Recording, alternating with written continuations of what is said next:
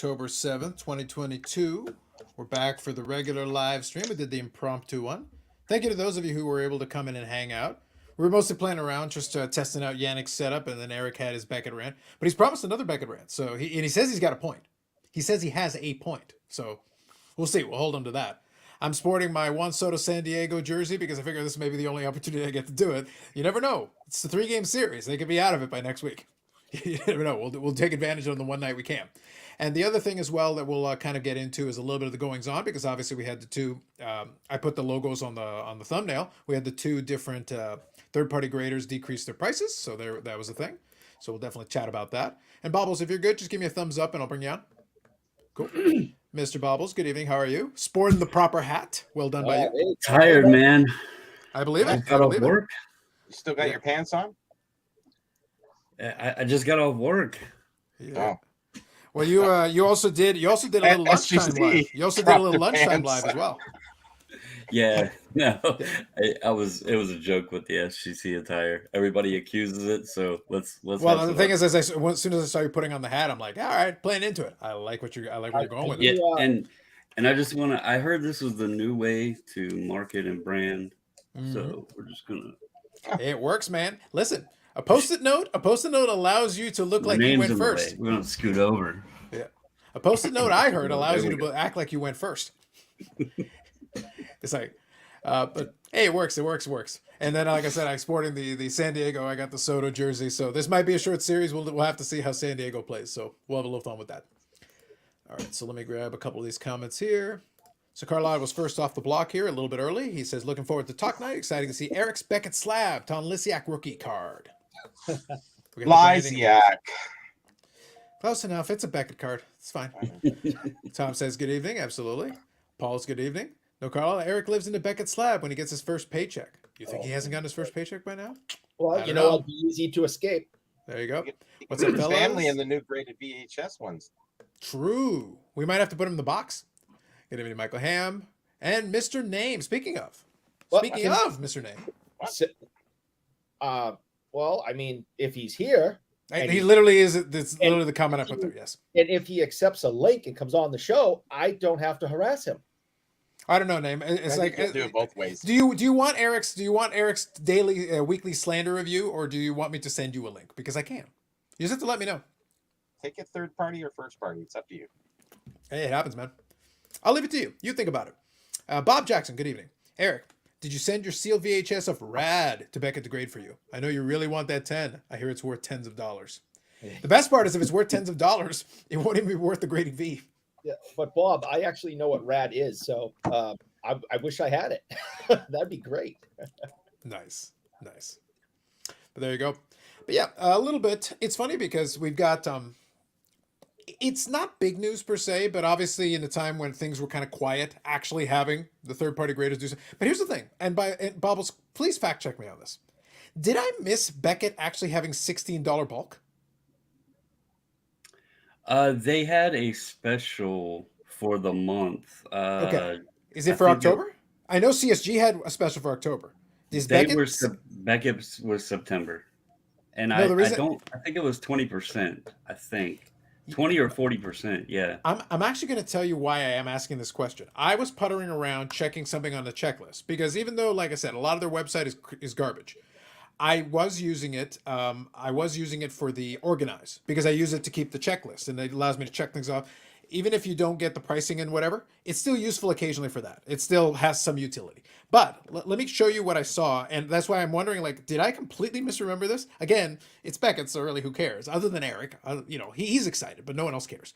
But the question that I have is, like, did I totally miss this? Completely didn't catch it? So on the Beckett website, at the very top, new collector special, starting at $16 per card, single grade only. And I was like, what? I don't remember that. Yeah, that's not. So I click on it. So I literally noticed this afternoon. Like, I'm not joking. I literally noticed it this afternoon when I was in. So I go in. Okay, you click on card grading. Fine. And then you select it. And then once you select that, you say, okay. And then you say, new collector special, single grade only, $16 to $18 per card. So it depends on the number of cards you submit. So you select that. And then you say whatever. And then you say, how many cards are you sending? Let me just put in 50. Whatever. So fine. You say, okay. How many cards an oversized holder? Nothing. Yeah, thank you, AI guy. What's the total declared value? Jesus, whatever. 1,000. God. They never asked declared value. That like whatever. Hey, Tell when us about each of your cards. Jesus. you're done playing on the Beckett website, let me know. I'm already bored. Anyway, the point is I'm gonna the go 40 round plus and round. cards was 16 bucks. 40 plus cards came off at 16 bucks and 18 bucks for like the other one. So I was like, did somebody change something and like such a good job announcing it that I literally had to stumble onto the website accidentally? No, what It I was was right at the talking top of about. the page. Like I'm not making it up. It's right there. 16 per card. Yeah, right here. that's new. What I was I talking guess. about was last month was like a percentage off thing. So in the most Beckety thing ever, could they have actually changed their price and told no one? What would follow what they've been doing lately? Not telling anybody about anything. And by the way, that was really annoying. Like I just wanted literally just to pull up the thing that actually showed the number, and I was like, "Oh, you guys are idiots." You know what they probably did? They put it up there and they said, "Well, the other two changed, so we'll put it up there like we've always had it." Exactly. And I was just like, I guess great, sounds good. Okay. So This you know, is how, this Get is in how line. bad they are getting. That I am getting Go to- beat to the punch of bashing them by Carlos. it's bad times, man. It's bad times. That's Feels- how bad this shit ass company is. Is that my shtick is to go after them, and Carlos beats me to the punch. That's how bad this horrible company is. It's sad times. Feels bad, man. Go to their Instagram. Okay, so They do they actually post- have it on the Instagram? Heaven Yeah, forbid. they posted it 6 hours ago. It looks like. All right. Well, good thing I don't follow the Beckett Instagram, but fair enough. Fair enough. I Like, just hey, pulled it up to check. Yeah. I just stumbled upon it. Fair enough. That's good. So I accidentally stumbled upon it, but that works. All right. So Beckett's Collector Special for a limited time. Get a stack of cards, great price. No membership, no upcharge. Oh, look at you guys making special points. New Premium Express level pricing is also available. Yeah. So $18 per card. So I'll pull it up here. So just so we can see it. No And name is good with the slander. So right after we've done this, you can slander him and then slander Beckett in that order. So $18 per card for single grade only, 20 card minimum, and then 16 per card single grade, 40 cards or more per order. They're offering 45 to 90-day turnaround is what they say. Only available for modern cards produced from 81 to present. So they're going So 81 to present. The no membership, is that pretty standard now, or is it So Beckett never had a membership. So they're basically trying to take a shot at they're trying to take a shot at PSA because they're saying no membership. But the thing is, Beckett's never had a membership, so it's not much of a selling point for Beckett. It's like they never needed a membership. CSG technically has a membership, but you get some free stuff involved with it that kind of offsets that. So and they're $15 flat. So in reality, and right now 12 with their current special, you can get 12. And I believe if you were at the highest membership tier, isn't it Bobbles like 1080? It's thereabouts. It's like the lowest possible price. You actually, so if you're at the maximum membership level, which I think is $2.99 or something like that, that's right. The 20% off stacks with the 10% off. Mm-hmm. So you actually get like 30% off. Yeah. For the month. So yeah, and I think it comes out to I like did quick math. 1080. Yeah, and so right now the lowest price that you can get for a bulk, you personally submitting, not with any special deal or whatever, CSG, you can actually get it graded for $10.80 per card. So right now that is the lowest. $12 in more standard if you want, which is pretty good. Beckett. So now Eric is excited because he can send his entire collection in. It's $16 per. There he lived the dream. And it's just so wonderful because if you happen to get a card under an 8 grade, they slip a little piece of scrap paper in the top that looks absolutely horrible, and they get to write on it what the card is and everything. I think they do it like by hand. You only get the metal engraved plate if it's 8, 9, 10, 9.5, whatever. But you get under an 8. They just put a piece of white scrap paper in there. Is there anybody in the chat that would actively go out and look for a Beckett slab under a grade of 8? They are horrible looking. I actually think Beckett slabs look, if you actually get one where it's not falling apart and crooked, I actually think they look nice with the metal plate up top that's engraved. I think it looks fantastic. You get under an 8, you get this little piece of garbage piece of paper up there. Yeah, it's the white one. It's Yeah. horrible. Well, then It is- redesign it, Eric. Go It's into the com- meeting it's room and complete- say, guys, I'm done with this. We got to fix It's it. complete laziness. It's complete. We don't care about our customers. We're just going to put a piece of scrap paper up there, handwrite it, and send it back to you. Yep. It's absolutely horrible. Let me grab a couple of these here. So, yep. A name said my week wouldn't be fulfilling without slander. We'll get to that. So, Elong87, good evening. We can expect a drop in PSA Canada's group sub prices. Yes. Yep. It basically will reflect the kind of the Canadian equivalent with the price point on it. I haven't seen it on the Instagram yet, but that'll be basically, if you go to the Instagram, go check it out. They usually, when the updates happen, then they'll put a little page on there with the image, and then it'll adjust the price according to it, give the average turnaround time and all that. I'm off the clock with PSA Canada. They can do their own thing. But literally, if you go to the Instagram, that's usually where they put it. Just shoot them a message and say, hey, guys, can you guys put up the new image? So the answer is yes. And we did talk about that on last night's episode. So that was a joke for the 8 people that ride bicycles still. Yes. I'm glad that Bobbles wore black. It allows us to see him on the surface of the sun. Yeah, dude. I don't know what you got to tone down the light in there. I have a very bright light, so when I'm showing cards and stuff, it shows them really well on the camera. You almost slipped when you're Mhm. grading cards. It's No, like the encapsulation is like, guys, I can't turn up the brightness. Yeah. No, I actually cut during the live that I did at lunchtime. I even told folks I had the light off in the room because I have a lighted magnifying glass. So I cut the light off in here. That way they don't like mess with each other. See?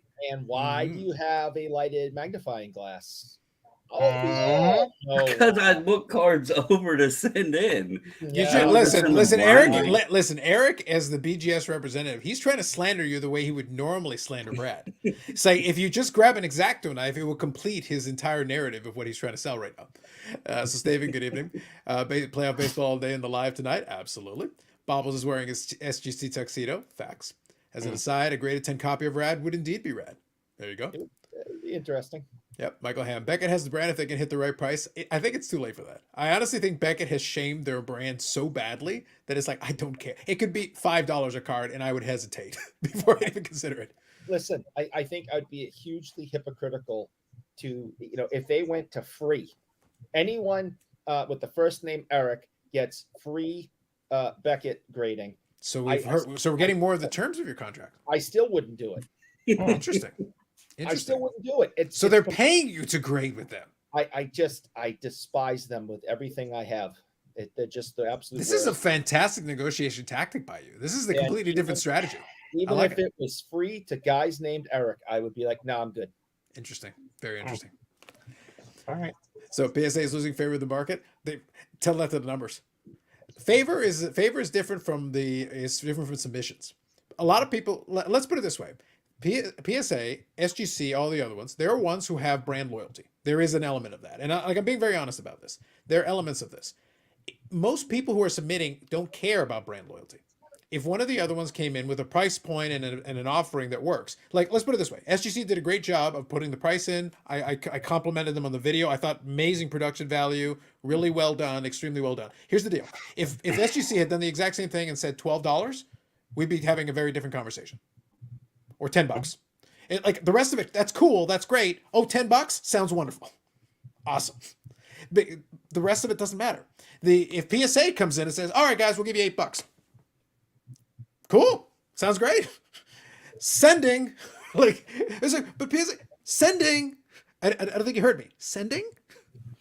So it's like, under the right circumstance. And by the way, I went in and I dug up. I did it on one of the episodes on the PSA Canada thing with Brad. I was able to find one of my old ones from his predecessor, Len Potty. So he had actually had a sheet of paper. Back then it wasn't on the Instagram. Back then for him it was a piece of paper. It was 2017. It wasn't that long ago, or maybe 2018. Not that long ago. In PSA Canada, there you could submit, and they had it in American dollars. It was $8 US per card. Declared value $99.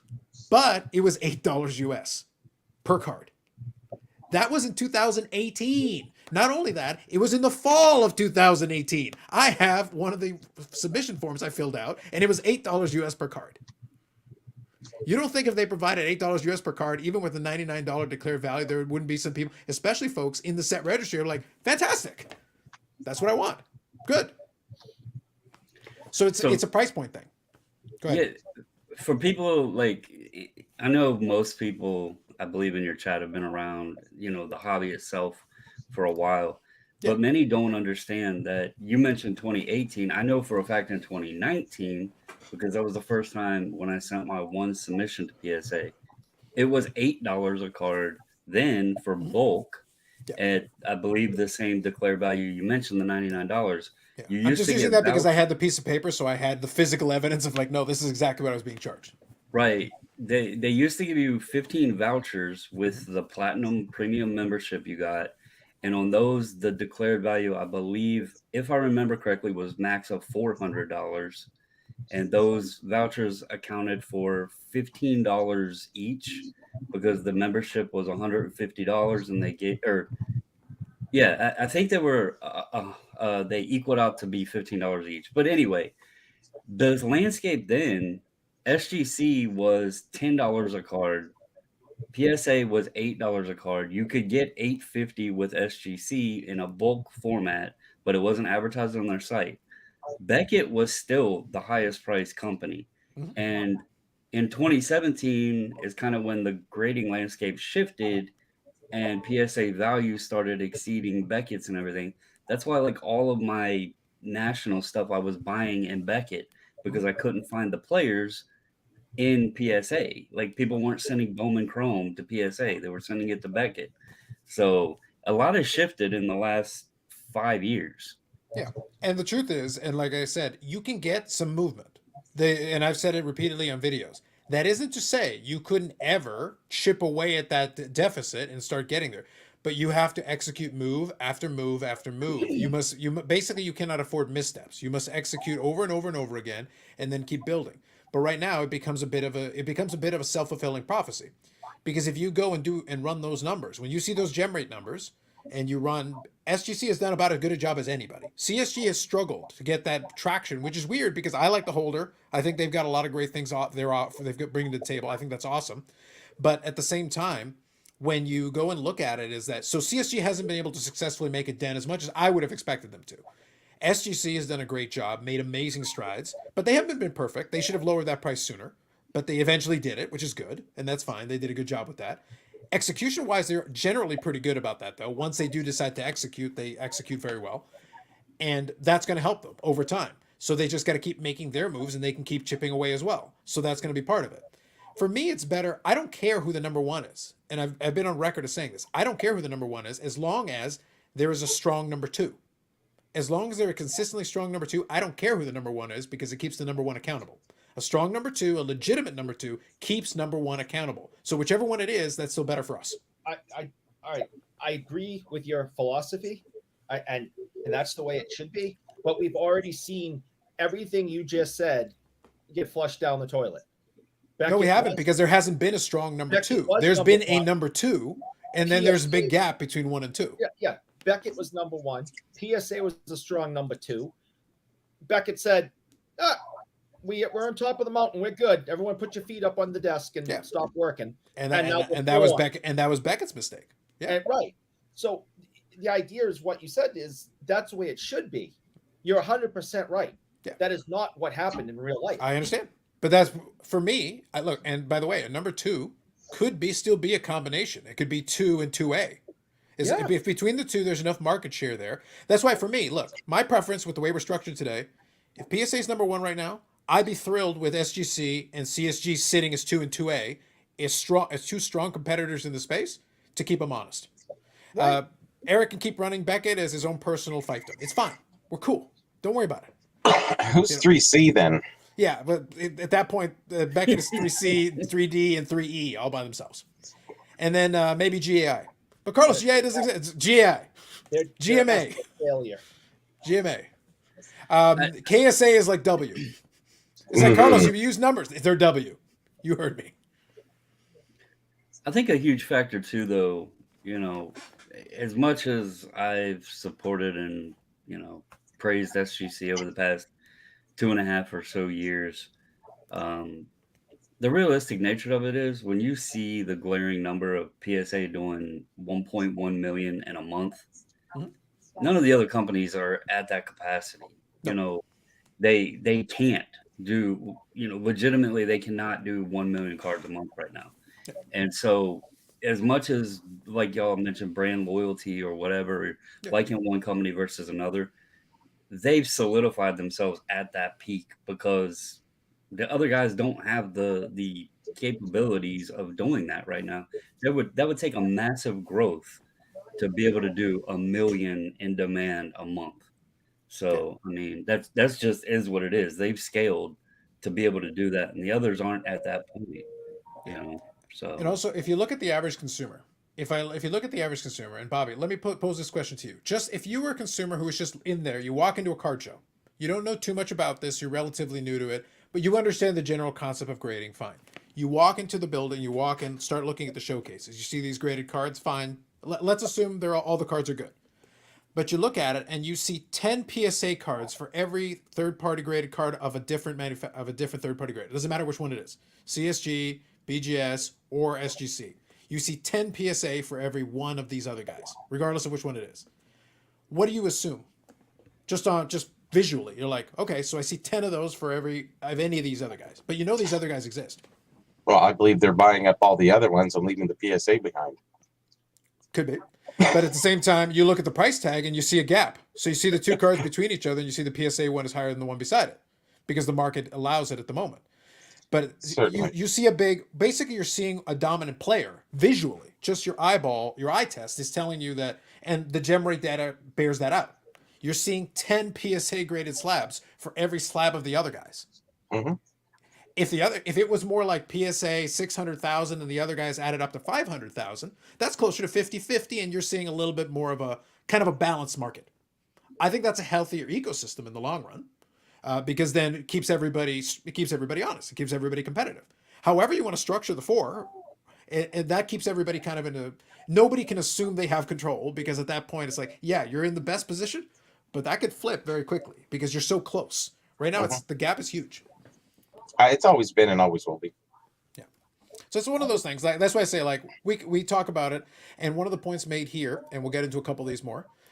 Is that there is an element of brand loyalty and there's nothing wrong with that, and I think it's pick the best tool for the job.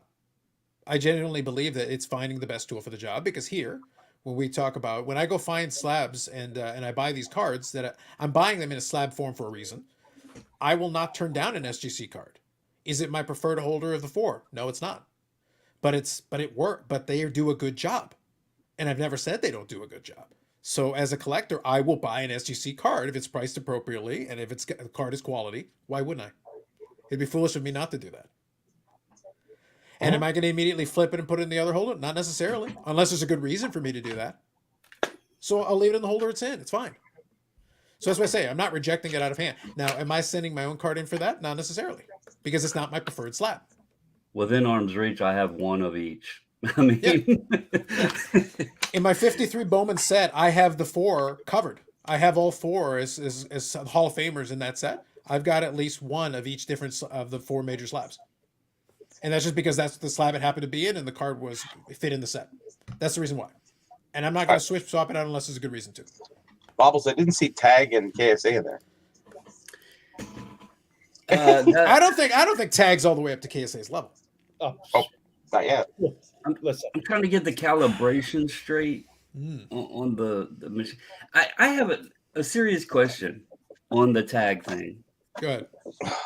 So a card is like one of the simplest. You brought it up, Bobby. A sports card is one of the simplest collectible items on the market, right? And there's been a screaming outrage that there needs to be like machine grading. Mm-hmm. But we just witnessed this week Funko Pops grading introduced and VHS cassette tapes introduced. Mm-hmm.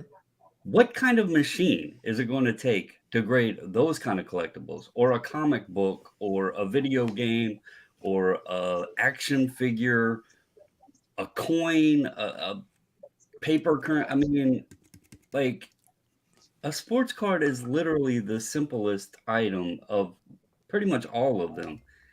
And sports card collectors are saying we need machine grading.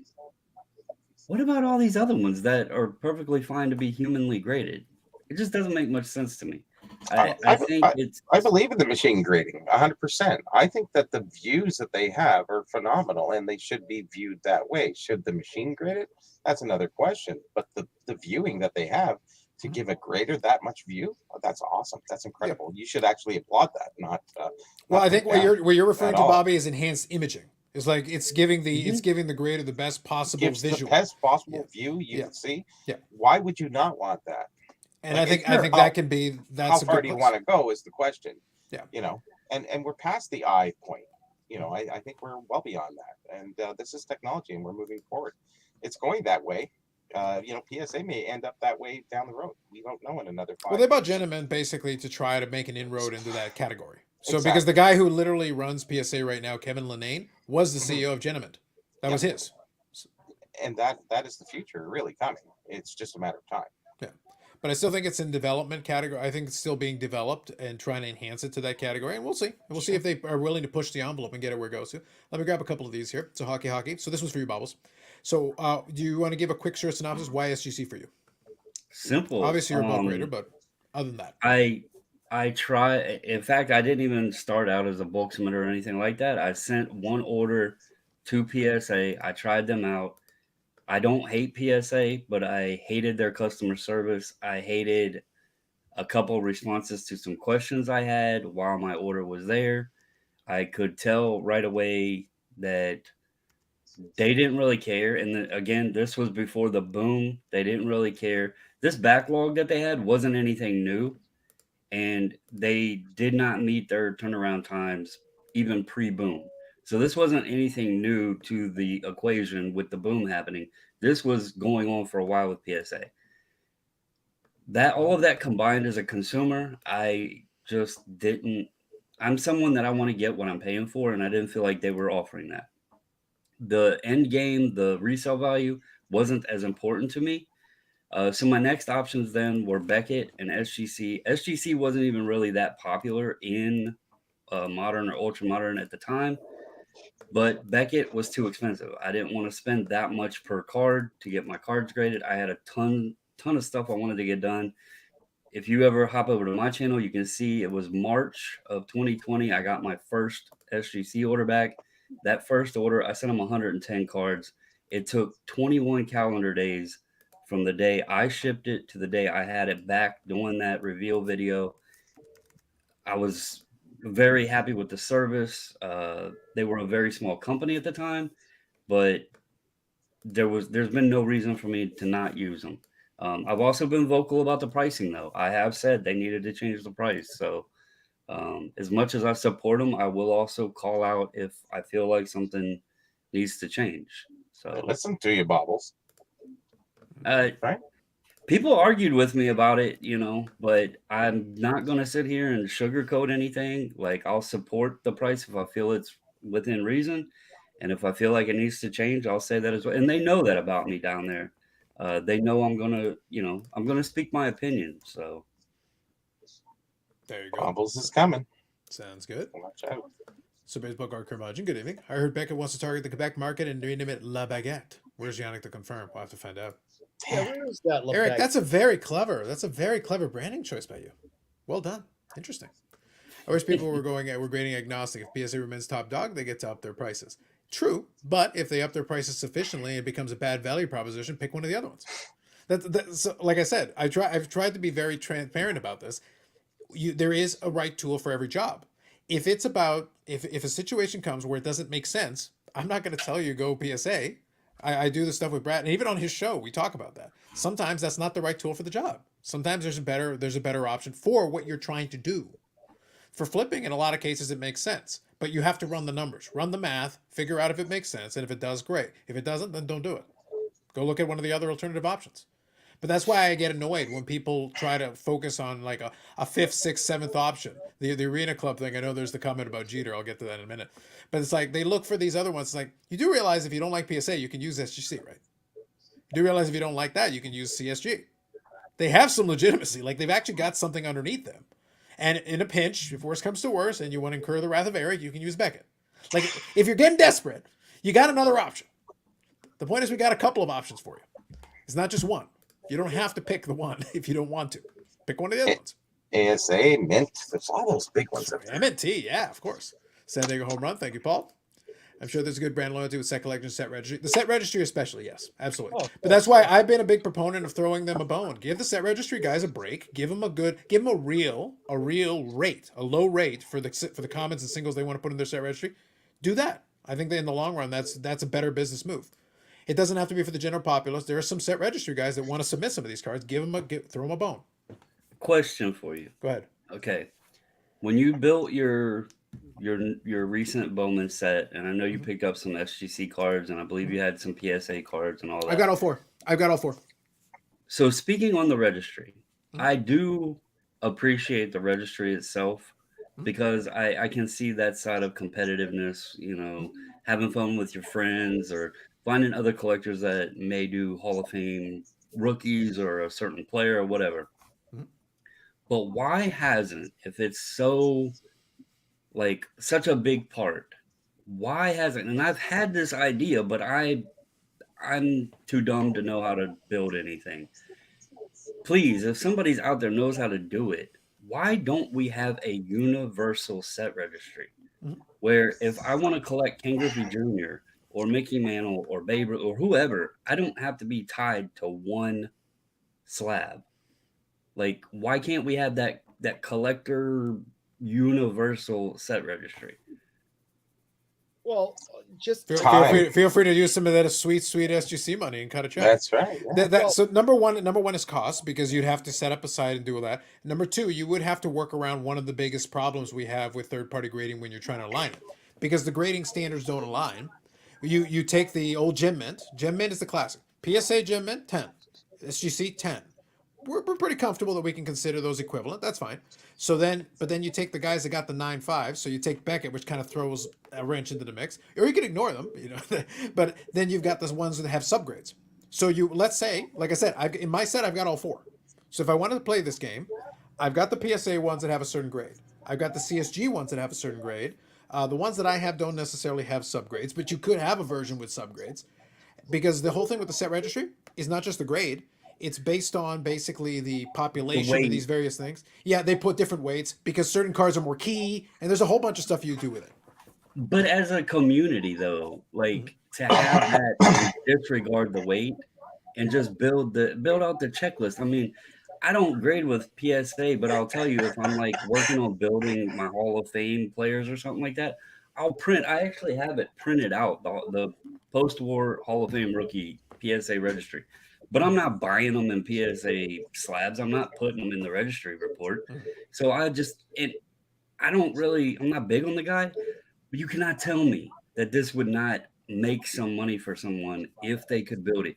Even a small membership fee or whatever, get it to assign individual certain numbers for the universal set registry. I think people would enjoy it as collectors. Let's give it a serious treatment, Eric. Right after I'll give you a shot. Like, you don't pay for it today. Why would anyone pay for it? Yeah. Like, you literally don't pay for it. I'm being serious. I can download an app right now for free. Just connect it to my set registry thing, log in, and then just do a scan. And PSA already has an app for it. And SGC used to have a set registry, by the way, and they brought it back, I think. And Beckett got a registry a little while ago. So that technically the individual ones have now all got registries. But PSA has literally an app. I can scan the barcode of it, see what it looks like. If you add this particular card, how does it affect your registry set? If you add, and then you can add the card. And if somebody already has it in their registry, you can push a button and it sends them an email. So they've already got that infrastructure built in. Now you're asking somebody, a third party, who has no affiliation necessarily to any of the other ones, to then do this, pay out of pocket, and then charge people for something they get for free. But it's not free. You're paying for that PSA slab, that premium on that slab, to get that PSA slab, to have that cert number to put in your PSA registry. You are paying the premium on the card and the slab.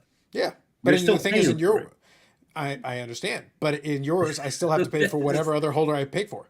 It doesn't matter which holder I select. In that case, pick the cheapest of the holders and then do your entire set on that one. That's my point, and it would be fun to have a little universal set registry. But fun for who? The whole competitive is I think the guys who collectors are, would love it. I think people that actually collect would love it and not be tied to a slab. what about the collectors who are very competitive who say, "Oh, you picked the cheapest one, so your set should be lower." Uh, I think it would- guarantee that I think it conversation would happen be- immediately. I think it would have an audience. Me personally, I think it would have an audience. I think it'd have a small audience, but I don't think anybody's really going to put the effort and time and money into it to do it. It's not worth it. It's sort of like what I'm doing. Nobody would ever put the time and effort into making an app and a website if you don't have 25 years of the hobby, because you just can't. You couldn't do that. It would take too much time to accumulate all that information, and for someone to go forward from today and to try to accumulate all that. And put that all As you're together, going, Bobby, how much is it gonna make? keep explaining the complications. Keep going for a moment. Yeah. Sorry. No, hold on. Keep going. Oh, all right. And sorry. And oh, really? Yes, O'Reilly. Just you can turn around, Eric. No. I wanted you to keep explaining it while he had his back to everybody. It was selling it much better. I was kind of enjoying it. I was kind of appreciating it. But your point is valid. Like I said, I don't have any issue with the idea, but it's like any of y'all who want to cut the check, go for it, man.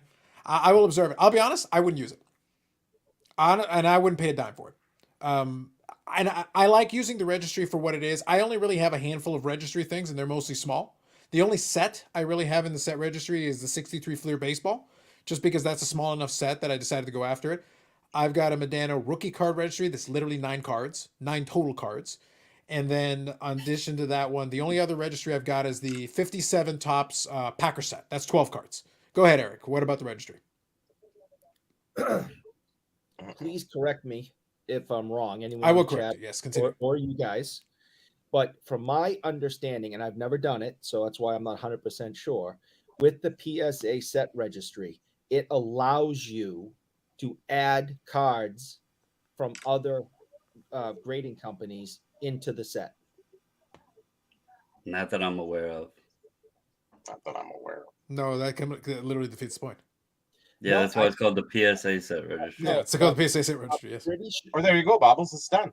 So I was I gonna mean, say. if it is great, I would, I think it's a good idea for sure. So- I just For don't somebody like do being it, I don't tied to a think so. slab, even though I don't, So Well, I get the idea, Bubbles, but if that's what you want, I have an invention. It's called Microsoft Excel. Have at it. Or Google Sheets. Knock yourself out. Right. But I also think it would be cool if like I could compete against Eric's Beckett collection. But the thing is, though, so not hard. like I'm being serious. Okay, to No. be clear, I have to. listen to me, please, just for a second. I know Blow I've got this the up. app. Yeah, All right, please blow it up. Please, go ahead. please. Yep. Can you guys see where it says add a non-PSA card next to quick add? The item will not be added to your inventory. That's what it reads at the bottom. Right? Yeah. Add a non. Well, that's for the what if. That's for the what if. Hold on, I gotta go take a look at it now. I'll be shocked if Eric actually read something properly. I'd be impressed. Hold on. I Let me will take be a look too, at and this. this is Hold something on. I've been wanting because I think it would be cool. Hold on here. Maybe they Source. heard maybe I did have a good idea, Carlos. Maybe. Fine. I'd be curious. Look, I'll make you a deal. I'll play around with it, and I will find out what the truth of it is. But it looks like Eric might be onto something. I have to try this now. Sit here for 10 minutes. Listen to you people bitch. Eric, Sorry. I will Oh cover my the God, we like lost button connection. tonight. This is awful. Bobby, this is horrible. He finally had an idea, and we lost connection. This is just tragic. You see what happened? That's awful. No respect, no recognition. Yeah. So apparently you can add an image. I'll give it a try. I'll see if this is the case. I'll try it. I'll give it a go. Try it right now. Yeah. Give it a shot. Well, I got to grab one of my cards. I've got them all upstairs in the boxes, so I'd have to go grab one of the other ones. Oh, you'd have to take a scan. Everybody's saying it. I did not No, you know don't have it. you don't have to do the scan, but you do have to. Like, you basically have to fill in the information manually. Like it's got like a manual submission thing. You don't have an Excel file? I don't keep it on an Excel file. No, I don't. I'd love to say that I did, but I don't. It's called the So closet. they're saying it doesn't add the value, but again, that's Oh no, my it point, would. like- That part makes sense to me, though. That part makes sense to me. But that's why I was saying toss the weight out since there's different grades and stuff. I didn't even care about that. I just I'd thought like it to would see be what cool it to would. keep I'd like track to of see the what it would look registry. like. I'd like to see what it would look like. So I say, like, legitimately, seriously, I will actually try it and see what it looks like in the actual app itself after you fill in one. I'll do a couple and then see what it looks like, and I'll report back my findings. Well, I'm excited about this. I'm now. glad we were able to reconnect your internet there, Eric. Sorry. For some reason your internet cut out. That was terrible. It was awful. It was horrible. Boston. It was tragic. An apology. Your audio now cut out. This is terrible. This is awful. Awful. It's horrible. Just deplorable. Deplorable, yes. Anyway, moving on. Let's see here. Let's scroll through. I want to scan. Good evening, Jeff. I'll get caught up on some of these comments here. Sorry, guys. We were actually behind a little bit. When Here, exactly? Eric, I'll give you a high five. There we It's go. a high five, virtual high five. When exactly did James Beckett step away from his company? Wasn't it like 2004? Yeah, thereabouts. Yeah. Or 5, somewhere in that range. Somewhere in that category. Only reason CSG is even in the conversation due to Blackstone. No matter what, without funding, no grading company will make it. SCG has no funding backing, and the other three do. SCG. I assume you mean SGC for the last one. Yeah, I assume. I used to screw that up all the time. Then I stopped sending them graded cards. Yeah, there's too much. It's okay. We can all get. As long as I can add NASA cards to this, we might be onto something. PSA is still clearing backlog and are running out cards to grade. The number in January will speak volumes as who has the best holiday season, how cheap. Play Nostradamus. Yeah, that's fair enough. All they really have to do is just lower the price again. Like, honestly, when they did the national special, they got in a big influx. I'm like, that isn't a guess. That's honestly, they got a big influx. So they literally just have to pull in the price lever. You pull the price lever, and you can add some more grading if you want. Lower grading costs get, the more gaps should close, because in theory you can cross for less and do so without a year away. You can, but it goes back to so Paul here. Remember something. And I'm being serious. Remember something. I'm going to give you an example, a literal example of what I just talked about a couple of minutes ago. My 53 Bowman set, I have all 4 of those graders represented. All 4. Are all 4 of those slabs my favorite? They are not. Am I going to simply crack it out for the sake of cracking out and cross it over for the sake of crossing it out and pay money for that? Not necessarily. My OCD does not carry that far. It literally costs me money to put another holder. It's already in a holder. Unless I genuinely detest the holder, it might not be worth my time to do that.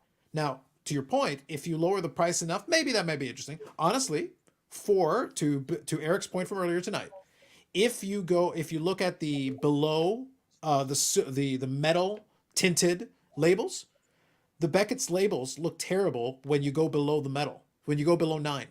I actually really don't like the white version of that. It looks terrible, in my opinion.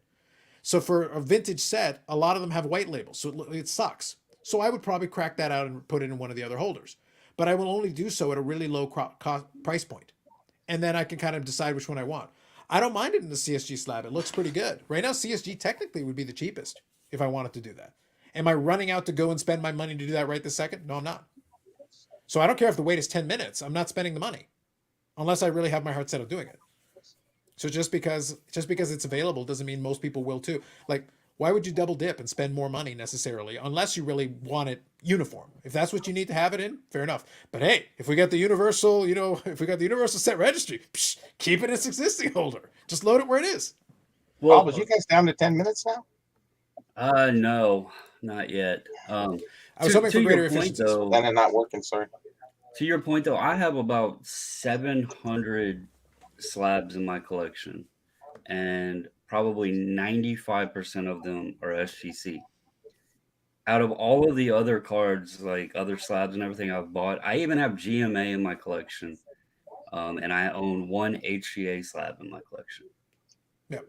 I have only ever cracked and sent a card in for an SGC slab once, and I've sent them well over a couple thousand cards of my own personal. I'm the same way. I prefer, certain different slabs, but if I'm buying this and it's already slabbed, I'm not gonna waste the money to get it put in a different slab. Yeah. If it's super scuffed up or cracked, it's a different conversation. If it's already like a little bit damaged and maybe I want to clean it up a little bit, but if the slab is in perfectly good condition and it's perfectly adequate for its purpose and it's holding the card fine and it looks fine, why would I then spend more? I could be buying more cards. Do I want to buy more plastic or do I want to buy more cards? I would like to buy more cards. Thank you. Exactly. Yeah. So I understand the point. Like Paul's point is not unreasonable, but I'm being reasonable. Most of us have budgets. So the more money I spend on cases, the less money I spend on cards. But there comes a day when you might want to sell it. Would you consider changing them over? At that point, it may make more sense. It depends on the card. Like it'll be very card dependent. Sure. If you take, like, I'll use the example of that. I'll use the example of the BGS ones. Like I said, I'm not a big fan of them, but let's say you've got a nice mantle in a BGS slab. Well, you're actually leaving money on the table. Potentially, you could by swapping it out. So that would incentivize you. At that point, it might make sense. Crack it out and put it in one of the other holders as long as you're comfortable and you're good. That would totally make sense. But just for the sake of doing it, nah. But so there is 100. That's why I said there's 100% a scenario that it would make sense. But if you're made of money, then knock yourself out, have a good time. But I'm not, so I'm not going to do it just for fun. Like I said, I've got that set right now that has all four, and it's going to stay like that until such point that it makes sense maybe to do something different. So good evening there, Dave. I'll try to get caught up on the comments, guys. Thank you for the comments as always. Has anyone seen a tag slab in person? I have not. I'm trying to get my hands on a coaster. I've been typing in coaster in eBay. At the Expo, you'll be able to. That's probably true. That's probably true. And if I can find it for $5, I thought they were like, John Cena. They're transparent. You can't see them. Ooh. Well, It's just floating text, though. It's just floating text. I did, by the way, like, this is mostly tongue in cheek. I want to make the point. It is tongue in cheek. I am being mean for the sake of being mean. I'm putting a qualifier so they don't cry about it too much. But one of my favorite things in the world is when they talk about it's like, oh, because it's transparent, it puts the focus on the card, so we're not noticing the label. I go, cool. If the focus is not to see the label, and this is really a concern for you, can I suggest a one touch? Yes. Like it's cheaper, by the way. A one touch of the buy a whole stack of them. Like I got one right here. yeah, like exactly. That well, how do I know that's not a tag slab? Flip it over, In your Eric. hand. Because it's not upside down. That's You mean right. like that? There you go. Beautiful. Slap a 1,000-point number on the back and we'll call it good. So Dave here says Jeter. Absolutely. As a vintage collector, got to go SGC. Yeah. And with a lot of the vintage cards, it makes sense. I get it. When is Peter at SGC going to appear on our boy Bobble's channel? True. I'll race you, Bobbles. Get a conference call, get the red phone, and go, Peter, get over here, man. What are we doing? It would. So I'll say honestly, it would likely be on your channel way before it would be mine, and I respect his decision mostly because I don't believe he's ever, at the time of someone being a bulk submitter, I don't think he's ever appeared on a channel of a bulk submitter or anything like that. And he's actually mentioned in like lives he's done before that he didn't want to specifically call anybody out by name because he didn't want anyone to feel there was any favoritism shown or anything. So I can respect that. To avoid beyond all the channels. It's a great marketing. It's great getting yourself out there. A man of Yeah. people. Really, it is. Yeah, but some of his submitters don't have they don't do YouTube and stuff. So then you're not leaving them out because they're not on. Yeah, true. But I get it if he ever decides not to come on. So I may reach out to good old SGC Pete. We'll have to see. You never know. You never know. Good evening, Korean Cardboard. Deciding on 5 to 10 cards to sub for PSA for the new bulk special. There you go. And by the way, I wasn't joking. If any of you saw the PSA Canada thing last night, I am sending in that Pujols, and I want it under the TCG category. It deserves to be TCG category. That's all I'm saying. It's a collectible card game, damn it. Hoggy 99. So who's right or wrong in the sports card radio and AHA versus the great creator? No one. Not a soul. Not a living soul. The rest of your comment is actually more accurate. Yeah. Or is it strictly entertainment? Yes. Yes. Yes. Perhaps a hashtag scholarship involved. Yes. 100%. That is correct. Now, jokes aside, I'll quickly, I already gave the thing with the great creator. And I'll reiterate, just for those of you who didn't catch it, I'll give you the short version. The short version is this. I do believe he enjoys some of that stuff. I believe that's legitimate. I also think that he made huge missteps and he lacks self-awareness. And I believe that the live stream he did the other day was foolhardy. We talked about it because when it was happening during the impromptu, he was going to do it later on in that night. So before it even started, I predicted that it was a bad idea. Before I heard one word the man said. I went and listened to it, and it was an even worse idea than I even thought it was. And he went 2 hours, and he droned on, and it was a series of just excuse after excuse, playing a victim, and deflecting and deflecting and deflecting. And here's the deal. Do I think that the great curator in and of itself is a big problem? For me, no. And the reason I say so is because it was so over the top and so overt and so obvious what was going on with it that I'm like, I don't see any reason to be offended by it. It was like the clips I showed of Ken Golden and Don West, and I'm like, of course they're selling you something. They're on QVC. They're on the shopping channel. You're acting like you're selling us something on the shopping channel. Yes. Am I supposed to be shocked by that? Like it's hilarious. It's kind of it can be its own form of entertainment. But and I gave the example. That one of one Star Wars card. Is it Kurosawa? Am I getting the right one, Bubbles? Am I right here? Mhm. Okay, Yeah, so it was a Jedi one of one. Kurosawa. Yeah, it was a one of one superfractor card. Okay, we'll use this specific example because it's documented. It's already out there. So Merle World bought it from this dude at this card show for whatever, a couple $100. Sold it to Great Curator for a couple $1,000. Okay, great, good for him. But then Curator sold it to Dapsman, the infamous Dapsman that I like poking fun at this channel. But as soon as he bought it, so I want you to understand something. A transaction happened, and then another transaction happened. But these two guys know each other and they do content. Is that a good thing or a bad thing? I leave it to you to decide.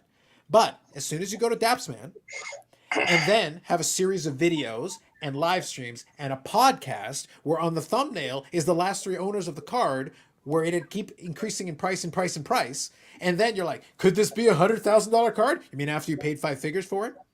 Which is way more money than anyone has ever paid for. How do I know this? Because I see all the guys that paid big money for it in the same room, talking about the same card. So, is it a pump and dump? Yes. Mhm. Well, minus the dump, because he still got the card, as far as I know. I don't think he's suckered anyone else into taking it. But the point is, was that an attempt to inflate that market? Yes. If it's not, it'd be really, I don't know what you want to call it. It feels like an attempt to inflate a market. Entertainment. Well, look, I was entertained. Does that count for anything? I was indeed entertained. Yeah. But it was so over the top. It was so overt. Why would I be offended by that when it's so obvious what you're doing? It's not a very good magic trick. Like I can see that you're sawing the lady in half, and I can see there's one lady in one box and one lady in the other because you left the lid open. So it's a terrible magic trick, but I know what you're doing.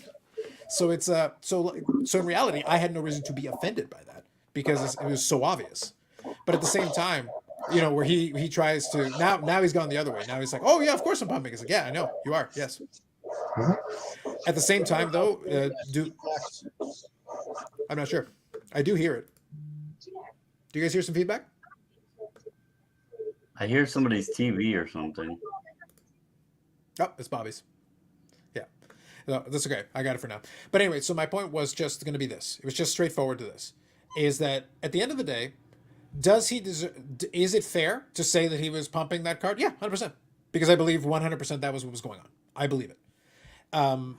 After that, is the additional stuff necessary, like where you just harp on it over and over again? Well, not necessarily. That's why I asked the question. It's like, so is it informing at this point, or is it a form of entertainment and getting clicks and views for yourself? If that's the case and that's the goal, it works. But outside of that, there is nobody in the right here. Great Curator was 100% pumping. 100%. When I go to Costco and I'm walking around the bakery section and there's a lady there at the table with little cut up pizza bites, and she offers me one and then encourages me to buy more, I always accuse her of pumping and dumping, and I get very upset with her. As you should. Deservedly so. Yeah. So, Deservedly so. so you're going along with your point of, if you go to someone who's trying to sell you stuff, and that is their job, don't get upset that they're trying to sell you something. I don't get, you go into Walmart, and when someone comes up and says, can I help you? Do you get mad at them because they're trying to sell you something? It's almost like you're conducting in a relationship transactional for money. Yeah. It's very sad. Yeah. Very sad. So Is the feedback still there, or is my voice low? Your voice is okay. There was a little bit, but it's not too bad. So we'll monitor as we go along. Because PSA built it, Marketing Genius, and they're giving it up. Yep. Great idea for Universal Set Registry. I know a lot of people do love the idea. Bubbles, we can't have that because Money and PSA has already built a card for the horse. We'll have to see, though. Like, now I got to play around with that little link. I think I just spontaneously heard about it. I don't know. It was like a voice in the wind. It was very weird. Bubbles wants to be a communist, but I share a sentiment. So you're a communist hockey. I knew it. The guys that completed and set registry are going to a different site. That'd be true. I believe that for some of the competitive ones, especially. They're the ones spending big dollars. Yep. Yep, we're definitely looking at it. Right now it's Bobby, we know that. Bubble sentiment's coming from the right place, but it won't happen. Well, we'll see. Like I said, maybe you can play around with the existing one there. We'll have to see. Universal Set Registry would never work. There's so many slabs that they're logging to certain numbers when people have preferences anyway, it just wouldn't profit. From the profitability standpoint, I agree with that. But obviously, we'll have to see if there isn't a workaround. So we'll see if there's. I'll report back my findings once I get a chance to play back. Eric is turning his back on the hobby. True. No, I'm turning my back on this stupid show. The hobby itself. Bobby doesn't even collect cards. He's one of the brightest in the hobby. Bobby speaks with more authority than Brad, the comeback card investor, who also doesn't collect cards. He also doesn't make videos at this point. I can confirm that. It's been about 6 months since he actually made a video. Go check it out. You can fact check me. The live streams don't count, by the way. Just pointing it out, doesn't count. My set is all BJGS 11s. 11s. Better than a PSA 10. My set is number 1, you filthy casuals. Love it. Nice. You can't build a complete set registry that includes all grading slab brands unless all the grading companies open kimono and share specific grading reports to one amalgamator. There's a lot of good buzzwords in there. Thank you, Baz. I just thinking about an open kimono. I figured you'd get excited by that. You are a lonely, lonely man in that rolling truck in Manila. 3-0 Padres. Thank you, Paul. The only reason I would love to see Universal Registry, I'd like to know the total population of a specific graded card. That's fair. I think that's reasonable. I get it. Now, like I said, though, legitimately, the whole gem mint thing, and with the brands that have subgrades, that does muddy the waters a bit. Because you can say 9.5 with different subgrades, you just throw them all under one bucket, or do you kind of split it up a little bit? That's something you'd have to figure out in order to make your idea there work. So we'll have to see. When I started super collecting one player, Freddie Freeman, I was astonished how many cards were missing with the PSA master checklist. Yeah, that's fair. Totally. Just got here. Did I miss the CEO from Beckett? No, Eric's here. Gem rate may as well be positioned on the Universal Set Registry. A tech problem would seem to be common database and mapping across all greater databases. Absolutely. Yes. 100%. Thank you, Peter. Is Eric asking to be blown up? Always. You can add a non-PSA card, but it won't be included in the registry rankings. I thought so. Yeah, that I figured because they would have no way of putting in the weight and all that stuff into it because of that. But I just want to see what it looks like. I'll be honest. My interest in this is I just want to see what it looks like when you do it in the app and how it plays. That's what I actually am excited that you can do it because I don't really care about like the rankings and by the way, jokes aside, one of my favorite things about that whole idea with the app is that for small sets like that, it allows me to quickly keep tabs on which ones I've got. So if I'm at a show, I can actually open it up and I'll know exactly which ones I have because I've already able to scan them and all that. When I include the pictures and stuff, that's a nice bonus, but it's not necessary. But it's nice that I can do that. And then you can also potentially be able to look at the card and go, oh, actually, this one would be a nicer version. Like I can upgrade. There you go. So it's just a database basically. It's access to a database. PSA allows non-PSA cards. Thank you very much, Panzer. Thank you for that. PSA allows you to add non-PSA cards to keep track of collection, but it doesn't count as value to your registry. Thank you, Mark. He hasn't been that upset since he found out his cousin was the Boston Strangler. True. Albert DeSalvo is not my cousin. Or so you claim. He is buried in the same cemetery as my grandparents, however. How convenient, sir. How convenient. Do we have a proximity report on that? How close? How close are we talking? Okay, so believe it or not, because of so many tourists over the years, Maury Povich says you are the cousin. It is it's actually kept a secret where his grave is because they don't want people showing up there just looking for him. And the only way you're going to find out is if you buy into the upcoming Poopy Pony NFT offering. One of the bonuses is the exact location and coordinates. Just saying. Well, there you go. Hashtag value. Non-PSA cards can be added, but do not get added in data like APR. Cannot add to set registry and cannot add to showcases. Gotcha, Peter. Thank you. You mean Bobby Orr is? True. Well played, Bob. Cuter's response was a letdown. Were you really surprised? Were you? Honestly. What happened to Eric? Did the raccoon steal his hat? True. I don't always wear a hat. Well, you would have had a hat if the raccoon hadn't stolen it. All right, that's true. I have to wear a hat or y'all would definitely not be able to see. He's the feisty. light would. PSA said registry only says PSA. Burn your skull. Why is Eric wearing an O'Reilly Auto Parts shirt? Good question. The point I'm making is more like $300 type cards. More grading comes down, more gaps should close. I don't mean personal collection $50 stuff. We'll see, Paul. We'll see. We'll see. Yes, Terry O'Reilly. I wonder what card investor guy's investments worked out for him. The big ones, certainly not. At least not mathematically, not so far. Eric Cronkite, breaking news about the PSA set registry app tonight. True. Damn right. How come Eric isn't a Tuukka Rask collector? Because he's a Because Tuukka bastard. Rask sucks and I hate him. See? Bastard. These are some harsh words, man. Harsh words coming from you. Tuukka Rask might be the greatest regular season goalie in Boston Bruins history, but as soon as the playoffs starts, he literally shits his pants. Yeah, I have nobody in Boston likes this guy. Look at his playoff record. It is horrible. Horrible. Interesting. He gets us all worked up throughout the season. Like You all worked up, all lathered up, and then all excited. he shows up in the playoffs and just takes a big crap. So on levels of excitement, when he gets you worked up, on levels of excitement, are you talking like chocolate stick excited? Well, nothing's that. No, that's like an 11. Well, like that's what I mean. Like I have to measure it in contrast to something else. Stick is an 11. Chocolate stick is an 11. All other things are measured by the chocolate stick. It's a BGS black label, is what you're saying. If SGC I worked pristine? at Leaf, yes. Interesting. If I worked at All Leaf, all things would be measured by BGS black label. Well, you work at the second best place. If you work at Leaf, you get all black labels. You work at Beckett, so you get 10s. Pretty Yeah, close. Not quite the those. same, but pretty close. I want 11s.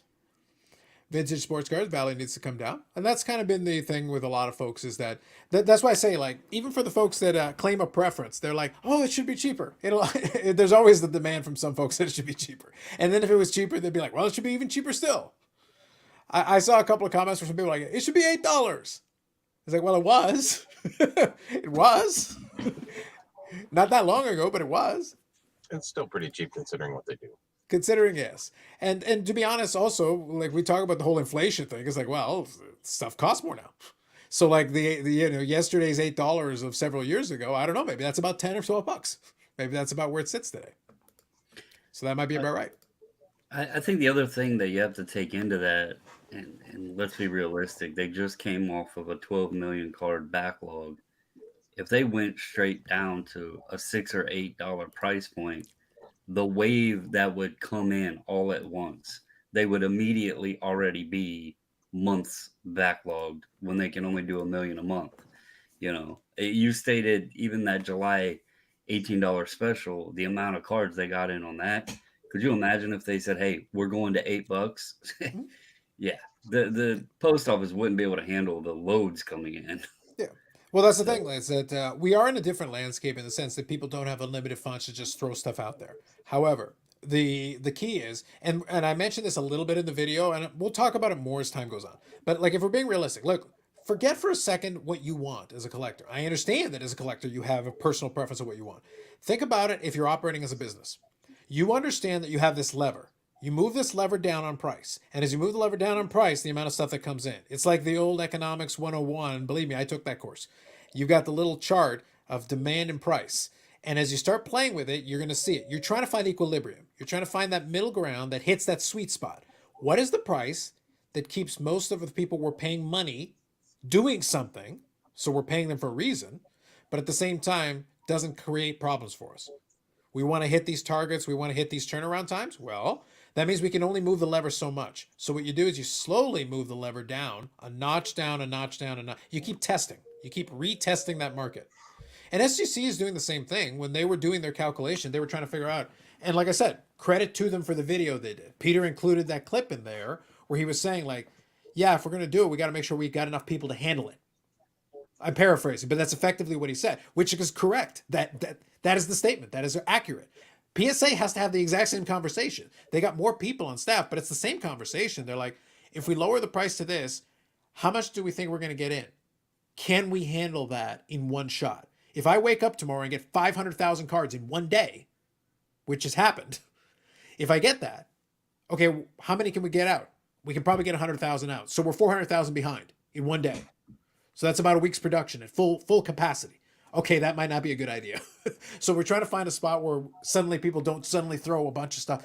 We want you to throw stuff at us, but in these control, if you can do 100,000 and you get 100,000, you're good. 101, not a big deal. 99, that's perfect. So you want to be right up against that line without blowing past that line. So what is that price? I don't know the answer to that question, and they're constantly retesting it to find out what that line is. Because even at that $8 one, by the way, if you guys remember, I said the value, the declared value, was $99. People are complaining about $199. The $8 one was $99. It was designed specifically for a certain type of card. It's not designed to be one that you're trying to get away with something. That's basically a declared value at a PSA 10 price, aka effectively set registry, folks, personal collection pieces. That's what that was priced for. Otherwise, you have to go to the next tier. Even But back then. the other thing that I don't think is being discussed enough either, as far as all of the companies essentially trying to find where their pricing is going to be at, we're kind of in a landscape right now in grading that we've never seen in the hobby. You have PSA essentially with no backlog. You have them running two facilities with an East and a West Coast. You have CSG, although they may not take on a mountain of sports cards, but they're a player in the space as a grading company. You have SGC, not only looked at as just vintage, they also have an ultra modern presence. And then you still have BGS there doing their thing. So you right now have almost like five companies, if you split PSA into an East and West format, running with essentially no backlog.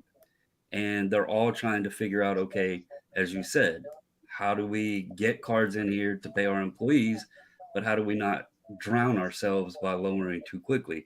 So even, SGC's been having to navigate and play defense, and now they're trying to figure out like which direction to go in this new landscape with, all of them, because Yep. there's many options now, and we've never really seen that. I agree So 100%. That's basically what it comes down to, though, is that when you do that, all the companies, they are running that number. CSG right now was in a position where they could go to 15/12 because they're not getting the crazy submissions. So for their capacity, they're able to handle it. But SGC, even with all the work they've done, right now, I think they're maxing out at about 5,000 a day ish in that range. mhm. last So last I heard it was 5,000 capacity. Yeah. yeah, so that's kind of the number they're playing with. If they could do 10,000 a day, then it'd be a different set of math. It'd be a different number. So they'd have to play around with it a little bit. So real quick, I'll read a couple of these here. Hockey 99. I got some questions about Uppool second half. He has the best season he's had in years. I don't understand how this is possible. Magic. The home run derby Yeah, exactly. Home run derby fixed got everything. loose. Fixed everything. Look, man, it is what it is. We're never going to know for definitely for sure, but have fun with it. Just don't, basically, it's the joke. Don't scrutinize it too closely. We all know there's a possibility the fix is in. Actually, there's a good video I want to direct you guys to. I haven't had the chance to watch it yet, but I think it's called Baseball Doesn't Exist is the YouTube channel. And they did a video the other day that was literally the history of cheating in baseball going back to the 1800s. Because it's ingrained in the game. It's in the culture of the game since the beginning of time. So it is what it is. So real quick. So value is $30, not 18. Yeah, no, I get you. Look, I understand that the gap is problematic for folks, but you got to understand something very important. It's the same math problem we're just talking about right now. The $18 bulk, the $30 value, but the question they're running in, I would like to see, and I mentioned it the other day, I would like to see, ideally, I'd like to see the bulk get down to about somewhere in that 10 to 12 range. It may be 15 on the high side, but 10 to 12 would probably be the sweet spot for that, for bulk. And then if you do that, then I would love to see something like a value be settling right around $20. And then you've got two different use cases depending on what you're doing. I feel like there should be a $20 option and then bulk should be below that. And then that's usually the best combination of things. That would be how I would play it. But that's not up to me. And they might get there, but they're going to get there one step and one notch at a time. So we'll see how it goes. The interesting thing, and just real quick, with the SGC thing, and even as a submitter, it's made me like wonder. I think they're actually in a very good position because right now they've got the fastest turnaround time, but they're also the only company that is running with essentially one option. So if they wanted to get a bit more demand in there, they could open up some other branches, other levels, and say, all right, for $10, we're going to give it, 3 to 5 week or what have you, and then scale it like the other companies do. but they're actually getting a pretty strong demand in running on only one single offering. So it's kind of interesting to see that when all the other companies have multiple levels, multiple price points, all of that, they're essentially running at one price, one level, one option. So it's just something to think about, do they ever open up another level? So, Well, the thing is that I agree with your general premise, but remember something important. They had the option this time if they wanted to do that. They could have done 18 and kept 30 and had two separate things. Instead, they chose to make it 18 across the board. Why? Because, and you've observed it yourself, submissions were coming down. oh yeah, Because yeah. at the $30 price point, it no longer made sense. Now, maybe there's situations where 30 makes sense and then 18 makes sense. And then you break it up. And I want to play into the collector's dream point here. PSA max rating values, max ratings suck. Yep. And the upcharge will hurt them compared to competitors. No, it hasn't. The whole upcharge thing has literally been going on for years. And it goes back to what I said a minute ago. No one is putting a gun to your head telling you have to use PSA. But people choose to do so because right now the market dictates that they get the best ROI. So, for the people that care about that and are doing that, 1 million cards last month. It will hurt them. Everybody says this. Will hurt them compared to the competitors. They just lowered the price. The million was at the other price. I just think the whole upcharge thing is a complete scam. Whether I send in a Mickey Mantle rookie, or if I send in a junk wax era 1992 Ray Bork base card, they're not doing anything different. They look at the same guy looks at the card under the light. They slab it the same. Everything's the same. And if they're not, that's wrong. You should be doing the same thing to every single card that comes in. So it isn't like I'm asking you to do more. I'm paying you the same standard rate to do your job that's in the contract. But because it's a Mickey Mantle rookie, you the company goes, when you go to sell that, you're going to make so much more because we graded this for you and we want our cut now. It's like athletes who are like, I'm going to charge you an exorbitant amount for my autograph because when you sell it, you're going to go make money off my autograph and I want my cut. Well, that's ridiculous too. But why is PSA getting their money up front? Maybe I won't ever sell the card. Maybe that Mickey Mantle is going to be a family heirloom for the next 100 years. Why in the world do I have to give you a cut of something that I haven't made yet or may never make? So Eric, the problem with your premise, and like you're representing a comment that I see all the time, and I want to present this. And Bobby, I want you to bring into this piece of the conversation as well.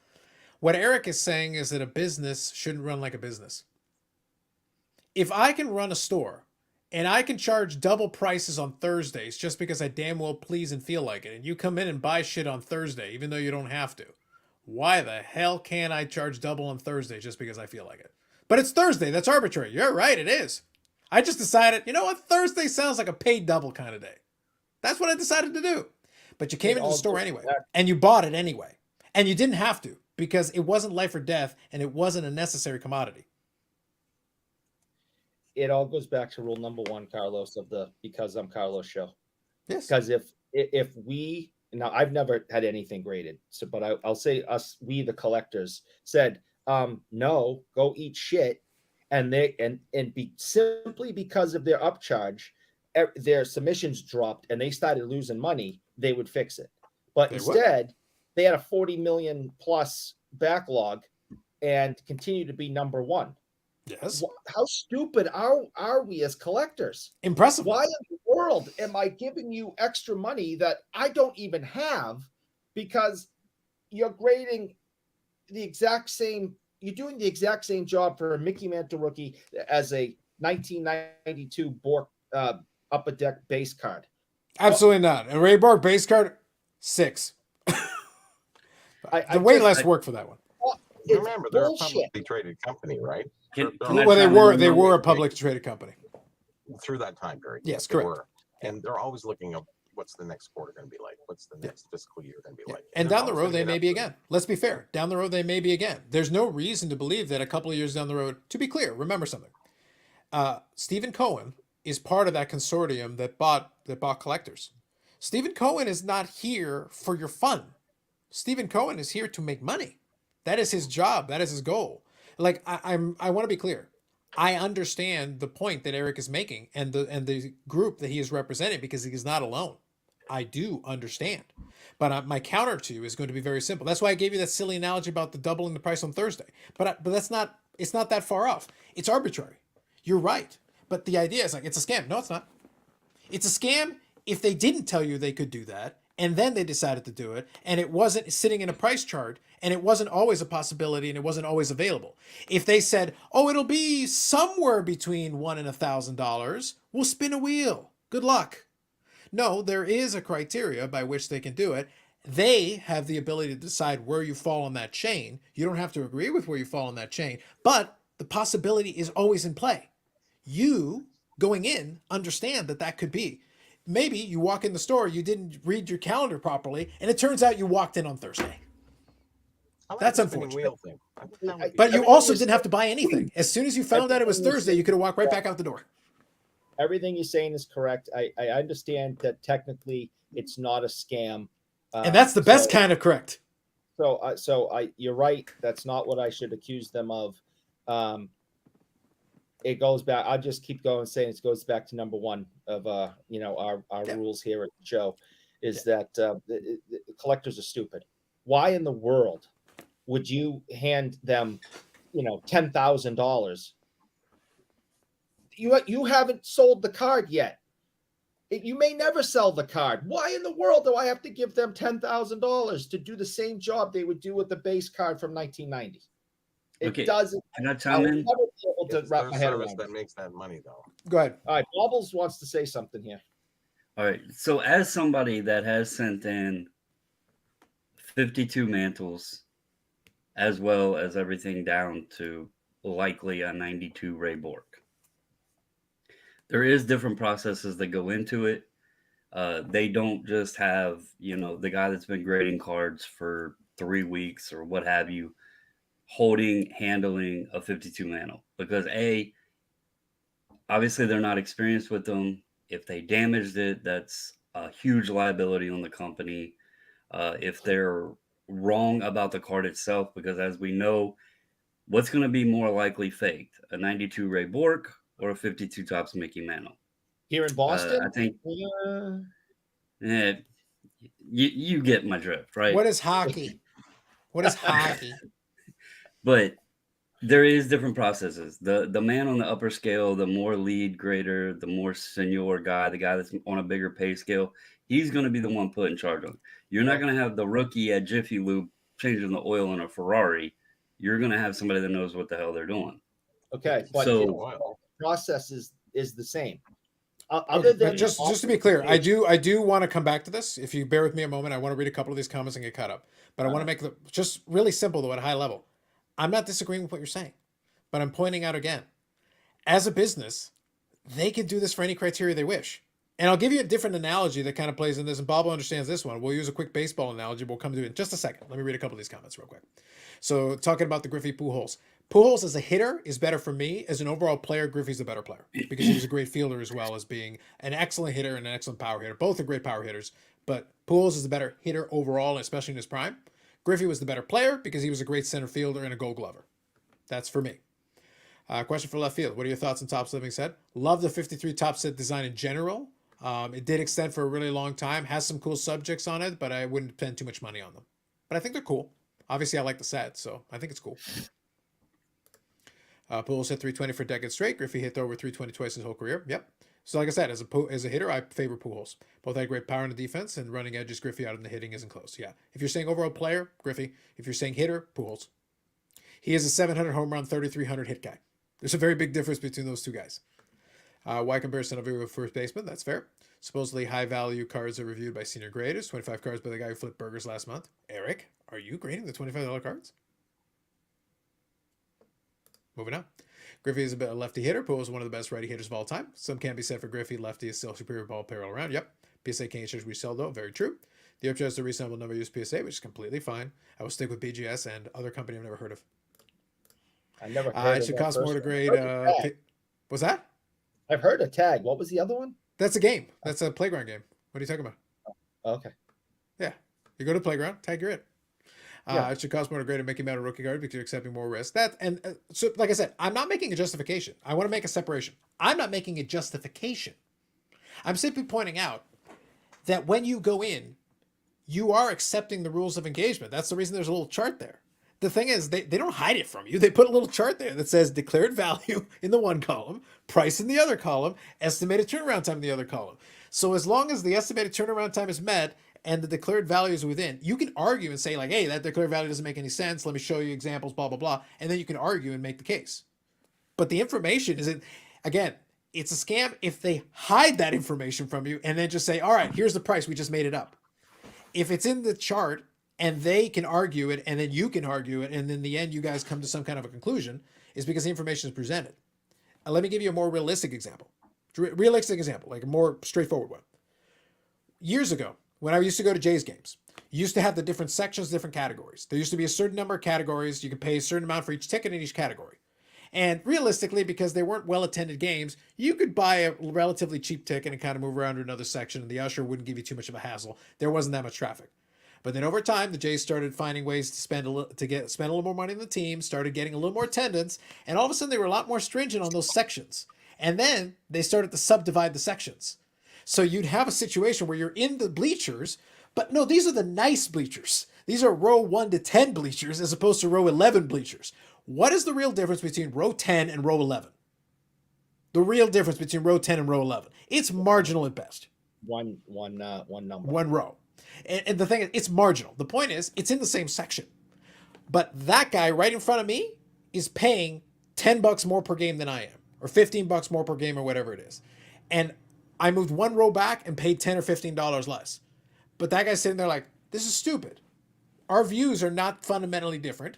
We're in the same section of the same ballpark in the same game at the same time. What the hell? You're basically offering me the same thing, but I got to pay more because I moved 2 feet forward.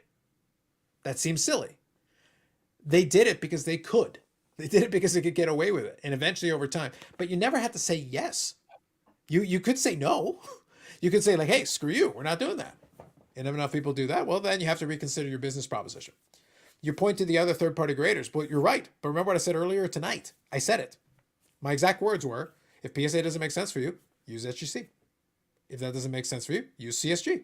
If that doesn't make sense to you, incur Eric's wrath. To point out though Eric's like comparison, and as I mentioned, we have sent 52 manuals in. We did pay more for those. That's the only order that I ever have paid above my quoted price, and I was expecting it. I mean, it was 252 manuals, 252 Eddie Matthews, 252 Jackie Robinsons, and a 54 Hank Aaron. I expected to pay more for that order. But that's the only time that they've ever upcharged. So to your point of Mantle versus, a 92 Bork, there is differences in that whole process. And obviously the value is.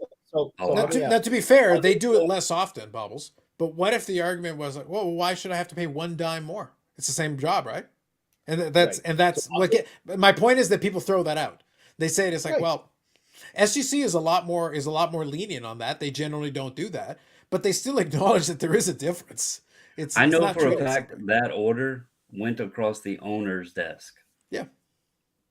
So other than authentication, which obviously is important with Mantle rookies because they're faked and there's a lot and they're very expensive. And they're very, very expensive. So that's important. Okay. Maybe you got to pay a little bit more because no one's counterfeiting a 92 base card of Ray Bork. Okay. Except us here in Boston. So, all right. So you have to pay a little bit more for authentication. Okay, fine. That makes sense to me. Other than that, how is the grading process any different? You're using the same light, the same microscope. You're putting it in the same slab.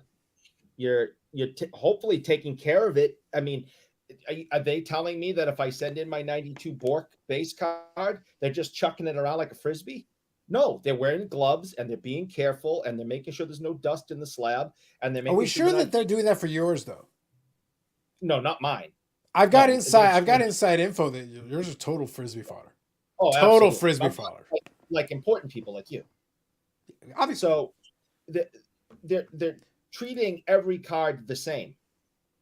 They're treating every card like it's $1 million card because that's if you don't, you're going to lose business. Oh, I sent my $5 card in and it came back beaten to hell, and they're like, "Hey, it's a $5 card. Too bad." No, it has to come back pristine the way I sent it out. So, other than authentication, which fine, charge me a little bit more.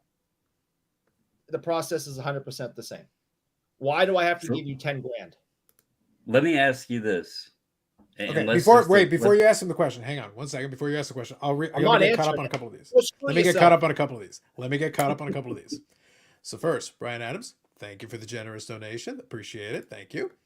Aaron here is if all right if they upcharge me if they guarantee the authenticity of said expensive card. Now that is a thing because they do have that guarantee built in, which is a nice thing. Like I said, I'm not making justifications though. I'm simply stating from a business perspective, I understand why they do it.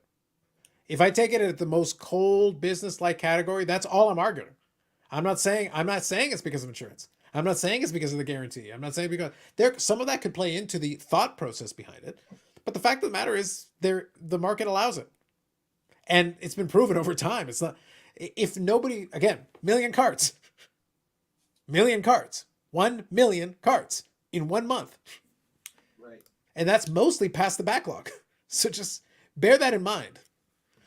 So fair enough. I think it's laughable that any other third-party grade has any grading costs higher than PSA. Yeah, no thanks. Fair enough, Hobby Champs. Weird. The offense stats on average are about the same. Yep. Of course, there's a conflict because they could earn more money if they award a higher grade. Now, this has always been a conspiracy theory out there, which is true. I understand your point. But also, there would be look, if it's about an incentive of saying, hey, make sure that this favored client gets good grades, it doesn't just have to be because of higher fees. If you give a favorable client good grades, they're going to submit more cards. You can still make more money that way.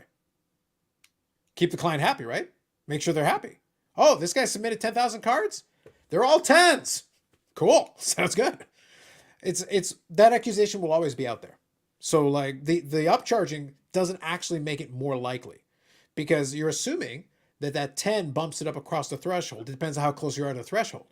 If you're somebody who the card trades at $900 for a 9, you're running right up against that line if it's $9.99. You're just not it's a borderline case already. Go ahead, Bubbles.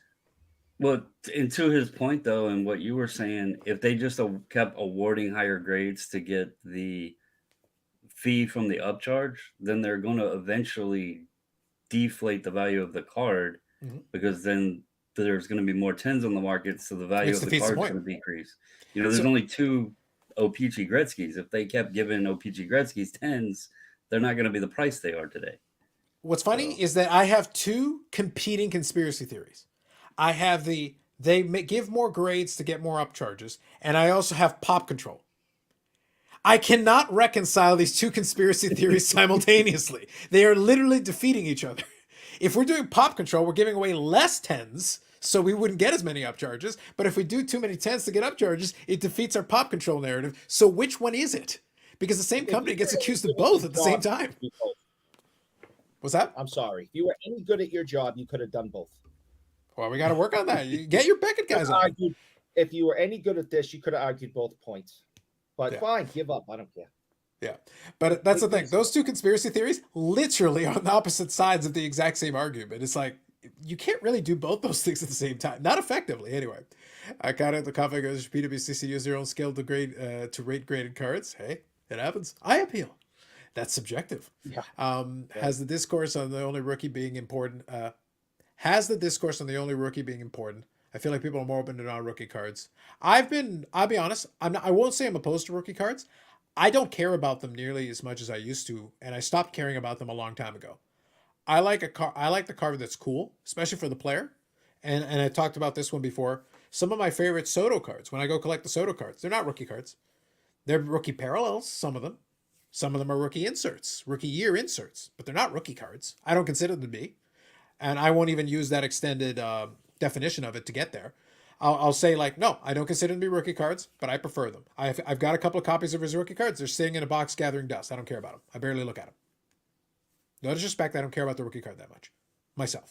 Sorry, I Victor. like collecting whatever the very first item is that has the player in it, on it, whatever. I just think that's cool. The very first time this player put on a uniform and that got out to the public. I think I like that stuff. And, you know, one of my favorite pieces of my collection is a Ray Bork piece that it was a picture of him in training camp in 1979.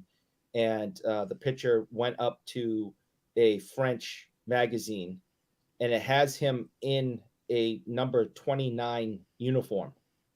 And I may have told the story that last time I saw Ray, I had him sign it, but I asked him, will you sign this Ray Bork number 29?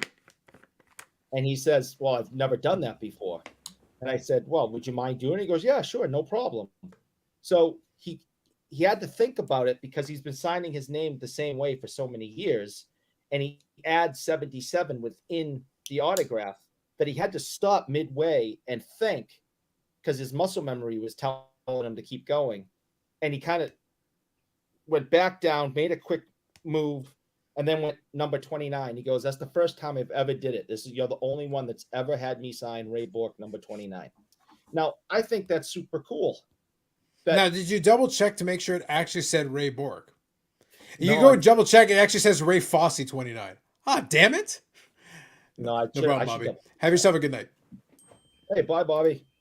He was having a little bit of feedback issues, so have a good night, Bobby. Take it easy. I just, so, you know, the other thing is, and, you know, we've kind of joked about it, for example, is the Gordie Howe. What is Gordie Howe's rookie? Well, if you actually do your research, the first published item with so to be clear, this is not an argument or a debate for anyone but you.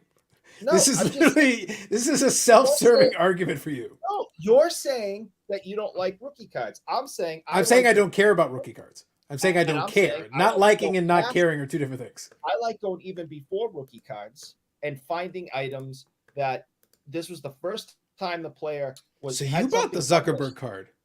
So that right there is Gordie Howe's first published item. Real quick, pause on that. Pause on your conspiracy. He doesn't have a yearbook? Pause. Weird how Pool's stats fell off a cliff when the Angels had Fishboy on the same team. I'm always here for some Fishboy slander. Moving on. 357. Hello, Carlos and everyone. Good evening. Padres jersey instead of Blue Jays. Juan Soto, buddy. Got to support the Soto. Bobbles is with me on this. Got to support the Soto. Jays loss of Padres is a business decision. Facts. Eric, don't take the bullying. He'll take the bullying and like it. Oh, by the way, speaking of bullying. Oh, shit. Thank you for this beautiful segue. Speaking of the bullying, in the spirit of bullying, Eric is once again going to be paying for the like button. We charge him every single time he presses the like button. We charge him when he presses the like button here. It is free for all of you. We charge Eric for it. If you hit the like button, you know what? For the next 30 days, Bobbles, this is an announcement. For the next 30 days, you hit the like button on Bobbles and Ball cards. Any video. I don't care what shenanigans he gets up to. You hit the like button, we're charging Eric for it. PSA Canada, charging Eric for it. You hit the like button. You hit the like button. You hit the like button. He pays. All of y'all. All of y'all. You're a generous man, Eric. Thank you once again for your patronage of all these channels. Thank God for that Beckett money. Thank goodness for that Beckett supporter. You are truly a supporter of the highest degree. I'm gonna get all the way to Canada. I'm not gonna be able to buy one thing because I keep sending you two idiots all my money. The problem is that, in fairness, to be fair, let's be fair about this. You were going to come to Canada, and your plan was to buy a good Boston Bruins card, and then you were going to realize that you weren't going to buy anything anyway because they don't exist. Why you gotta ruin the surprise? I just didn't want you to get your hopes up too high. We got to set expectations properly. Set expectations, you know. More insurance purposes, if they screw up, they got to pay multiple hundreds of thousands % more later. Yes. I faked the 52 Tom Lisiak. I'm confident I can fool them, but I'm terrified of the upcharge, as you should be. 52 Toms went across Dave Foreman's desk. Uh-oh. Walmart charges $3 for a bag of Lay's, and Target charges $4 for the same thing. Does that mean Target is a scam? Target. Target. En français. If Oh, yeah. if they're upcharging on Thursdays, then yes. I'm a big fan, Bobbles. I kind of want to start a store where I just double the prices on Thursday. 2x Thursday or something. Yeah, I think that would be like in the title of the store name, and then people would be like, "This is outrageous." What does it say there? Oh, fuck. You could open a dollar store, but call it $2 Thursdays. Yeah. And then when somebody comes in, be like, "Where'd you get your name?" Well, every other day it's $1, but on Thursdays it's $2. That's what I mean. But the key is, like, everyone comes in and they're like, "Are you really charging double just because it's Thursday?" Yes. Yes, I am. It's like, but I came all this way. It works. It's like, Carlos, how much more money do you make on Thursday? I make 7 times as much. I could literally just open on Thursday and run this show. And be closed every day but Thursday. But Thursday. Exactly. The only day is when I charge you all double. The oil change doesn't really work. Yeah, I'll let you guys debate that piece. People resubmit cards to PSA because they expect a more favorable grade the second time. They don't. They shouldn't expect it because sometimes you get it, sometimes you don't. Yet that hasn't affected the value of the market. No, it hasn't. Let's see. Shibani member factors. Nope, but that's the tax you pay for the privilege of not shopping at Walmart. Facts. And also, good evening, Andy. Thank you for popping in. 6-0 Padres. Awesome. People don't submit to SGC as frequently. They expect the same grade.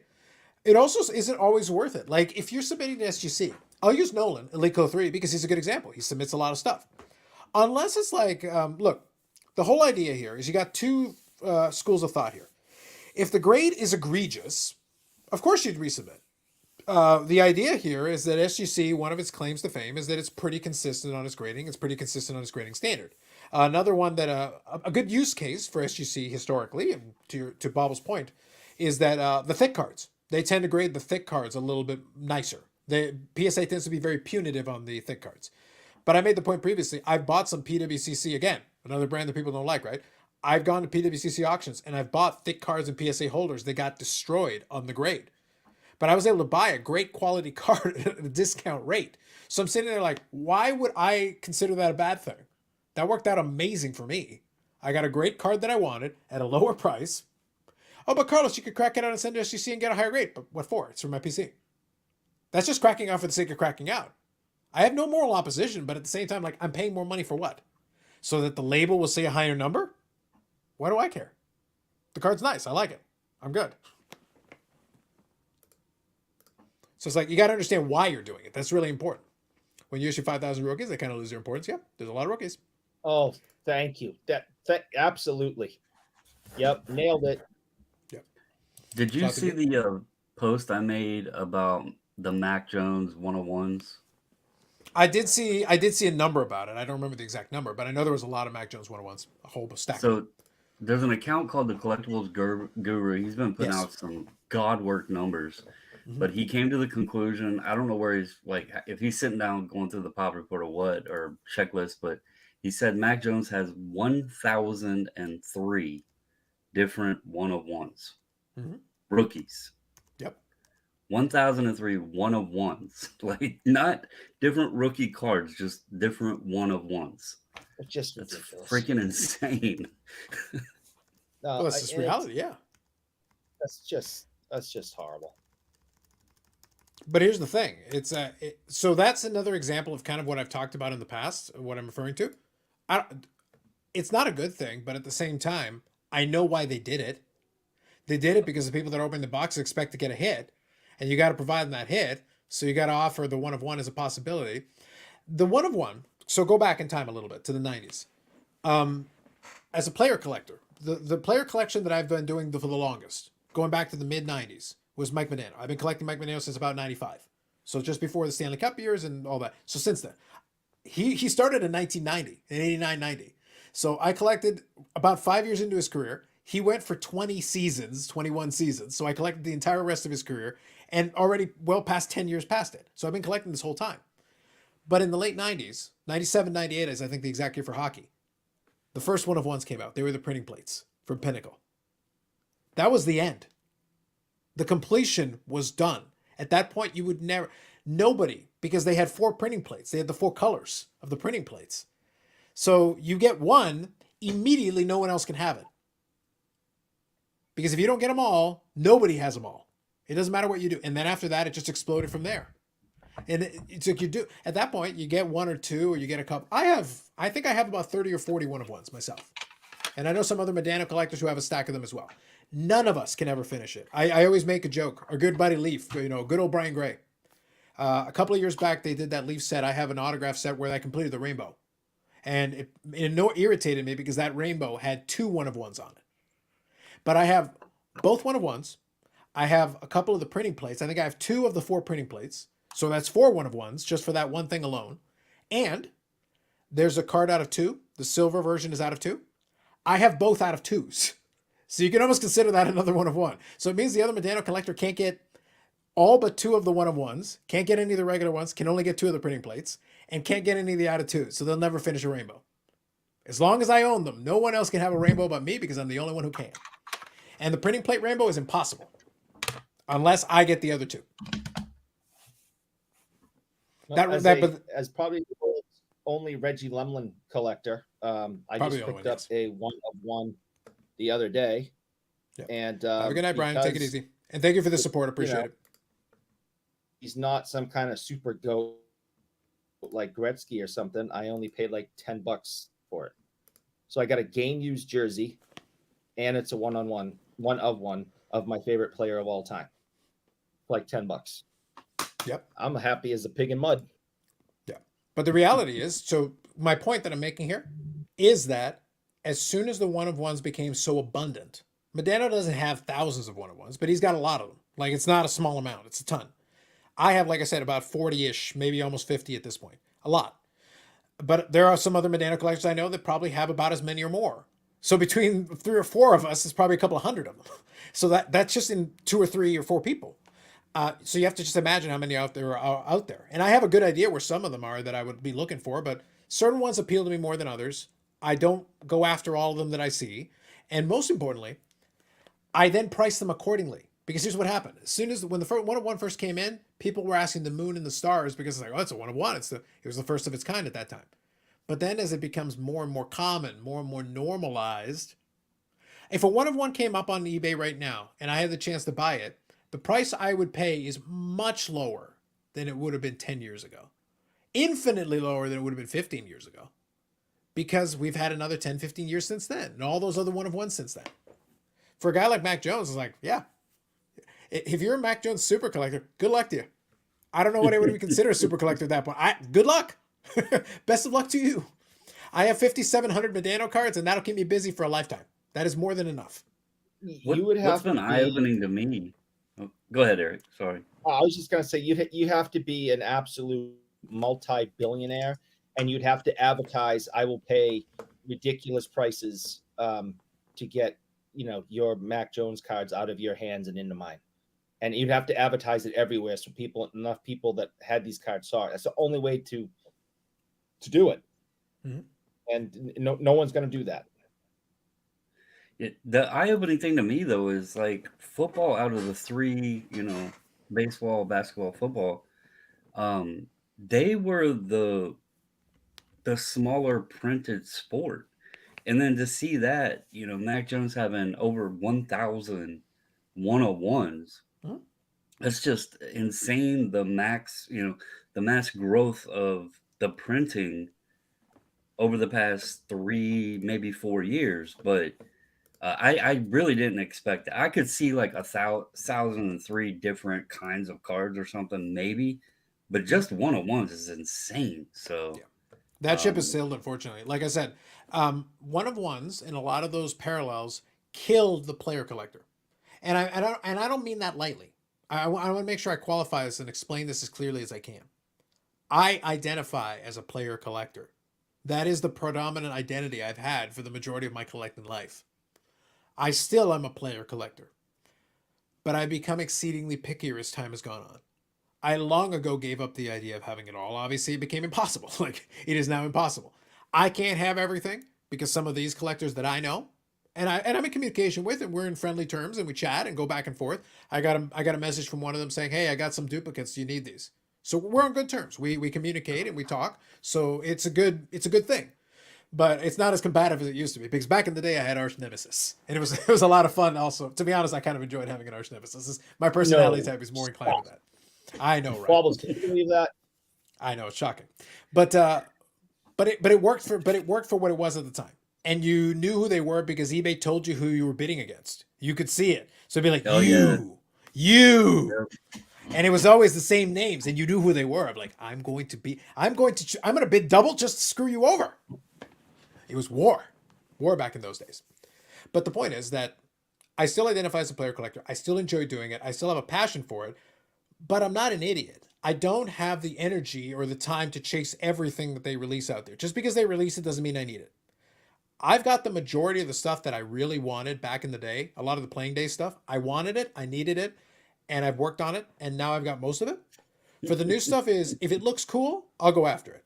It's not a real card, Eric. It's not a real card. If it looks cool, I go after it. If it's not, then I usually will give it a pass unless the price is right. If the price is right, then it's fine.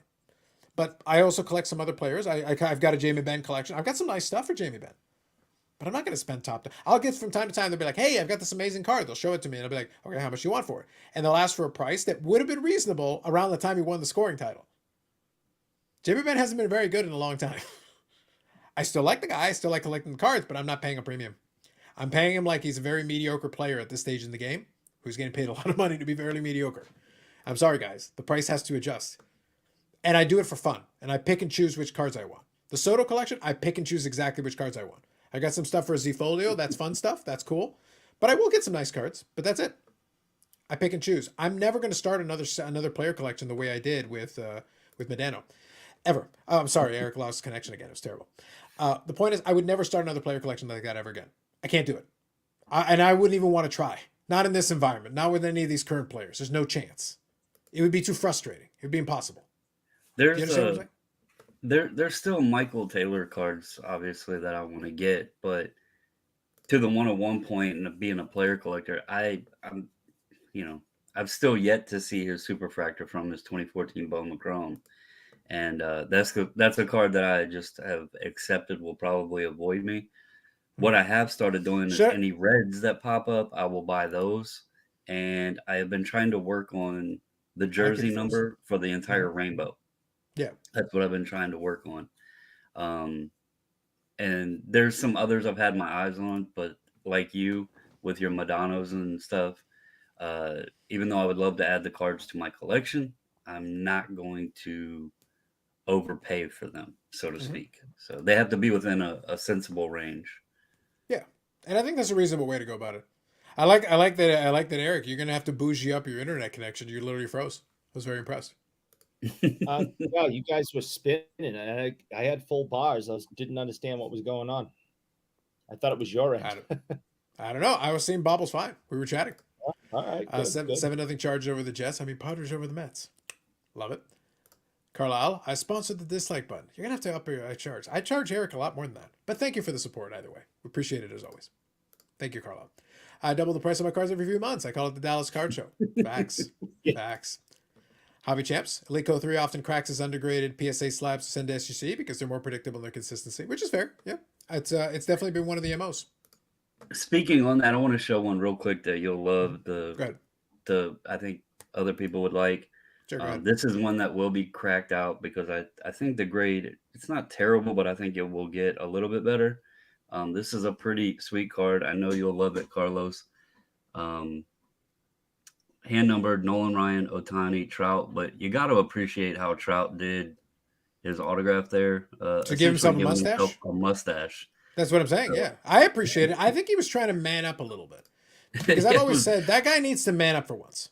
I seen that and I was like, he legit, like the way he did his autograph there, it looked like he has a mustache drawn on him. So, but yeah, I can't find anything. There's the on card. The on card is a good feature for that one, though. The on card is a good feature for sure. Now, what's the connection of the card? I couldn't read it. So you said it's Nolan Ryan on the top, right? Yep. They're all angels. He's an angel. He's in an Angel's uniform. It's all angels. It's just legendary angels. Yeah, Nolan Ryan basically spent the decade of the 70s playing for the Angels. Ohtani was the second one, right? Yeah, it's Nolan, Otani, Okay. and Trout. I think it'd be cool if it was a quad with like Reggie Jackson when he was on the Angels too. But No, I think it would make Right. more sense if you pick another Angel who basically, well, to be fair, Nolan Ryan won a World Series with the Mets. I was going to say one that had no relevancy whatsoever with the Angels. I guess Reggie Jackson kind of fits during that brief time with the Angels. I suppose that counts. I suppose that counts. That's fair. yeah, So real quick here, I'll scroll through, but he still respects the hobby to pay him premium in PSA, so it starts there. Yep. He sends to SGC because he says they grade easier on postmodern posts. Well, we'll leave it to Lico 3, but he's got his reasons. Custom materials, yep, gotta go. We covered that comment. I want to quickly read through here. I'll get caught up. They killed printing plates too. Yes, they did. The whole idea of the card is iconic or known, but with 10,000 cards of a player in a given year, none of the cards can stand out or be unknown. Yep, that is true, Paul. Will says, bubbles! Exclamation point. what's up, Will? Collector's Dream. Pools has 25,000 different cards. He does, yeah. A lot of those players, like, it's too much. It's too much. That's why I say I wouldn't even want to even attempt any of these guys. I love some of these players, and I would love to collect some of their cards, but no, not in the tens of thousands. No chance. I have a 1-of-1 cards, Freddie Freeman, Gypsy Queen, centering is 730 at best. Really? You had one job, one time. True. Collecting a specific player now is the way collectors in the past is pure insanity. Yes. It's just not. And I feel bad for team collectors too, because they're on very similar boat in a lot of ways. A lot, to be honest, set collecting is kind of going the way of the dinosaur. Player collectors were completely shut out at a certain point, and then team collectors shut out. At a certain point, it's like, wait, so why does anyone collect anything? What categories are left? I collect random cards. Well, I think There's Bob not a lot of sums it up. Yeah, it's I like think it's Bob not the traditional sums- options. It has to, it's more about the gamblers that are out there right now, and that's who these card companies are actually marketing to. They don't care about the collector. They don't care about someone who's trying to collect a single player or a single team, or people have hit this many runs on the 9th inning on the 4th of July. I mean, whatever. We got to get these boxes out so these gamblers will buy them up and break them, and that's what they're marketing to. They don't care about us. Now here's where Eric, once again, I'm kind of enjoying this dynamic, Bubbles. I'm not gonna lie. I'm enjoying Eric representing the collector. Eric is representing and you would think that some of this would have carried over to his stewardship over Beckett. I don't understand why it's not carrying over. This is very unfortunate. He's saying the right words, but then he's running Beckett like a tyrant over there with an iron fist. I'm seeing a disconnect here between your words and your actions, Eric. But as far as your words are concerned, you are representing the collector. But here would be my retort to you. Again, being representing the cynical side of it. The company's job is to make money. That's it. It's not even to make you happy. Making you happy can in turn make them more money. And in that sense, it can work. Or we keep you kind of irritated, but you still spend money. That works too. It doesn't really matter how we do it, as long as the bottom line is keep met. Go back to the beginning. Why did sports cards become a thing? Because gum companies and tobacco companies wanted to make more money. Correct.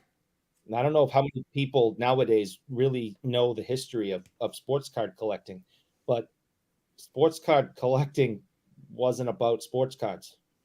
It was about selling bubble gum and tobacco. Yep. That's it. It was an advertising medium. They didn't give a rat's ass about the cards. They were a throw-in so kids would buy bubble gum and men would buy tobacco. That's it. And that's the thing. That was literally the job. If you think of it in that context, everything else kind of makes sense, doesn't it? That's why I kind of sit back and go like, you keep saying, they don't care about the collectors. At some point in time, it switched. They were no longer trying to sell bubble gum and tobacco. They were selling sports cards, and so it's like, all right, well, so now that's all we're supposed to be focusing on. Where before they were throw-in, they were a giveaway. So it's like, well, if that's the only thing we're focused on now, can we do it right? You didn't care back then. All right. You didn't care back then. You didn't care if the cards were cut straight. You didn't care if they had the right players on the face of the cards, right? Eric, are you trying to tell me that back in the day you weren't there, bougie Eric, with your ruler trying to be like, this is offline. This is 49 51.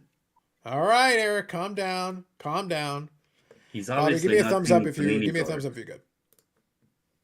So real quick, I'll read this comment and I'll incorporate Bobby back in here. Bobby. So Baz here was saying globally there are 2,000 Targets and almost 11,000 Walmarts. Each store has 20 to 30 boxes of modern sports car. People stop buying the overprinted, overpriced crap, almost as bad as the junk area. Not true. In the junk area, it would have been 20, 30 pallets per store. Pallets! Boxes? Psh, short print. It was pallets. I was there. It was pallets, man. Look, I said this before in jest, and it's and this is a real thing. Just to be clear, even the folks that were around back in the day, our memories suck. We do a very bad job sometimes. If we've got a narrative in our head and we're convinced that this is the way it was, we'll convince ourselves of whatever. I was there in that junk wax era. We could have had a pallet of stuff. You could have taken it all off and go like, I'm going to buy all of it. Cool. I got 16 more. You can buy all those, and next week I'm getting another 20. We'll keep going. You cannot buy enough of this product at this price. I've got more. And there's a warehouse down the street that'll give us more. As much as you want. Today's production doesn't even hold a candle And to the even- absolute apex of it. Even back in 91, 92, guys at the show were bringing in pallets of 79 Gretzky rookie Mhm. gear. $25 a box. Yeah. That's the thing. Like, all you have to do is just think. We can talk about the 1,001 of ones, which Bob will mention, which is true, by the way, 100% true. But in terms of physically existing cards in the space, if there had been an equivalent production to it, I used my favorite, 1991 Donruss is my personal favorite. There were 4 million copies of each individual card. There was a 1991 Donruss Ken Griffey. There are 4 million copies of that card. Oh, but a bunch got destroyed. Cool. That means there's 2.5 million left. For just that 1 year, that one card, that one brand. That's Yep. plenty. That's I got ton. I got 2 words. I got 2 words for you. Pro set. Yeah. They're still printing it to this day. Yeah, I believe they are. And because you really need to get that Sergei Fedorov rookie card. But It's that's the short thing. printed. But that's why I say, like, every time we discuss the junk wax era, it's like, guys, we're talking about another level of print. Look, right now, one of the problems with the current manufacturers is that they cannot physically get the product into the stores. I made the joke about the AEW. Guess what? AEW is super short printed. They're on release number 4, but they've only released one. Mm-hmm. They're 4 issues in, but they've only physically released one, so only one set of cards even exists. The other ones are only theoretical at the moment. They're in a warehouse somewhere, but we can't get them. It's about as short printed as it gets. Let's see here. Looking at MVP in pregame, everyone will react. Exactly. Yep. Consider your favorite card in your collection. What would be required for you to sell it? An automobile, a vacation, a beach condominium. A condominium on the moon. That's a wrestling reference. I don't know. Doesn't always equate to value, so. It's true, but the thing is, Something that would benefit my family. That would be the only What do you reason. got, Eric? $40? Come on.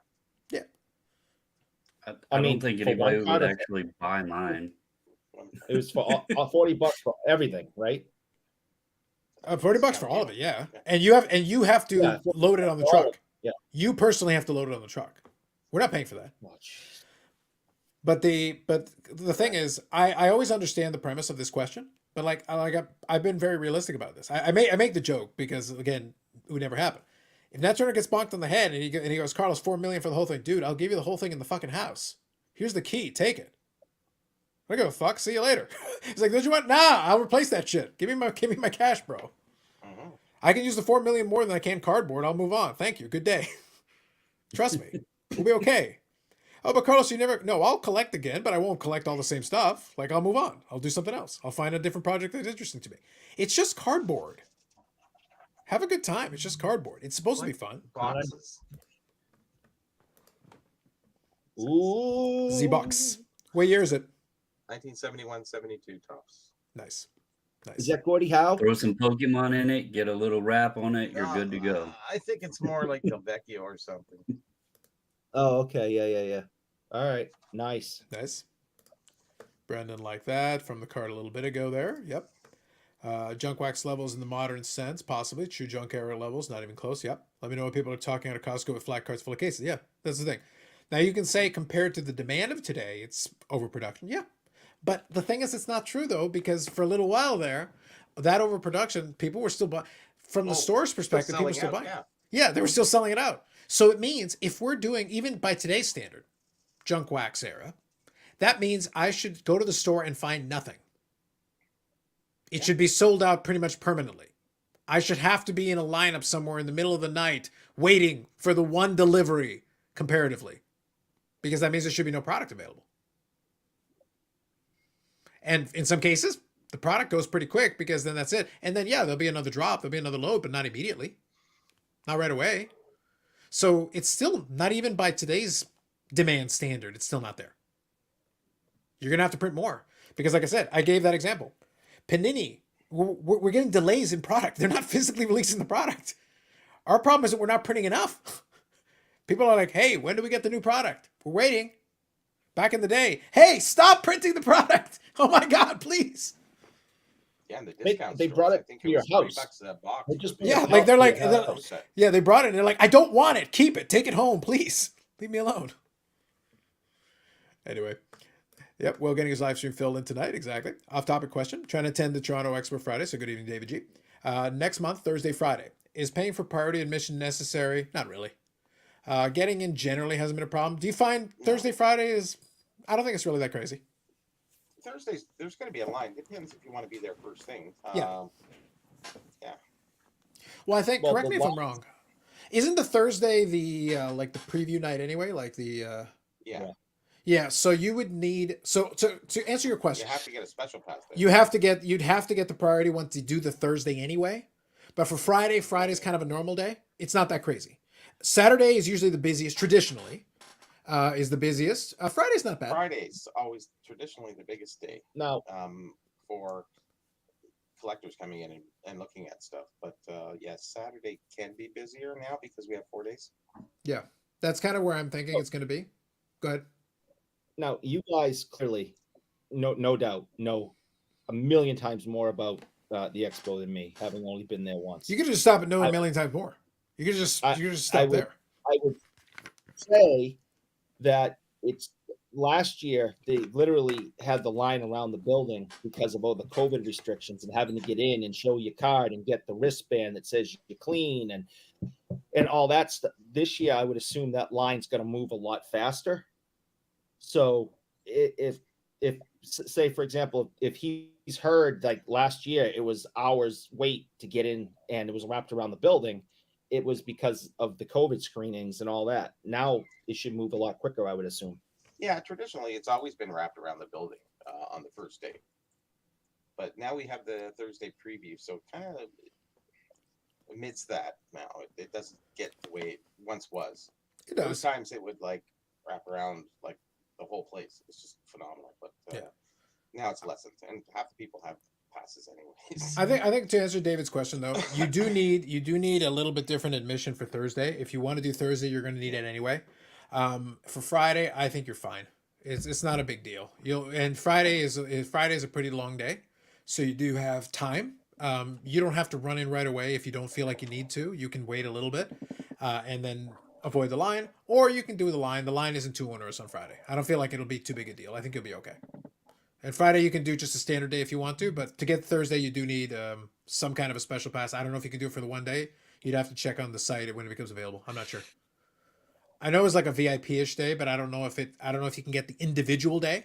I don't know. I think it's tied to the other ones. I I think believe. it's in the package. Yeah. I believe so, yeah. So that would be my answer to your question. Double check that.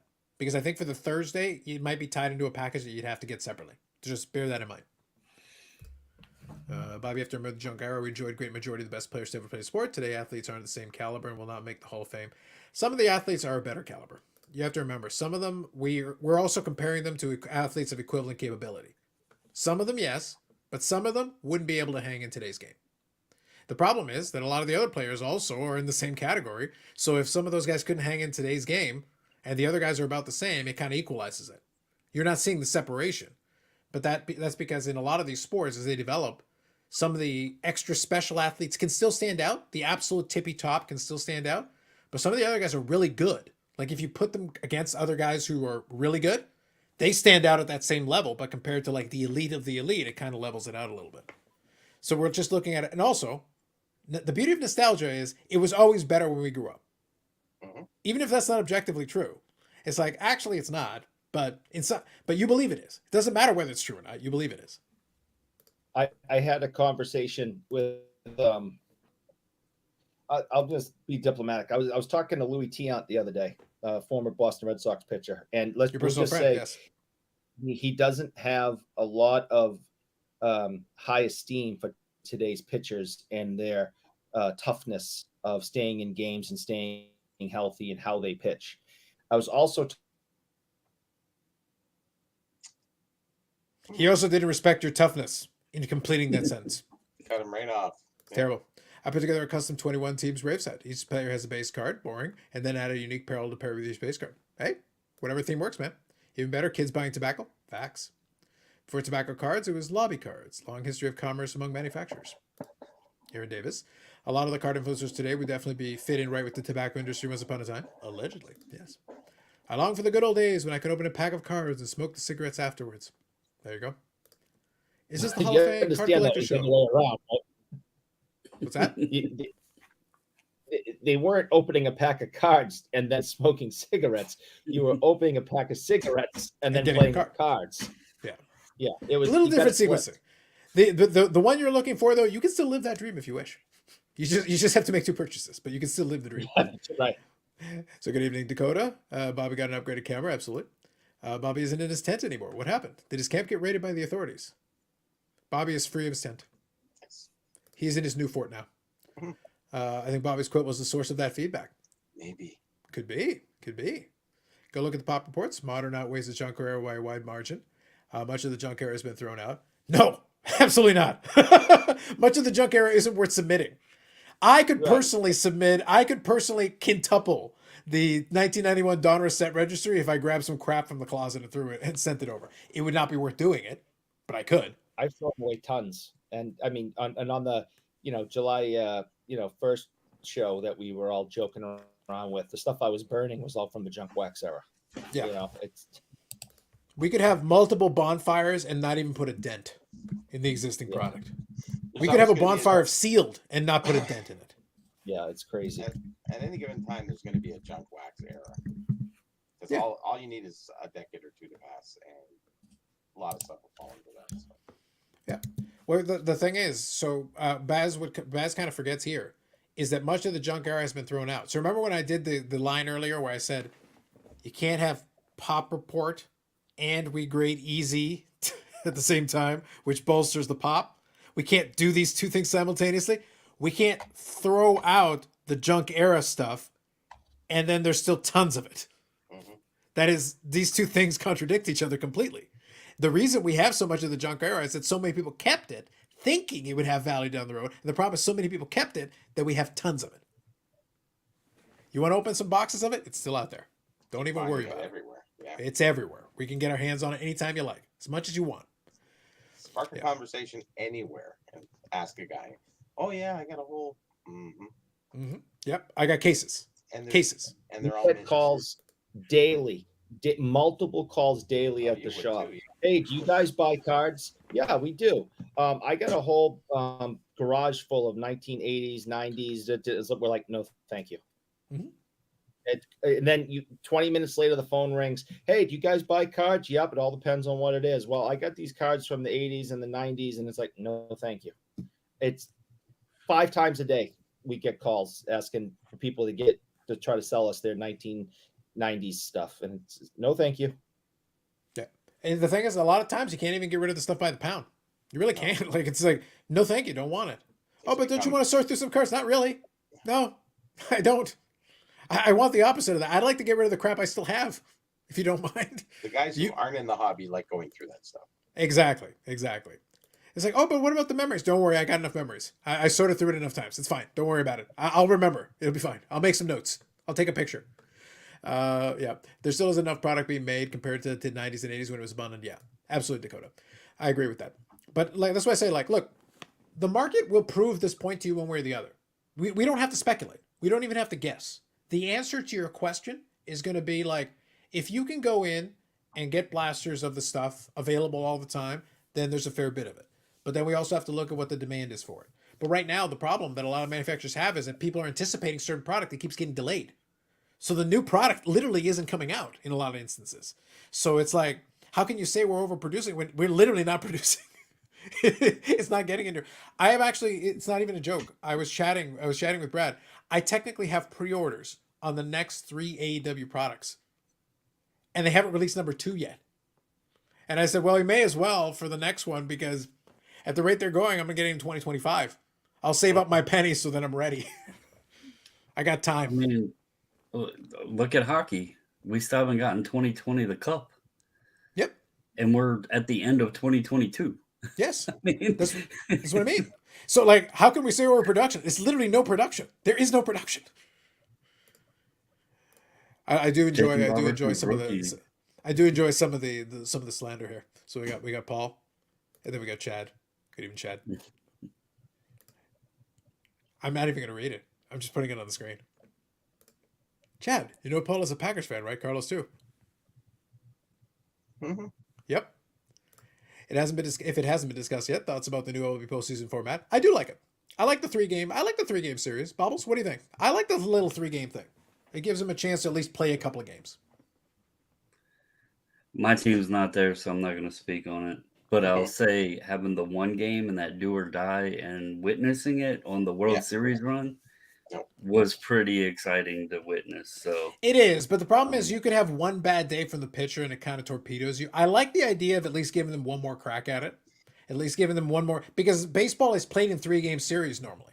So like the 3-game series actually is a normal kind of, hey, look, win 2 out of 3. Just win 2 out of 3 and you're in.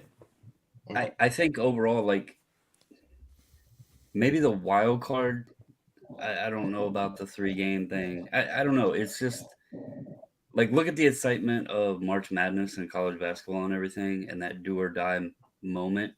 And that was pretty exciting to be at the wild card game when the Nationals won, and that they were down and that comeback and everything. So it'll be an adjustment. I'm sure it'll be fine.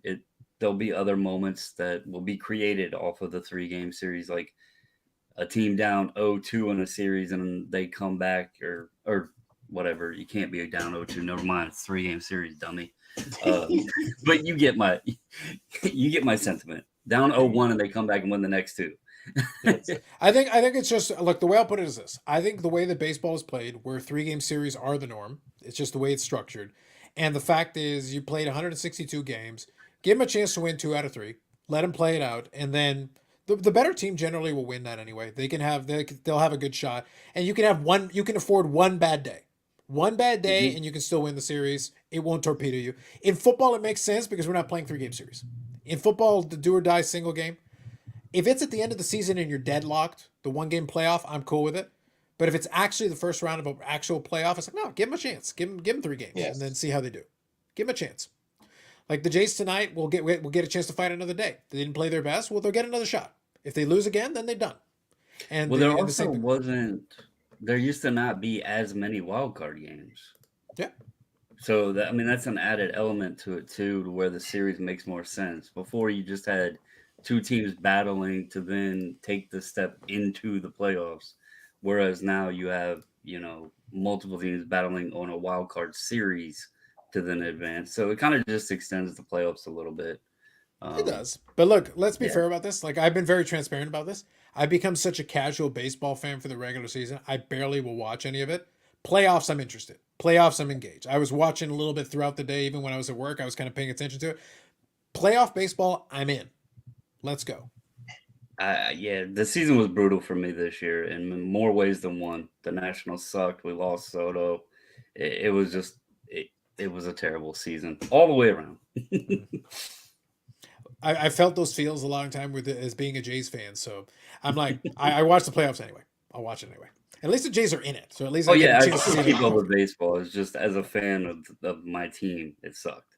Yeah, I did laugh because on the way back, I got a chance to head back early, and I was actually on the train. And when I was on there, I was checking out all the Jays fans that were headed down to Union Station, the main state terminal, to head over to the Dome, because it was like a 4:00 start. So it was like 3:00 when I was headed back, and I saw all the folks loading up on the train with all the jerseys and hats and everything. It's like, I'll go in for the game, huh? I see. All right. By the way, I like the 4:00 start though for like a Friday. That's great because then by 7-ish o'clock, you're out of there. Yeah. Nice. I like it. I like it. I saw Paul's boiler room filled with Packer gear and some Culver's wrappers. I know he's a Packer. Facts. Mm. Paul says, good evening, Paul. Nostalgia. Remember when asbestos and everything was great? And good evening, all. Good entrance. Only one card with the cigarettes. True. Yes and no. I like the good team sitting for 4 days. We'll see how it plays out. Facts. Junk wax burn, climate change. Probably true. I remember early 2000s, Toys R Us was selling junk wax boxes for like $5 or $8 each, which is proper junk wax pricing. That's what we want. $5 boxes. Sweet. It's kind of funny. He just said, one card per pack. I was doing the champs write up, and I was looking at the packs that they had. You could get, a pack for 10 cents or a pack of 25 for, 25 cents. I'm wondering if one card for 10 cents and maybe you got 2, maybe 3 in a pack for 25 cents for the large pack. I don't know. Doesn't say. I don't know. Not sure. That's 30s, so. Or 20s. Don't forget the junk shower buybacks are being recycled with gold foil stamps. Yes. Yep. I thought the G back there was because you were a Georgia fan. Thought it was the Canadian colors. Favre. Moving on. Prison. Not yet. Not yet. That's your boss. The boss is the one in the prison. Favre is technically still free. Oh yeah. Your employer, prison. Yes. Favre. National hero. Swell guy. Right. Pirates wish they could have had 3, yes. What do you got against the young people, Will? Some of them are best live streaming various hobbies. I think you should give them more credit. I'll leave it to you and Will to decide that. If it hasn't been discussed already, can we talk about Eric's views on Beckett? We will again. Don't worry. We shall again. I do have another rant all lined up as soon as time allows. We'll get into that. It gives the top seeds time to set up pitching. Wildcard teams burn them up. There you go. 20 to 30, I knew jack shit about a lot of things. You'll see as you get older, time is the best teacher. Sold a 2012 Prism Green Verlander for $8 yesterday. Been moving some baseball. I don't know why I mentioned that one card. Just thought, I guess. There you go. Live the dream. I mean, that Leaf set padded with thousands of crappy pro set base. Never. Friends don't let friends pro set. As Brave said, it's always been conflicting with our 14 consecutive division titles with only one World Series. I feel like there's less criticism, but they won 5 fewer division titles. Yes. Well, it goes back to and thank you all for the comments. I wanted to get caught up, so we managed there. It all goes back to the classic. Bobby, question for you. Obviously, as a Leafs fan, it hasn't worked out that way, but I want to give a hypothetical scenario. We get to do revisionist history. Hockey allows you to make the playoffs a lot because of the format. It's because you've got 16 teams that actually make it, especially in today's formatting. Which scenario would you prefer? Would you prefer that you're consistently making the playoffs? And for the sake of argument, let's say you can get to the conference championship and maybe a Stanley Cup once in a while. And maybe, if you cross your fingers and hope for the best, maybe you win a Stanley Cup in a 20-year period. Maybe. Or you're a team that makes the playoffs about half the time, so it's kind of hit or miss, but maybe you win 2 or 3 Stanley Cups in a 20-year period. So you miss the playoffs about half of those years. So 10 times you miss the playoffs, 10 times you make the playoffs, but you win the Stanley Cup 3 times. So as a team, do you prefer to have a little bit of the consistency? Or maybe to make it a little bit better, we say 1 versus 2. So like the difference is not quite as pronounced. 1 Stanley Cup in 20 years, 2 Stanley Cups in 20 years. One of them you're perennially in the playoffs. You've always got at least a shot, but you win 1 in that 20-year period. 2 Stanley Cups in 20 years, but it's feast or famine. You make the playoffs, you miss the playoffs.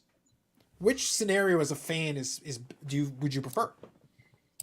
Well, the scenario, that the Leafs have, you really didn't mention. No, I'm trying to get away. I'm doing revisionist history here. I'm saying for the sake of argument, they win a 1 or 2 Stanley Cups in that 20-year span. 20 years. I think it's you'd have to go with 2 Stanley Cups. Every decade your team should really have enough gumption to put a half decent team together to be formidable.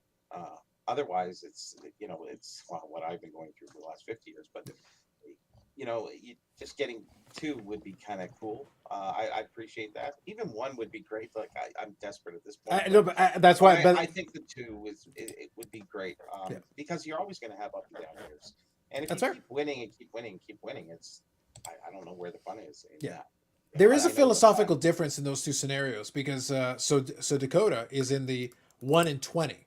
He would rather be a perennial contender, have a win in the 20 years, but consistently be in the playoffs. Because in both scenarios, I didn't say which year you actually win. So it could be a scenario where you're a contender. 40 years. Yeah. You could win 1 first and then go 19 years in the playoffs and not win. Or you could go 19 without, and then you win on the last one. Or it could be in the middle, and it could be kind of in between. Or scenario 2, you win 2, and it's spread somewhere in that 20-year span where missing playoffs, making playoffs, missing playoffs, making playoffs. It could be a whole sequence. Life up into 20-year spans. Yeah. You watched as a kid, and you won one Stanley Cup, and then from 20 to 40, there's only one Stanley Cup, and then the 40 to 60, that's kind of spaced out a little bit too much. So you're going to watch 3 Stanley Cups in your basic lifetime for the most part. After that, it's like whatever. So, but if you're winning too, you have some celebration and some cause to buy more gear and be a fan and enjoy the camaraderie of other people when going out and seeing a game. If it's 1 in every 20, it's like that's too long. I mean, that's way too long. 1 in every 50, 5, whatever for us. That's just sad. But the Leafs fans are still the largest fans. They are. That is true. That is buy true. more collectibles than anybody else. Wait, so now you got me thinking. So I want to ask everybody else this question as well, and we're getting some answers on that. So thank you all for that. Appreciate it. Now I'm kind of thinking, Bobbles. I'm kind of thinking, we could revitalize the card market. All we have to do is convince the Leafs fans that by buying cards, they give the Leafs a better chance to win the Stanley Cup. Because for 55 years, they've been sold this hill of beans. You want to talk about a scam? You want to talk about a scam, bro? That's 55 years. We're going to wind up on some other channels. That's a scam, bro. Dang. Yikes. Maybe that's the idea, Bubbles. Like, that's a different thing entirely. For the guy up in Boston, though, funny story, when I got into, hockey cards, one of the popular players, he's kind of fell off now, but Jack Eichel, talented player up there for the Sabres. And I was looking at Young Guns and everything, and I was like, I was looking at him, and everybody's like, no, you don't really want him because he plays in Buffalo. And I'm like, but they don't seem that terrible. And they're like, no, in hockey, it's all about the markets. You want the Canadian teams, specifically Montreal and Toronto. And then you want the popular American teams. You don't want the teams from Florida. You don't want Buffalo. And I'm like, this is the weirdest shit ever. You got a great player here, but nobody wants him because he's in Buffalo. I mean, okay, but and now he's in Vegas. What am I going to do with these? What the hell am I going to do with these? Joe Grant Ledger. It was also the statement, and I'm glad I didn't listen, but everybody was like, don't collect defensive players. See, that should be a mascot that should fight Gritty. Yeah. You shouldn't have mascots in hockey. It's so stupid. It's the best thing ever. Now you're fighting mascots, Eric? Listen, Bougie Eric, you're taking on all comers right now. I don't want hockey mascots. Carlton the Bear was voted number 1. Thank you very much. Well, you keep this up, Eric, and maybe at the Expo we'll have to make some calls, and we'll get Carlton the Bear, Gritty. We'll get Sabretooth. Is Sabretooth still the mascot, or is he retired? No, he's 98. He was gone. So now that means maybe we need to bring Sabretooth out of mothballs, get him out of retirement, and take care of old Bougie Eric. And what did Sabretooth, what was he the mascot of? The Panthers? Sabres. The Buffalo Sabres. Oh, yeah, because the Buffalo Sabres should have a saber-toothed tiger as a mascot. It's Buffalo. What do you want? You've proven my point. You're stupid. What? Now you hate Buffalo? I've always hated Buffalo. He was the mascot for a couple other things too. So interesting. Interesting. But you think it would have been a Buffalo, right? Well, it's one of those things. Like Buffalo, I feel has suffered enough. It would have been a tree, not a bear. Dude, I don't even know. Trees, so. I don't even know. I don't know what to tell you. What's so Baz. that Philadelphia one? What's that? Gritty. That's Gritty. Yeah. It's weird looking. Funny. Yeah, but that's what I mean. Like Gritty can be one of the ones that'll beat up Bougie Eric. Oh, he will in a second. Oh, it's 100%. It'll be great. There'll be 2 or 3. There are 2 or 3 times as many 2017 Juan Soto cards, all parallels, haven't been graded versus the 1990 Donruss Juan Gonzalez, 2,600 total. Case in point. Yes, you've proven that 1990 Donruss Juan Gonzalez cards are pretty much worthless and therefore not worth sending into grade. Yes. I understand what the point you're trying to make, but it's like, look, Baz, if we really wanted to, we could send in 50,000 1990 Donruss Juan Gonzalez cards. We could get them together. People would just give them to us. But then we would have to pay to grade them. Bubbles, with your 14-second turnaround time, how quickly could we get 50,000 1990 Donruss Juan Gonzalez cards back? I mean, they'll probably do them on a speed order if you're paying them. Can we get can we get the pity rate? Ken, Is there like a pity rate? It's like you dumbasses are gonna grade this shit? Fine. So that's a perfect example of the whole, and not to bring this topic back up, but the upcharge thing, because people always ask the question, like they'll Could we charge get you. SGC to upcharge for dumb shit like that? No, but like on the PSA rate, everybody's always using this example of, well, they're not going to refund you the money if the card's not worth it. So Yeah. to get those back quickly with PSA, you would have to pay whatever X amount, because at that point, you're not paying for the value of the card. You're paying for the speed of the service. So isn't Juan the one that has like the There is a image? reverse negative. There is a reverse That negative. has a little value to it, right? Yeah, the reverse negative a little bit. The problem was Juan Gonzalez never got to finish what was a Hall of Fame trajectory career. Like if he had Right. finished, I think it would have been a little different. That would have been interesting. That would have been kind of fun. It's like the it's obviously not as rare, but it's kind of like what happened with the Frank Thomas and the no name on front, which is kind of it's a weird error. It's just they missed a section of the printing. That's all that really happened. Mm-hmm. But for a Frank Thomas collector of a card that is super abundant and super printed anyway, it's a little different. It's at least something a little different. So it gives you something that is objectively tougher to come by. It's not everybody has one. So it's something different in the junk wax era where there was plenty of the other stuff. For you Canadian folks, and speaking on that 1990 set, I don't know if you caught it. I think I mentioned it in the Card Chatter podcast. That's how long I've been waiting. Even though I collected so much 67. 1990 tops and everything along the years, I never realized the 1990 O-Pee-Chee had the Topps logo on the front of the card, and you actually have to look at the back to show where it was printed in Canada, because instead of saying O-Pee-Chee or any of that, it says Topps on the front of the card. So now I wonder how many Griffies I've had that potentially could have been O-Pee-Chee, and I didn't even realize it, because it looks just like the Topps card. 7. Mhm. Probably. Who knows? At least. But I need to get one now. There you go. Hobby Chaps, am I a bad person for thinking about trying out PwC's Marketplace felt since it's free to send any graded card over $50 value? No, if you've got a use case for it, knock yourself out. Have fun.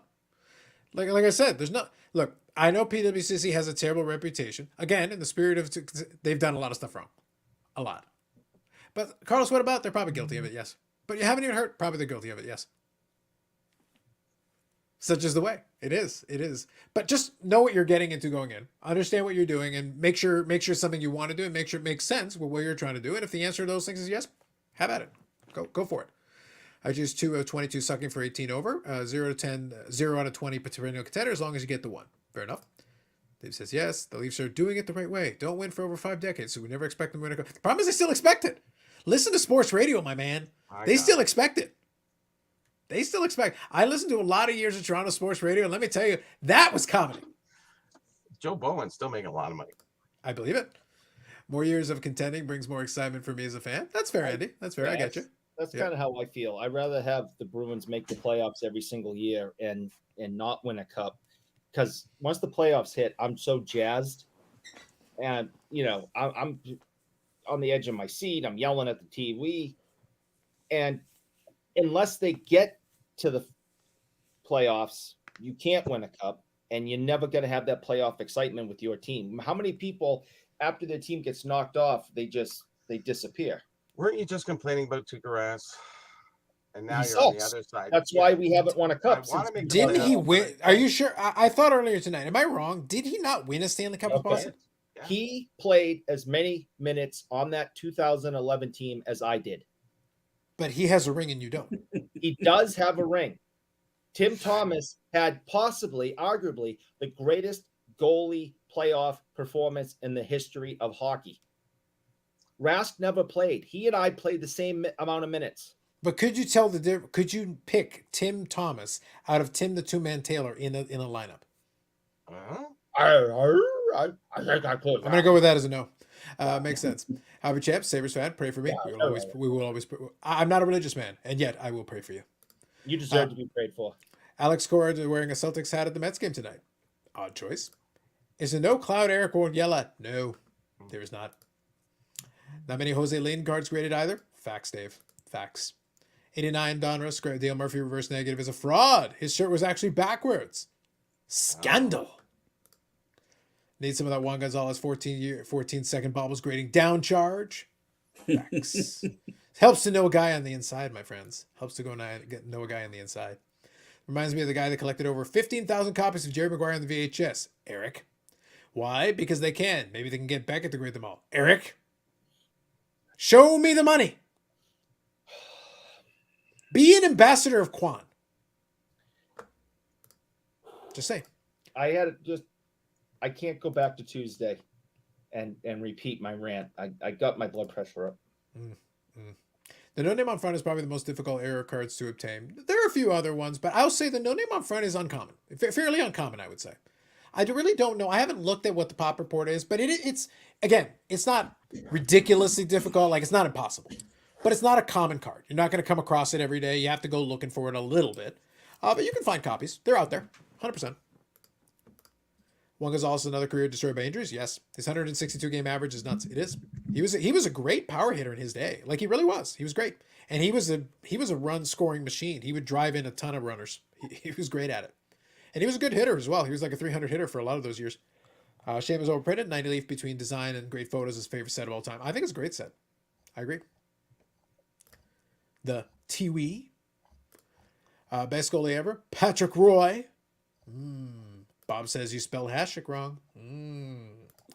Tim Thomas playoffs were insane that year. I almost forgot about that. True. Well, it's hard. We kept getting confused with Tim the Two-Man Taylor.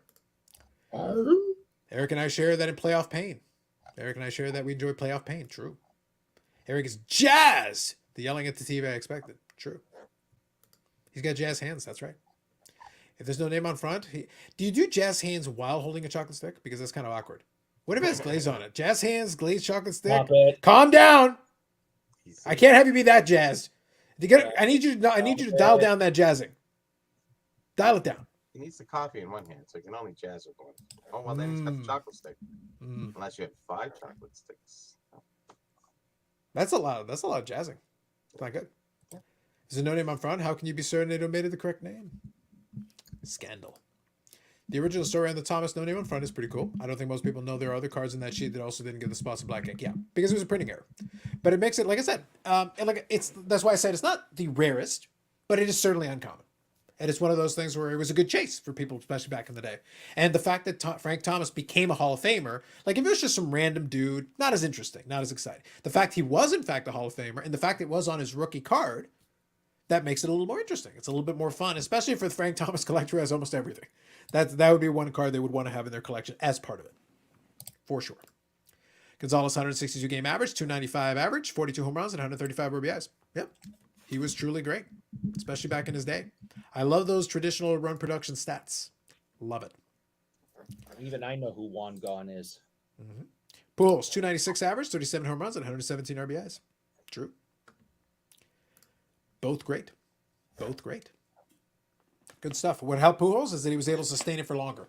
That's the gap between the Pujols and a Juan Gonzalez. But Juan Gonzalez at his apex, great hitter. Great hitter. So, Bobby, I'll say that the connection and the echoing thing is much better. What did you make adjustment-wise? What did you do? I told my wife to turn off the TV. Oh, was it a TV that was getting the feedback from it? Was it off in the distance, or was it... It is. It's just kind of echoey, and it just carries. Gotcha. All right. So she's on the iPad. Fair enough. I get you. Listening to music. Does Eric do the jazz hands while yelling at clouds? You would think so. I would hope so. Who doesn't? That's stupid. The 1990 Topps George Bush card is cool too. I'm a big 1990 Topps guy. Fair enough. You like the psychedelic colors, do you? I see. Now, the George Bush card, is that from the Desert Storm Topps collection? Well, Desert Storm was 91. So I don't know. I'm not sure. I'm not sure which one. I'm not sure which one he's referring to. I would, if it's Desert Storm, it'd be 91. 91 is when they released that Desert Storm set. It was with the full stamp. That's the only one I know of. But no, he had the 1990. Okay. And was it because I don't think it was in the base set. It was it would have been released elsewhere. What did it come in? Well, you can't just get George Bush cards. What did it come in? Baseball? Basketball? What? Wasn't he a manager of a team or something? I think you're thinking George. You're thinking his son. You're thinking George W. George W. was general manager, I think, he was like part owner or something of the Texas Rangers. So he had an association to a team. George Bush, I don't think had one. Although he played baseball when he was a early kid. Bush, yeah. Played at Bush, Yale, I think. Bush Mantle, Derek Jeter card. Yeah, there was a card where they included those guys on it, but that was like a Photoshop thing. That was later on though, not 1990. All right. The only rookie card I know of George Bush is the There's Desert a Storm. postcard though. One of Yeah, those. I'm not sure. If you, Aaron, if you could be more specific on which one it is. So if it was 1990 tops, what? No, it was 1990. So there's an article on Cardboard Connection. Okay. And I knew the card he was talking about. It shows him in his baseball uniform when he played at Yale. Okay. This article says there was 100 copies made. They don't know if Topps held on to any of the copies other than one that Shorin had Wow. autographed by the president. And it said that there's different issues. The ones that were given directly to George Bush has a glossy coating, and the ones that came from elsewhere does not specify elsewhere, but it doesn't have the glossy finish. So Okay. it's a card of him in a Yale outfit that Topps produced a very limited print of and provided a bunch of them to the president. So Mhm. You might Not get bad. a few out. Might be Not bad. So Carlisle here says, with modern cards, you can observe the odds for parallels and estimate the number of cards produced, but do we have a reliable estimate for the junk box era? So Bob here has the correct answer for ones with the elites. So that's where the reason why I like to pick on the 1991 Donruss is because one time on the show we did a quick napkin math. And by the way, there are different variables you have to play into it, but we just try to keep it simple. For the sake of argument, a lot of times the elite cards were out of 10,000. And they were about one per case, give or take. Like you can play with the math a little bit, but just make it one per case for the sake of argument because people open up cases and sometimes didn't pull one. So I don't think it's ridiculous to say about one per case on average. All you have to do is take 10,000 cards for each. How many cards are in the set? That insert. Then start figuring out, okay, how many cases? Okay, how many boxes in a case? How many packs in a case? How many cards in a pack? And all of a sudden you come up with billions and billions and billions of cards. And that gives you a quick napkin math to get like, I can't remember what the exact number was, but that's why I say the estimate is that for that one set, that 1 year, that one brand, almost 4 million cards produced per card, per base card of a nearly 800 card set. Do the math and you come up with billions of cards, 3 billion plus for that 1 year, one set, one brand. And then you didn't talk about 1991 Upper Deck. 1991 Topps, which printed punts. That was the 40th anniversary of Topps. They printed plenty of that stuff. 1991 Upper Deck, 1991 Score. They printed plenty of those too. I think Score, Score 91, I want to say was like 800 plus cards in that set. It was a really big set. all of those 90 sets were pretty massive. Yeah. So think of millions of per card times 800 cards because Topps stuck to 792. They were pretty much at 792 at that point. So that's almost 800 cards. I think Score went over 800 cards, I believe, that year. So you just start adding, even if you say a million per card, that's 800 million cards.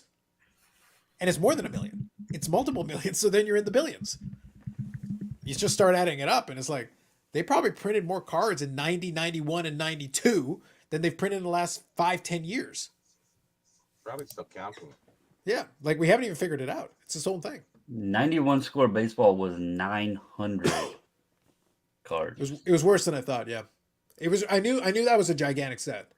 Now, in fairness to those, though, most of the quote unquote today, what they count as an insert card or whatever, were part of the main set a lot of times, or like a subset. Yeah. So that 900 may not have been like the actual 1 through 900, because you had those. I'm sitting here looking the Dream Team cards and other things that were all through there too. Today, those would be tossed out as like insert cards or whatever. So yeah, what I tried to do when I was trying to think my way through it is, as long as it's part of the regular numbered set, I count it one way. But here's what we don't count. And it was part of it too, technically, part of the print run of the overall set, if you talk about it. Again, let's take your 87 Topps, good old 87 Topps, because I enjoyed that set with the wood grain borders and everything. I was a fan. I loved the rack packs for that. I was a big fan of the rack packs. I love the format. But on the rack packs, you would also get a bonus card, which was your all-star card. Okay, How many of those all-star cards are out there? Well, how many rack packs did you make? A bunch. And by the way, in order to accomplish that, you also have to print cards that went in those rack packs. So you got a bunch of the regular cards, plus this little bonus card that you can only get in this rack pack. That's another format. And then you would have all these other formats. And some of the years you would have the, is it cello or cello packs, right? Cellophane? Cello packs?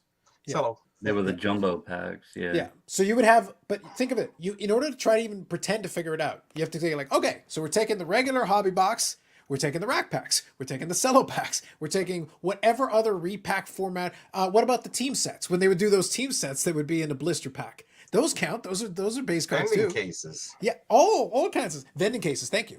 And that's 500 cards a pop. So it's like, guys, Yeah. carry the 7.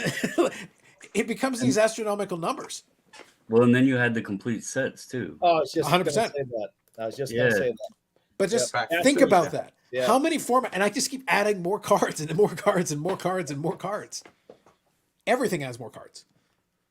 Mhm. Are there more Even I have 1990 more flavor cards. baseball cards or grains of sands of the earth? It's closer than you might think. Yeah, right. I vote. What do you got there? Jays. Ah, yes. Does everybody remember Bubble Yum? I do. Yeah. Yeah. You remember these Jays? What year is that one? I don't know. I think it's early 80s. Yeah, it has to be early 80s. I don't remember him. We don't remember anybody. Is Danny Ainge going to be in there? No, the thing is, Bobby, I have Jay's cards from the 70s into the 80s. So some of the names will come up. Yeah, I remember him. Dave Lemanchik. Yeah. I do remember him from some of the cards I have. Baylor Moore. Okay. Good I Lord. need some Danny Ainge. There's a reason these teams Mostly lost a lot. pitchers. Otto Velez. Nice. There you go. Yeah. Yeah. That's Come on. Oh, Woods, yeah. Come on, Danny Ainge. I don't remember if he would have been on this team, but pretty close to this era. It's the right time period. Come I on. think they're missing. That's the Yeah. the- There's a good reason this team sucked. That was a really bad. Those are those late 70s and early 80s teams. By the way, a little quirk of this particular playoff series is it is the Mariners and the Jays in the battle of Team 77.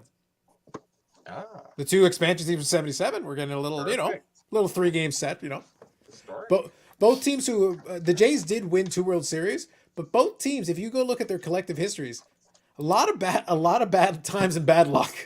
Both 80s actually, for the Jays. yeah, both of them have been pretty bad for extended periods of time. The Jays yeah. basically were good. Their first winning season was 83. They were good from 83 basically through to 93. 85. No, 93. By 94, they were struggling. 95 in the mid 90s, not so great. By 98, they had a winning team, but not good enough to make playoffs. But winning team, they were a winning team, and then they just kind of hovered around 75 to 85 wins for the better part of 15 years. They were mediocre. They weren't horrible. They weren't great. They were just okay. They were okay. They were about 500. Just there. I've opened multiple cases of 91 donors over the years, and I've never pulled an elite. Yeah, so it could be even worse mathematically than what we talked about. 1990 George Bush Senior card is fairly rare.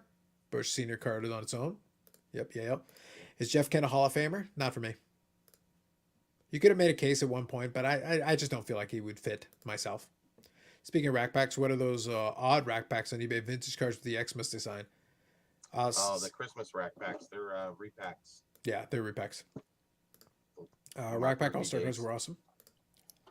Yeah, entirely repacked products, not issued by Topps. The cards are real, but buy what you see. There's never a star card in the middle. Yeah. Mark Murphy, he instigated all of that. He started off with repackaging them way back in, I think it was early 90s. 1987 Topps rack packs were the best. Another fan of 87. The dealer that I went to when I was at the flea market there, that would have a whole stack of them, and at the time he had them for like $1.50, and I'd be like, I'll take a couple of those. I would open them up all the time. I enjoyed opening the 87 rack packs. I loved it.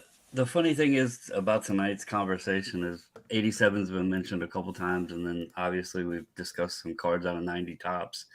And the cool thing with that is when me and Refractor did that podcast episode where we picked our like a favorite set from the decades, I thought I was going to get grilled because I said we could choose any sport and like any set for that entire decade. And I chose 87 Topps baseball. I could have took 86 Fleer or anything else, and I chose 87 Topps baseball, and then I chose 1990 Topps baseball.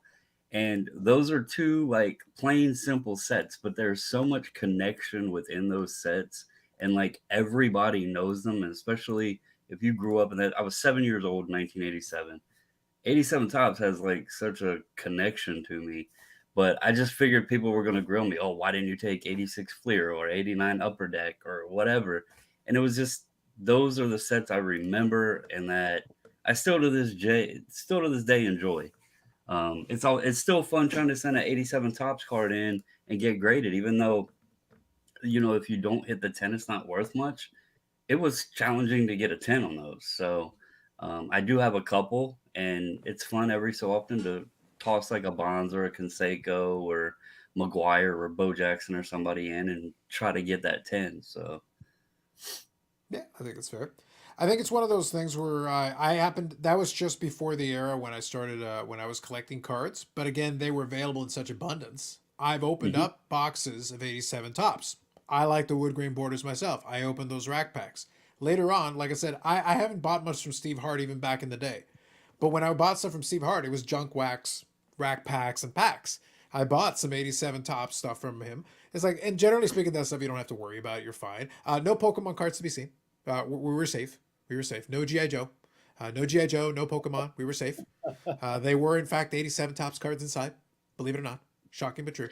is is there any? I mean, obviously the 87 Tops is abundant, Yeah. but do you guys up north see any of the 87 Peaches like still sealed floating around or anything like that, or Yep. was Here that and like there. Here much and there. less printed? I used to see it more. You know what? My dad used to be a big garage sale guy. I remember going in and we'd find the O-Pee-Chee stuff because some people would open up I remember buying boxes that had already been opened. They actually would open the packs and put them back in the box and just have it and they would be sitting there in a garage sale and you could just buy like the wax box, but the cards were already inside. So I had a stack of 86 O-Pee-Chee, which is honestly I like the look of the set. Obviously, it was overproduced, especially the tops one. But I like the look of the set with the stark, drastic, black top border, and all the teams were color coded. So it was actually pretty cool in the way it was designed and structured. And it had all the stars. I had Pete Rose and Reggie Jackson and a lot. There were still a lot of good players. The fun part about the mid to late '80s period is there were still a lot of Hall of Famers who were in the tail end of their careers who were still playing, so they still got cards. So you would get the tail end of Reggie Jackson's career. You were getting Pete Rose right at the tail end when he was chasing 3,000. Those things. Nolan Ryan still had some gas in the tank still, so he was still playing. He was still playing, I think, for the Astros still at that point. So he hadn't switched over to the Rangers yet. So you had that like weird transitionary period where these guys were, and then you had the Tony Gwynns and the Cal Ripkins and stuff, and the league was about to become those guys, but the old guard from the '60s were still hanging around a little bit. So you had that kind of weird mix of those players. Yeah, I was just curious if the 80 like the OPG stuff in that 80s and 86, 87 time frame is, as abundant, up in Canada as it is here, because you don't see a lot of those 87 OPGs floating around, even though 87 was such a highly printed set. So I was just curious about that. Maybe not so much in Canada. I'm not too sure. Yeah, I think it became. Look, Bubbles. I'll tell you, it became a running joke after a while because one of my buddies used to come to the expo every year, and I think he's coming to this one, so I'll try to meet up with him again. But he used to come in with a big old checklist of stuff. Now he collects a lot of vintage, and he would put together a lot of sets of the O-Pee-Chee hockey cards, but also then go back and then work on sets in the '30s and a lot of the pre-war stuff. So he would work on a lot of that too because he collected everything. He had this gigantic checklist, and every year for years he would come down. He would come up to the expo and load up. Especially in those days, the U.S. dollar was very favorable. So he would be like, he'd bring a bunch of cash and just load up and like whatever he could carry, and he'd just stuff it in his car. So I'm of the opinion that whatever O-Pee-Chee we had, he probably took it. He probably took it all over the period of about a decade. He's just like, you got some O-Pee-Chee over there? I'll take that. O-Pee-Chee baseball, O-Pee-Chee hockey. Whatever you got, I'll take it all. And he would take it down south. When the dollar was at 1.6, Americans were coming up like crazy and buying. Yep. You just buy stacks of it. Just buy stacks. And I guarantee you, probably tens or hundreds of thousands of those cards migrated south. But they started up north, but then they found their way south. And now the last couple of times he came, he was like, yeah, I'm just not finding anything more. Well, you already took all the shit. You already took all of it. Believe it or not, I mean, maybe I need to hunt a little bit harder. I did find a Bonds OPG 87 at the National, just rummaging through a value box, But it's not something we see a lot of down here either, unless it's just stuffed in junk, the junk wax boxes or value boxes. So maybe I just need to start digging a little bit deeper. So The stuff is out there. Like, in all honesty, it was like it used to be bunched up more, because that's what I say, when we went to the garage sales, if they had a couple of those boxes, they would tend to have a lot of it, because it tended to be that if they actually liked opening that O-Pee-Chee baseball, then as it turns out, sometimes they would have years of it, and that's how you would figure it out. Okay, so you actually have got a fair bit of it. Okay, I got you. Okay, I understand.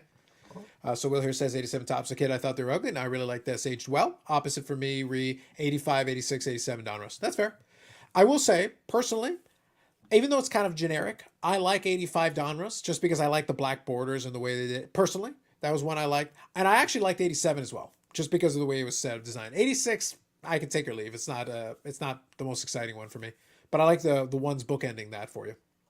During the 80s, the set was 84 Donruss. Yes, absolutely. Absolutely. Are we just going to ignore that comment from 2 ago, from 357?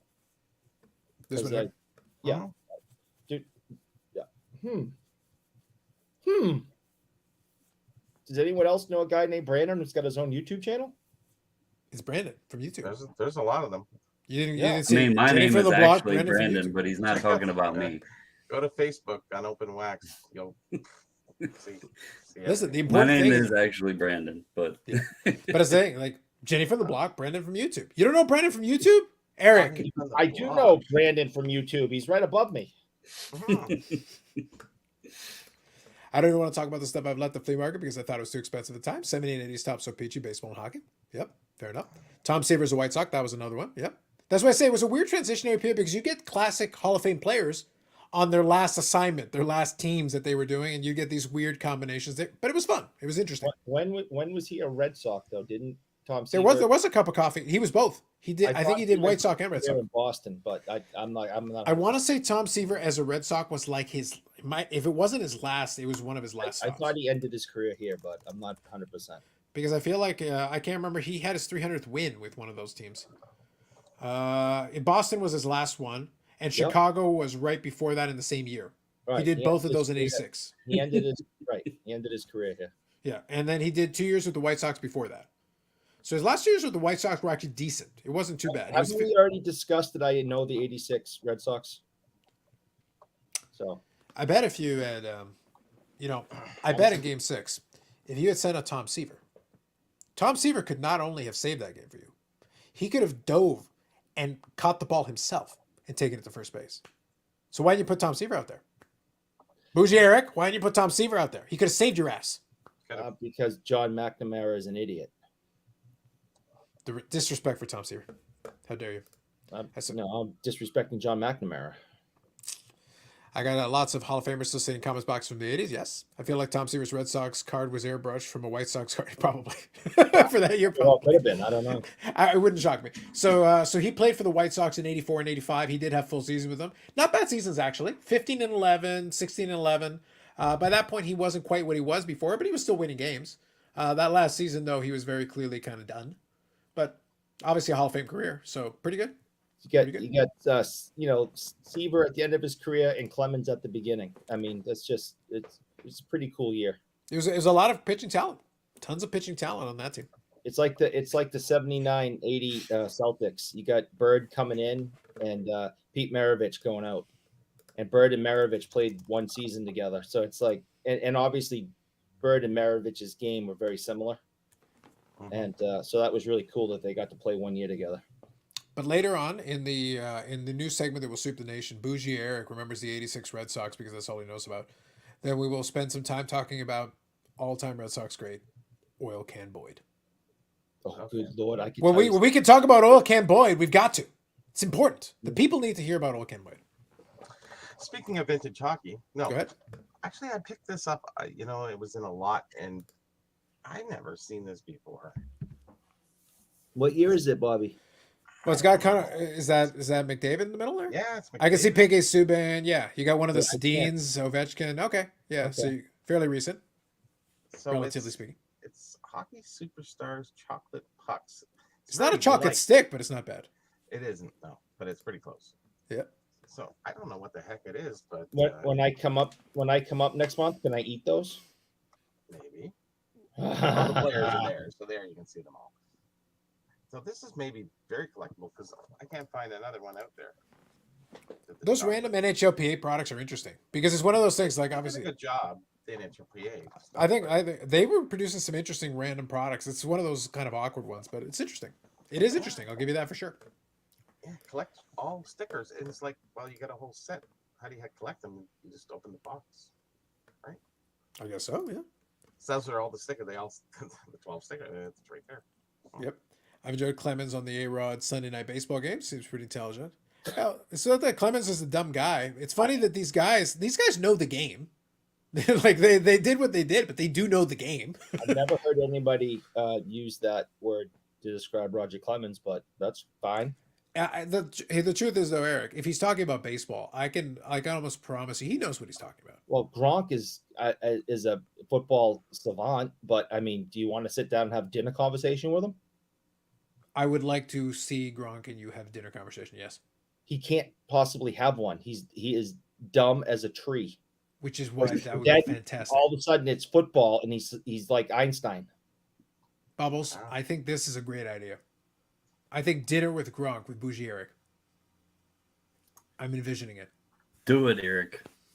I don't want to. You are the interviewer. Fine wine, lobster, absolute headache. Hanging out with Listen, you could put it on the Beckett YouTube channel and go viral. Millions of views. True. Anything the guy touches goes viral. But I like it. No, I'd get an absolute headache having to sit there. He's like a frat boy. 24. He is a frat boy. Yes. I just can't. I didn't like frat boys when I was in college, and I definitely don't like them now. Such terrible prejudice against Gronk. Terrible. Hey guys, 11 o'clock. I'm going again. Sounds good. Take it easy, Bobby. Have a good night, Bobby. Good night. Good night. Have a good night. Take it easy. All right. Just checking out, just scanning through a couple of things. So anyway, had a little bit of fun with it. Yeah, regarding the game. Yeah, absolutely. That's the thing. I knew what you were referring to, Will. The thing is, both those guys, they know the game. Like if I'm asking, I don't want to chat with A-Rod about basically anything except baseball. The guy understands baseball. He does understand the game. And if I want to hear a conversation about the game, he'll be fine. Like that regard. And I'm sure Clemens is probably in the similar boat. He understands his element of the game very well. And I'm sure they have some insight they could offer as well. So that's one of those things. That would not shock me at all. But having Bougie Eric interview Gronk would be like fantastic. The more I think about it, the better it sounds. Oh, I got a headache just thinking about it. I sense brilliance. I sense greatness is what I see. Oh, greatness. No, thank you. Okay, Eric, you're up in the Boston area. You're a Patriots guy, right? Sure. What's that new guy that y'all have there now? The new quarterback? What was his name? Zappe. Yeah, Bailey Zappi. Okay. By the way, don't you all love that he actually has a Bailey Zappi card? This might work into my favor. You are riding the Bailey train, apparently. What would you say to someone that bought a card of his for $725? My instinct would be, are you a moron? Okay. So that, because I paid $5 for that. Would the look on your face be something like this?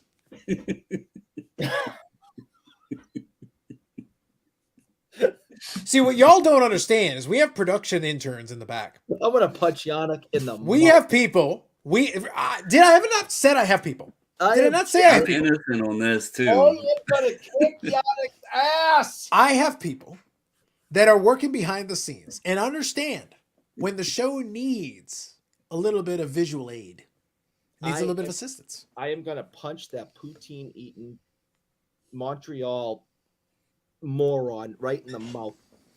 I think he can take you. At this point, like, look, and he's probably Gronk's going to help him. Yannick is going to kick your ass, and he's going to do it with Gronk. He's going to do it with Gritty. He's going to do it with Sabretooth. All the enemies you've made. Photoshop. All the enemies you have made. You, sir, are in no position to be declaring war on anyone. I'm going to punch him in the mouth. There isn't a single person in this country you can take, Bougie Eric. You and your broken hip. There isn't a goddamn person in this country you can take. Not one. Oh man, We'll send you our Pee Wee hockey players and they'll kick your we ass. shouldn't have allowed him to go back to school. He has learned to do nothing but cause trouble. I didn't see any trouble at all. I sense no lies. I don't even know what to say there. I don't even know what to tell you. I'm going to report him to his college. I talked 2 things with A-Rod, baseball and centaurs. Paul says, that's fantastic. Yannick says, be nice, English muffin. Facts. He's in the- Not J-Lo, yes. I guess you go over Beaver Cleaver. It's Bobby Orr. I'm not from Montreal. See? He says, I'll give you 3 punches. That's how little he thinks of you. He thinks it's like you throw 3 and then Greedy's got you and then Sabretooth's got you and then a couple of our Pee Wee hockey players got you. You're done. It's over. Then they put the boots to you. Dang. with friends like him who needs enemies. There you go. Yep, that Oric is so good. Exactly. Oh. There you go. I like your show, but I end up staying awake long enough to get hungry again. I have that problem too. Usually at the end of the show, I go grab a snack. Feel free. Help yourself. Go get a snack. Do it. By the way, if No. you enjoy the kind of serious topics, the serious discussion that leads to this man right here would like you to hit the like button because I charge this man right here every time you hit the like button. It is free for you, but we do charge this man because frankly he deserves it. Like he's on his own hockey card. He basically runs a questionable hobby-related business. ? He runs it. He even personally decreed $16 rating. Bobbles, you got to get your man on this. How could you get scooped by Bougie Eric? How could you get scooped by this guy? $16 grading. You know what? And how did nobody this is the concern I think for Beckett. They should be taking focus. How did nobody know about that? We had 0 breaking news. Beckett's now dropped pricing. Where was the videos at?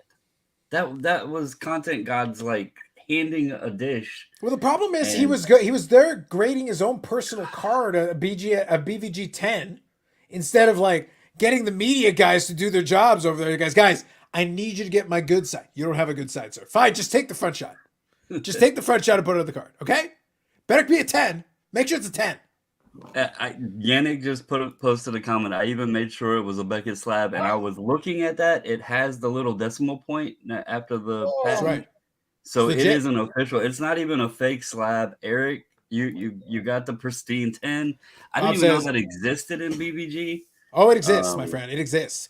Seems like I got my popcorn in time. Who knew I was possibly make Eric looking goofier? Yes.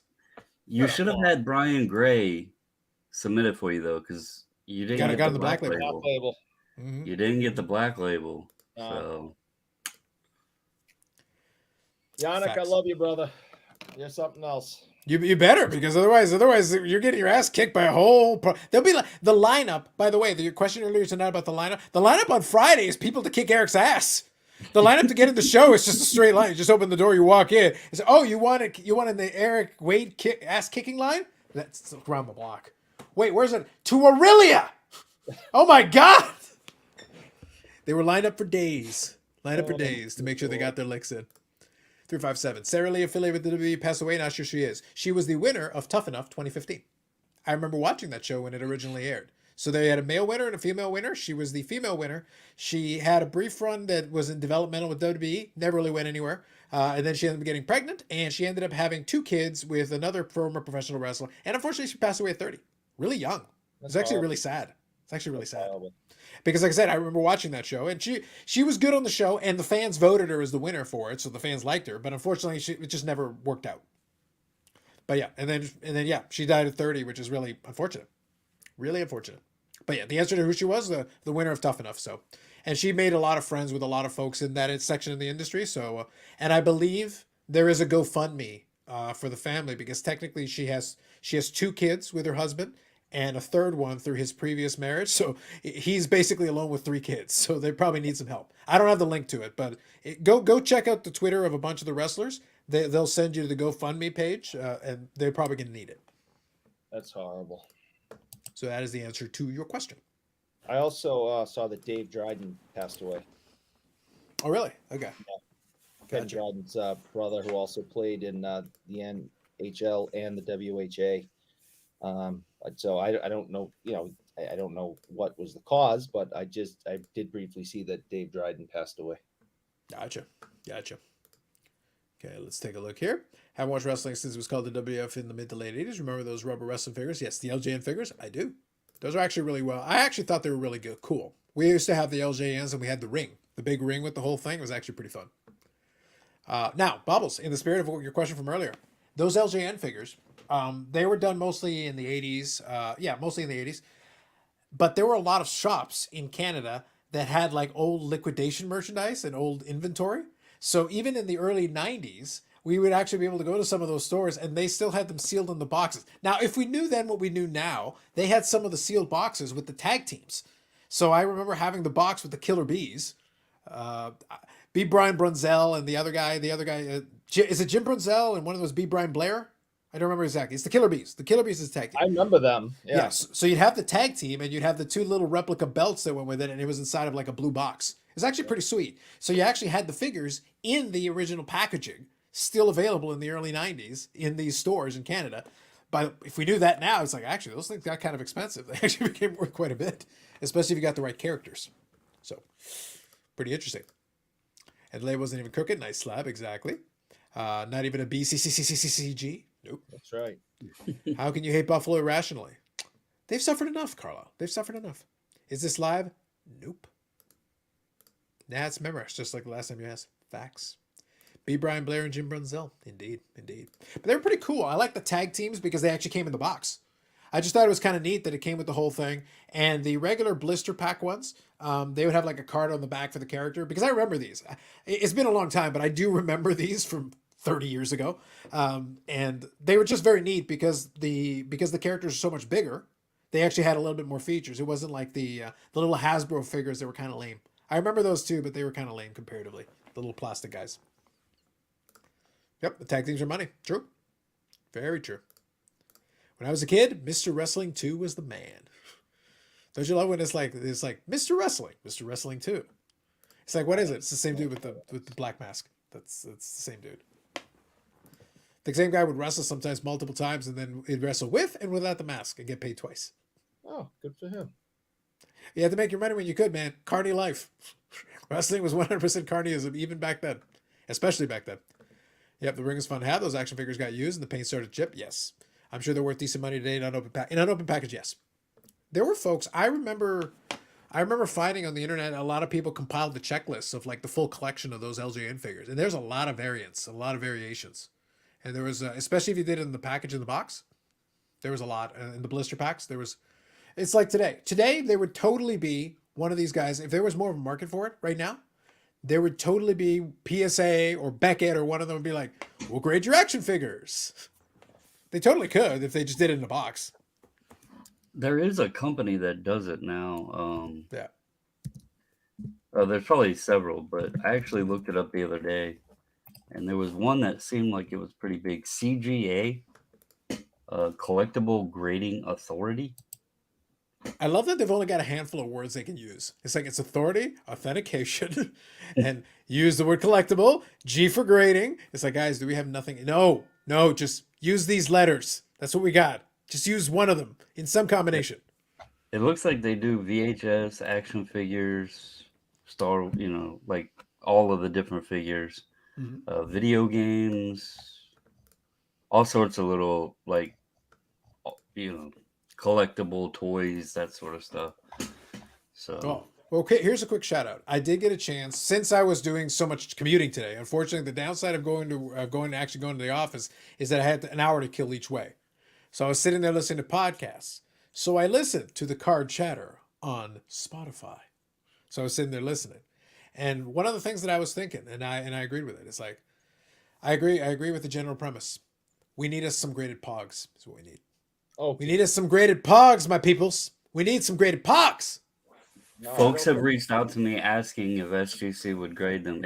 Multiple people. So when he brought that up, it was no surprise to me because it has been asked several times by several different people. So I'm kind of shocked nobody's done it yet. But I think it's I think the problem was because I remember when Pogs had their big fad, when it was their big moment. The problem was it was too easy for anybody and their brother to make the Pogs. There were like the official ones, but it was too easy to fake. Like they were too generic and kind of the way they were done. But to your point, they did have officially licensed ones. So like I can tell you, I have a Mike Modano Pog because they did have a hockey series. And then I guarantee you there was a baseball series and a football series and a handful, not like a ton. But it's like, yeah. So you could have definitely gotten Pogs and you could have especially licensed stuff. And I would think of also like movie licenses, TV series licenses, different pop culture reference licenses. The problem was all those cheap ones It was that like people. checkers with the sticker in them, right? That's pretty much what they were. Well, they had different designs depending on what it was because, like I said, all really a Pog is just a piece of cardboard in a circle that was meant for a game, but you could print whatever the hell you could print on it and just put it on the front of the thing. Because a lot of them were cardboard stock. That's why I say the hockey ones were effectively like card stock. You would have stats on the back and the number, and then the player on the front with the name and position and team. It was like anything else. It was nothing crazy, but I remember when they were. I never had any because I just it wasn't my thing. But I remember when they came out and they were a big deal for 10 minutes. yeah, they had their moment in time. But that's why I say like the company that did it, it was too. So a couple of these comments are kind of covering it here as well. Let me read this one real quick. Then my dad went to a wrestling match at the Omni. He cheered for the bad guy. That was a mistake. An old lady beating him with her purse. That's what Eric would do. Beat Did Andrade and Guevara get talked about at all? I'll get to it in a couple of minutes here, Bob. Are you saying pucks or pogs? Pogs. Pogs. Chargers win. Well done. For every legit pog, there were 10,000 fakes. Yes. The bootlegs, 100%. So many generic pogs. Yes. We used to fight over the legit pogs in the playground. Facts. But that actually, I mean, that could even be another reason for the grading to exist, because imagine getting some authentic ones and a decent conditional value grade. They might have a market for it, so be something Well, that's the interesting. thing. I was surprised people asked me about them, like, and when he brought it up, it surprised me. They made them for anything. Truly anything. Think about it. I see that now. Yep. Truly anything. Like, look, you Ray Bork. Like, that's a person. Cam Neely. Right. A bee. Not even like a honeybee, just a bee. What's Yeah. that? It's like it's ridiculous. Yeah. So that's the front, and then the back was basically this, and you would have a stat line, the year and the total. So this is 94-95. 94-95 was the year they did these. Apparently they did some later on though. Apparently they did some after the fact. But this was the year I remember. I remember 94-95, these pogs, and this was the series. So I could 100% see. The problem is that, and I'll put it this way: I was around when these were around, and I played Pogs, and I was there when they were doing all that. But the problem is, like, I don't really have nostalgia for it. I wouldn't have even the one that I have if Modano didn't have one. I have it for the collection. Otherwise, it's like I don't really need any of the other ones. So I think there's got to be somebody who really wants them, and that would be appealing for them. The appeal isn't there for me. So it's one of those things, like the nostalgia is not strong enough to carry that. I just don't think it lasted long enough.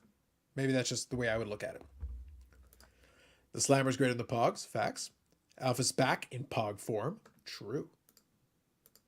You trying to buy those Pogs there, Eric? Do you want me to send you the link? No. My new enemy is now sending me this. Deservedly so, man. You've got to have a copy. Come on. We can NFT that shit. Think about it. Yeah, that's Between that and the Poopy Pony, we're building a series of NFTs right now. yeah. So yeah, it's like now he's sending it to me. Deep down inside, you appreciate that, man. It's gonna not show up very well, but this is one of the ones that was messaged to me asking if they graded him. Homer Simpson. Shout out. He might be watching. I don't know. You're probably familiar with him though, but Bravo's Journey. Okay, yes. I am familiar with that name. I am familiar with He's that name. one that he sent me the Homer Simpson asking me about grading Pogs. So yeah, they've been floated around. Him and a few other people have actually asked me about them. So Yeah. Truthfully, it's one of those things. It's so niche. The idea that anything old could be nostalgic, I understand the theory. There are limits. And I think Pog, it's one of the reason why it hasn't come up is strongly enough is that, yeah, Pogs is a bridge too far. Even those of us that remember, they're like, we don't remember them that fondly, buddy. We might be willing to grab a couple. I don't need to grade that shit. I'm sorry, not at all. Real quick, I'll read a couple of these here. The 12 people that collect Pogs would be very excited. That's probably about right.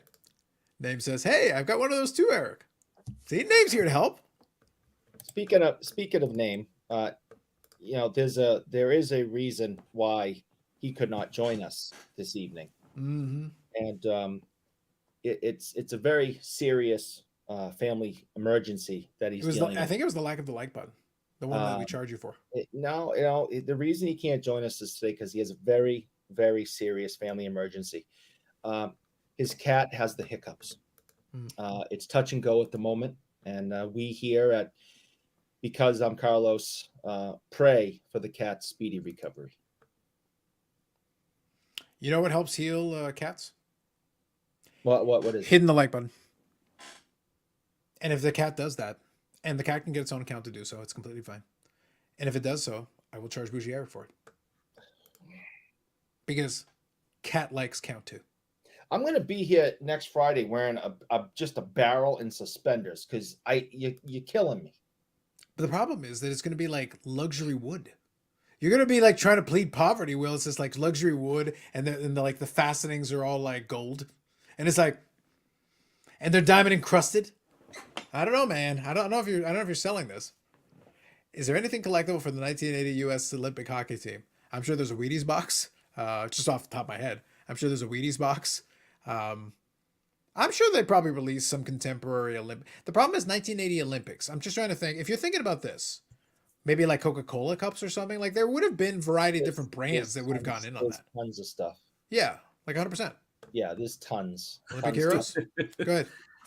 Oh, I bought this just for fun.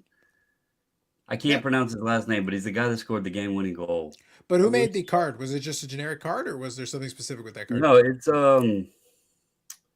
it's actually Topps, but it's the M&M's one. Yeah. So my point that I was making was that I'm thinking about food brands. That's why I just threw Coca-Cola. By the way, I don't know for sure if it's Coca-Cola. I just threw it out. I'm saying food brands. Yeah. I'm thinking Wheaties box. Right. Coca-Cola cups, maybe stuff like that. I'm thinking food brands. I have no doubt that a bunch of different brands would have been like, "Hey, collect, your cards from the Olympic team, and especially marked packages of Pop-Tarts or whatever." I'm making up stuff right now. Right. And it's it bobbles. It's Mike Aruzioni. He's from Winthrop, Massachusetts. I was going to butcher his last name, but I knew who he was and everything, and I thought an auto of him would be pretty cool because everybody knows that whole Miracle on Ice thing. Right. So. And he never played in the NHL or anything. He won the gold medal and said, my hockey career is done. You can't get any better than this. I prefer game used Pogs. Well played. I was at Jim Craig's first professional game as an Atlanta Flame, but I don't have anything except the Sports Illustrated from that game. Fair enough. Jim Craig unfortunately came off the Olympic high and did not have a great NHL career. He played in Atlanta, and then they thought maybe, and he didn't play well, and they thought maybe if he came to Boston, his hometown, he kind of revitalized his career, but unfortunately he was only in the league for a short time, and he just couldn't do it. Just couldn't do it. I think the pressure of being, what you saw in the Olympics, it didn't pan out in the NHL, and I think he was under so much pressure that he's supposed to have shutouts every single game. He's supposed to just be the greatest goalie on the planet, and that's a lot of pressure to be under. It can be, yeah. I believe that. Just quickly scanning a couple things here while we're doing that. My apologies. But yeah, no, I agree. Especially a lot of those guys, because the Olympics was still for amateurs, it's not a guarantee that immediately translates into a professional career. You can have that great series with the team and be able to put together a great, run there, but it's very difficult to translate that necessarily. It's not like the the World Juniors became such a big thing with Canada because eventually a lot of those, because they were the elite hockey players of that age group, Right. a lot of them would become good enough eventually down the road to end up on NHL clubs, I think more than half the team made it to the NHL. depending on the year. In some cases, even more. But I'm talking about 1980s. Oh, 1980, yeah. Yeah, Miracle on Ice team. I think more than half the team made it to the NHL. Which is pretty solid. That's not bad.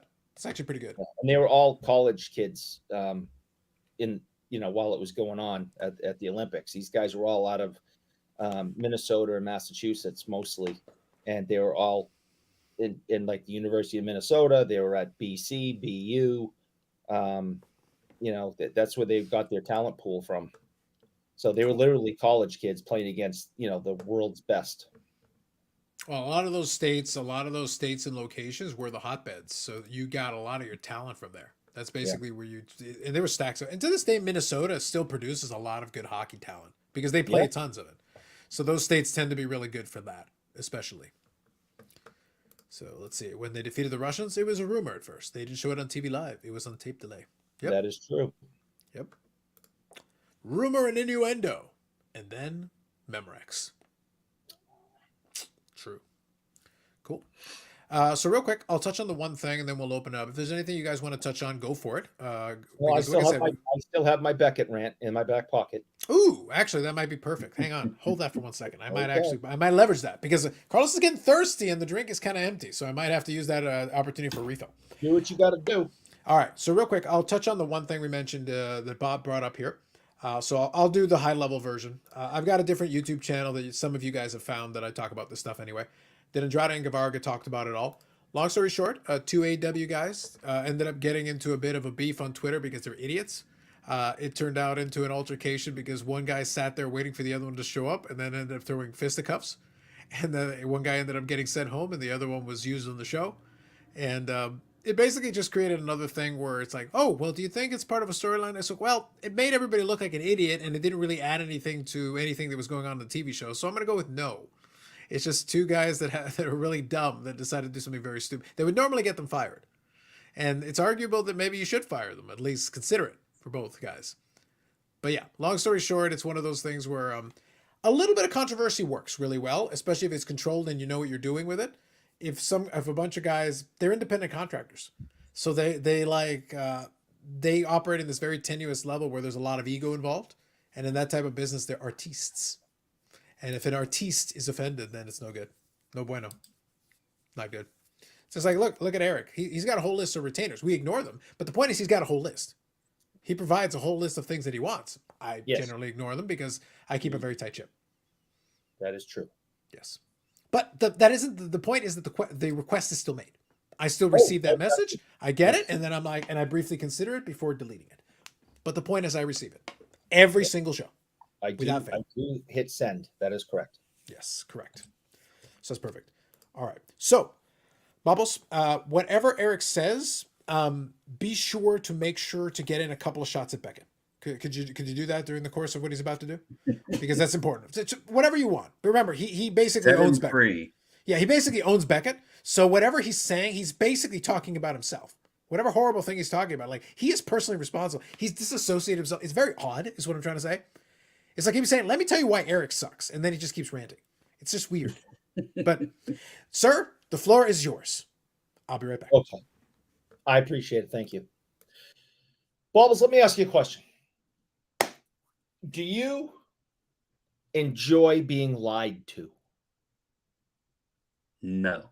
That somebody will look you dead in the face and just lie. It doesn't matter if it's a big lie, a small lie, a white lie, a brown lie, whatever. They just looking you dead in the face and you know that they're lying, but they're like, nope, absolutely not. And they just lie. They don't even have to look me in the face, and I would not appreciate it. Would you become a business partner with a person that would do that to you? No, because you'd never be able to trust them. What if it was it wasn't even a lie? It was a stupid lie. It wasn't even over something important.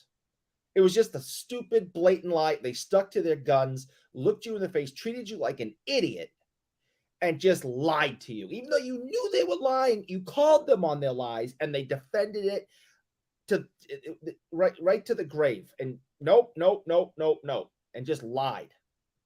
Would you be like, here's my money? Or would you be No. like, this person cannot be trusted? Because it isn't whether it's a lie is a big lie or a small lie. If someone is going to lie to you, treat you like an idiot, you don't want to do business with someone like that. Correct. At the National this year, Beckett had a very large booth. Mm-hmm. I've seen it. All over the booth, they had their new design Mm-hmm. of the company's logo. They spent ungodly amounts of money on giant slabs, on backdrops, on things that hung from the ceiling. I mean, it was ludicrous how much money they spent. Everything is covered in this new design. Well, the hobby vomited all over it. Said this is absolutely gross. We hate it. Don't do this. And what do you remember what Are their you response talking about these? I can't quite see it, unfortunately. Yeah, yes. Okay. Yeah. It Do you was. remember their response when the hobby said, we hate this?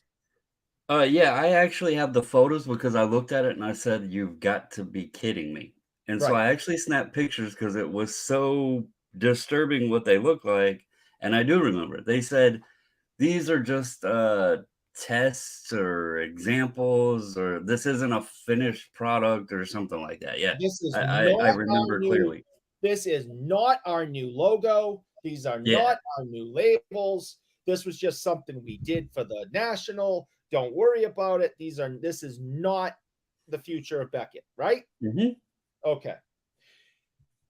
This past weekend was the hobby, what the hell is it called? The Hobby Summit in Vegas, right? Industry Summit in Vegas. You'll never guess what was all over the Industry Summit in Vegas. Well, Never. Beckett. And you'll never guess what logos Beckett had all over their backdrops and their stands and their designs and everything. Are you talking about the slab itself, or are you talking about the Beckett, like the way they made it, that teal aqua color with the star and everything? Right. So they told us before this was not going to be their new logo. We're not, and guess what? This weekend, it was all over the place again. So I understand that it's not on the slabs yet, but they were insistent that we were never going to see this ridiculous new Beckett design after National. And here's the next big thing a couple of months later for the Industry Summit, and it's all over the place again. So my understanding was that the slab label, like this, because the design of the slab was different too. The slab was ugly. It was hideous. The slab itself, it looked cheap. The label looked ugly as hell. My understanding was they were saying that wasn't going to be the new slab or the new label. I think the Beckett name and like the coloring and design of that, I think that is their new branding. I think they meant that just the slabs weren't going to be used, which again, it didn't make any sense why they were legit 8 foot, maybe 6, 8 foot, Right. like plastered on the, like you've seen, I took nice big pictures of them. I don't know why they would throw that up there to be like, oh Bubbles, no, we're just... Bubbles, I believe they heard the clap back and they're like, all right, mothball it for now. But can you just adjust? Like I took pictures, they were so ugly. I was like, what is this? I think what happened was they got wind of the reaction, they saw it, and then they're like, mothball it for now. So what do you want us to do with this shit? Look, we'll just adjust the logo or something. Just mothball it. It's fine. We'll get back to it later. Yeah, That was bad. I do think the name, like the blue name or teal or aqua, whatever, I think that's what they're sticking with. I don't Well, see that it's on changing. the I think that's website. a Like even when I rebrand. Yeah, showed that thing earlier tonight, they are utilizing that new logo. The new logo right. is getting it. So it's one of those things. Like, look, when they said it, I'm like, you're full of shit. Yep. But you're backtracking. I Yep. understand. You're full of shit. But because I'm looking at your website and I can see the branding adjustment, I can see the B is being modified. I can see it doesn't mean you could totally come up with a redesign of that label again, and that's fine. But you're going to use that new logo in some way or shape or form.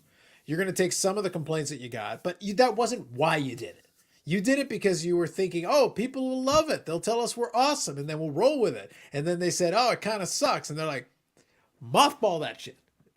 So Yeah. they changed this logo. Everyone hated it. Promised that we'd never see it again. It's the logo's still on their website. It's still on all their banners. It's all over their events.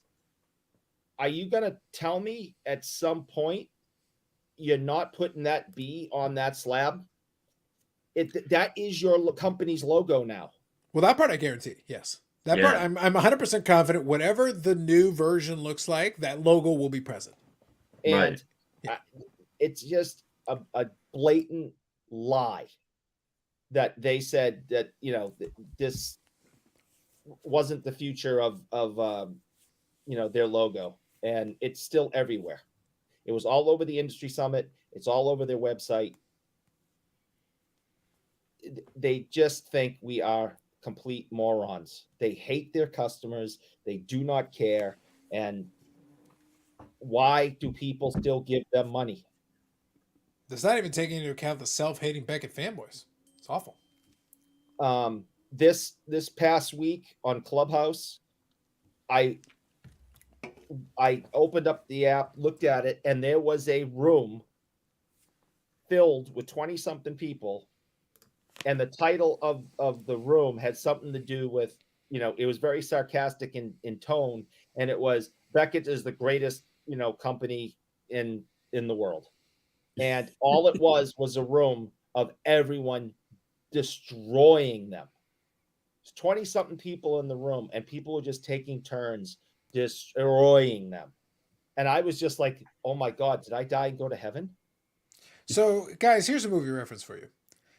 There was once upon a time a movie in which the lead character, who is never really named, encounters a situation where he finds himself part of an organization of other people, a situation where he's surrounded by others, like-minded folks at first, and then increasingly, more dramatic and more thing. And towards the tail end of the movie, he starts kind of searching because he thinks the person who started this, I have to find them. And then eventually they go, you're Tyler Durden. What? So is this a situation where I'm going to find out that this group was created by someone? And then you're like, who made this group? I love it. Yes, whatever you say. Is this a test, Eric? Is this a test? And he goes, no wonder I was so tired. Damn it! You made the very group that you now love. I will And tell you you, didn't remember it. the labels, It's just ridiculous. they were ugly, the label part. But the more concerning part, if they change their slab to the way this slab was designed, I think it will ruin them even further than Eric hates them. The slab looked cheaper than their BC times 40 G slabs. Like, it looked like a cheap slab. So if that's the design they go to, I feel bad for them. It probably is a cheap slab because they're trying to cut costs because they're losing so much money. It looked cheap. Like, it looked How terrible. much money? Can I ask a serious question? Okay, in the spirit of once in a while, we gotta ask a serious question. I have a serious question.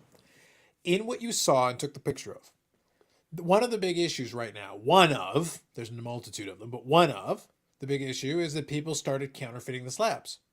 Mhm. Normally, when you make an update to a slab, and again, people criticize, PSA for not doing enough modifications, whatever. But at the end of the day, the last update, the whole lighthouse slab, was designed with certain security features added. Well, whatever new slab Beckett does, we want more security features. We need more security features. Like at the bare minimum, if design, aesthetics, that's a different conversation. Different people are going to prefer different stuff. But you need security features built into the slab to resolve one of the issues that we now know you have. We know that people can counterfeit your slab pretty easily, and people have done it.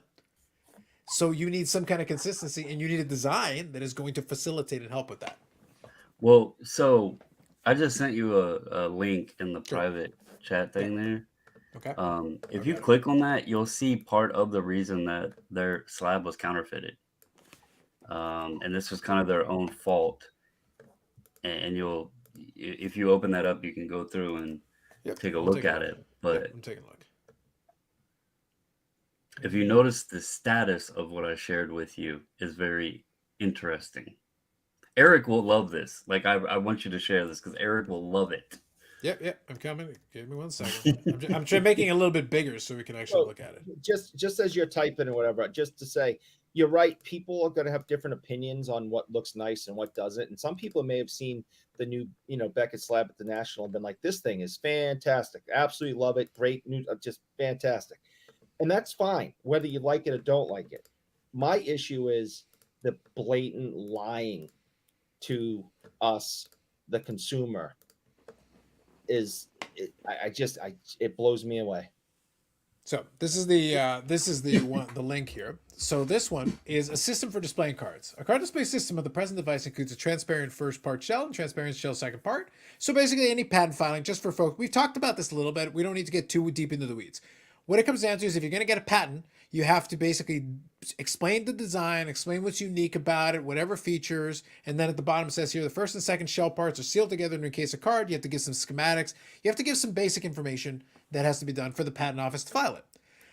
Basically, Bobble's point here is if we look at it, last time the anticipated expiration of this was in 2019, and currently this is an expired patent because Eric didn't fill in the paperwork on time. It's fee related. In other words, didn't pay to renew the patent. What more do you people want? And it literally tells you a renewed everything patent, down to Eric. make it. We want a renewed patent. And it that gives you all the details on how to make the slab. So it's no surprise that their slab was counterfeited. Bubbles, if I felt like I could, this is a situation where I almost want to call Jay and be like, Jay, what do I need to do to buy this fucking patent? I want it. I want it. Bobbles, we got to get in on this. I want this fucking patent. I want it. Whatever I have, I'll sell my house. I was like, I want it. I want to own it. Just on principle. Just in principle, I want it. But there you go. But yeah. No, I figured Eric would love that. Fee related, expired. Yep. And current assignee is Beckett Media LP. What in the Filed originally in 1999, y'all, from back in the day. This Back in is them the days. worst run company in the business. It is just, it is. People, please stop doing business with this company. Just let it die and go away. Did it expire on July 1st by chance? No, it expired on July the 6th of 2019. But you were close, Josh. But you were close. There you go. July 6th of 2019. So 3 years before the end of days. 3 years pre-zombie apocalypse. And it doesn't show that it's been renewed, which is the It's literally not. thing. Specifically, it says no, it has not been renewed. Currently, as it stands, it has to be expired. Yep. Oh my God. Yep.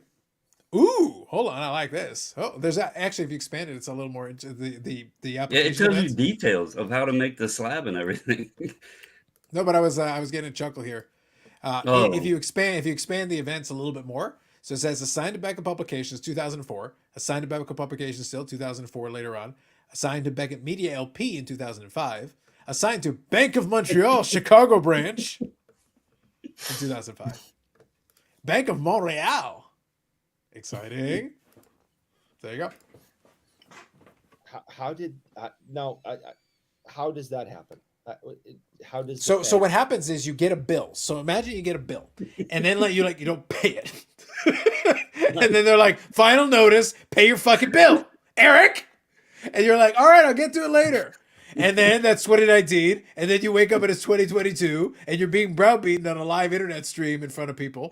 And then you still haven't paid it. And you're like, oh crap, I didn't pay it. That's how it happens. But I'm trying to figure out how the bank owns it. Like, Well, it was assigned. It was assigned. They were administrative agents. So they were basically held as a trustee. It was just, they didn't own it. They just held it. What more do you want to know about this company? I mean, it's just the absolute. It's a farce. Oh, I thought you would enjoy it. Bubbles, well played. Wow. Chef's kiss.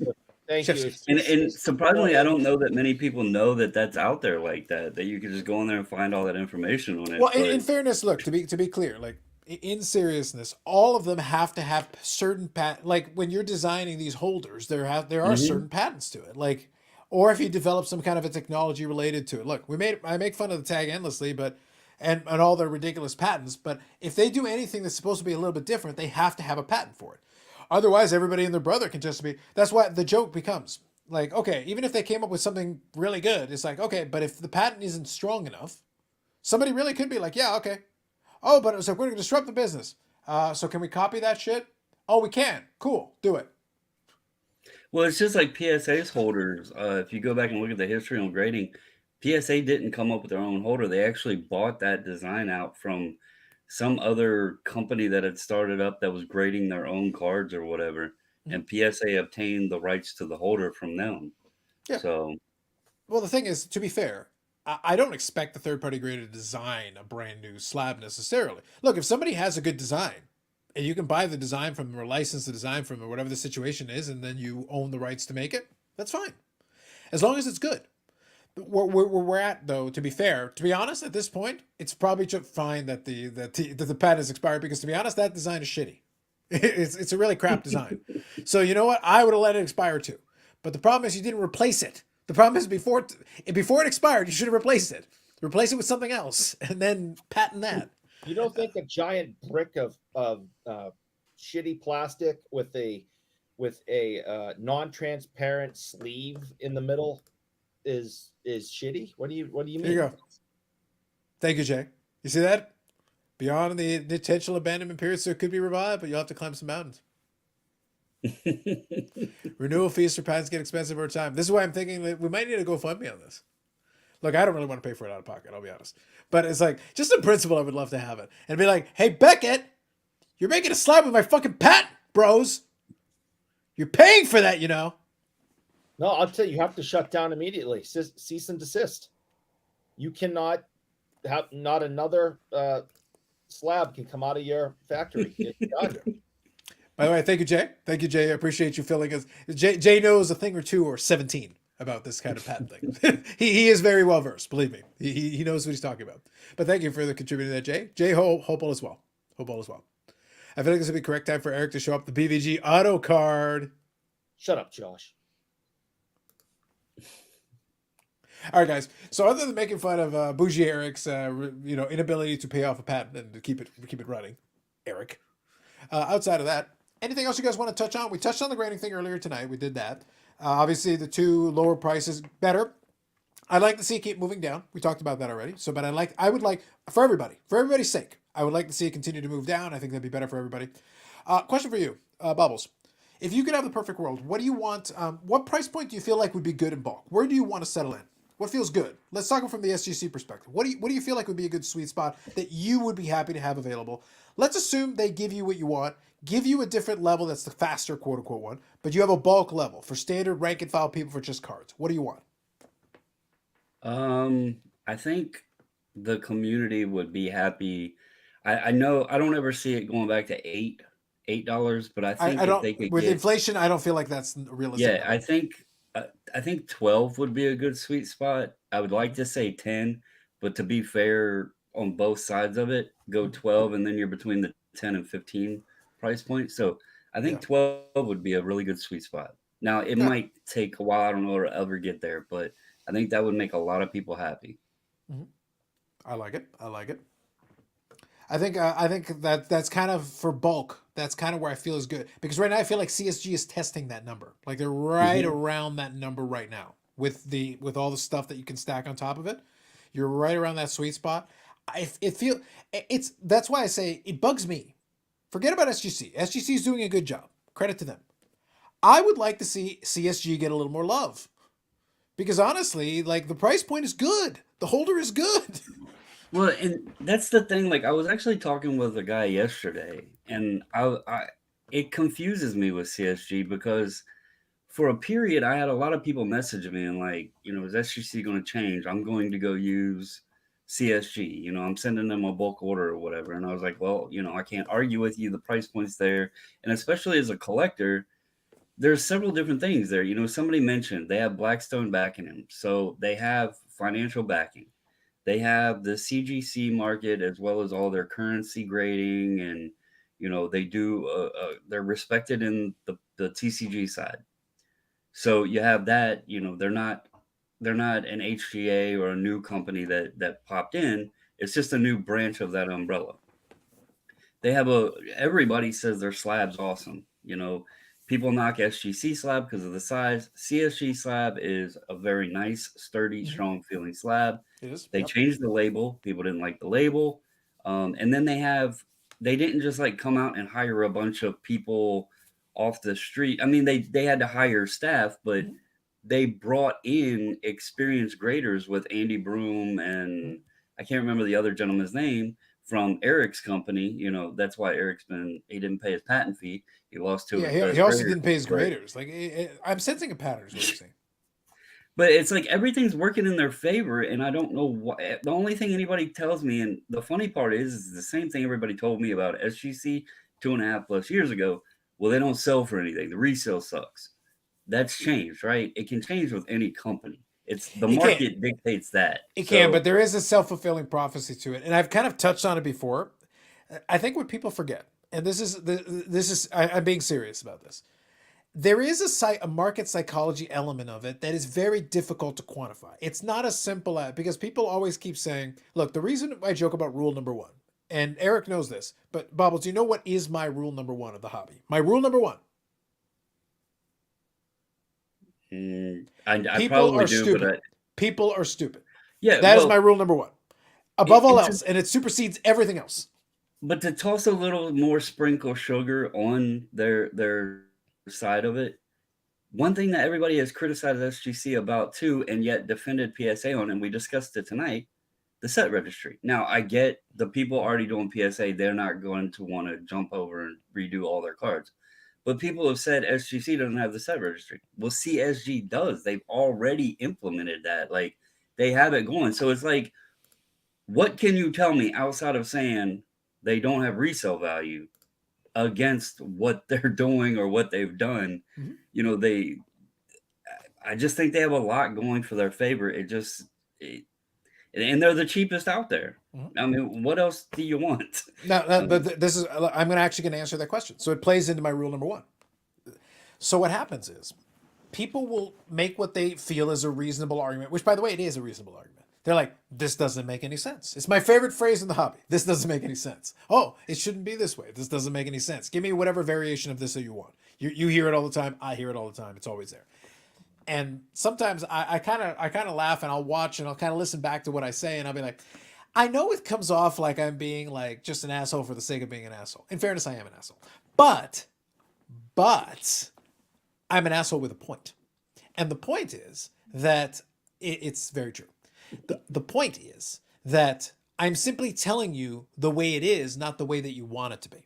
And the way it is that, going back for a second, the same people that are saying this doesn't make any sense, if I present you with a scenario, you're not going to do the action that is going to lead to the result you want.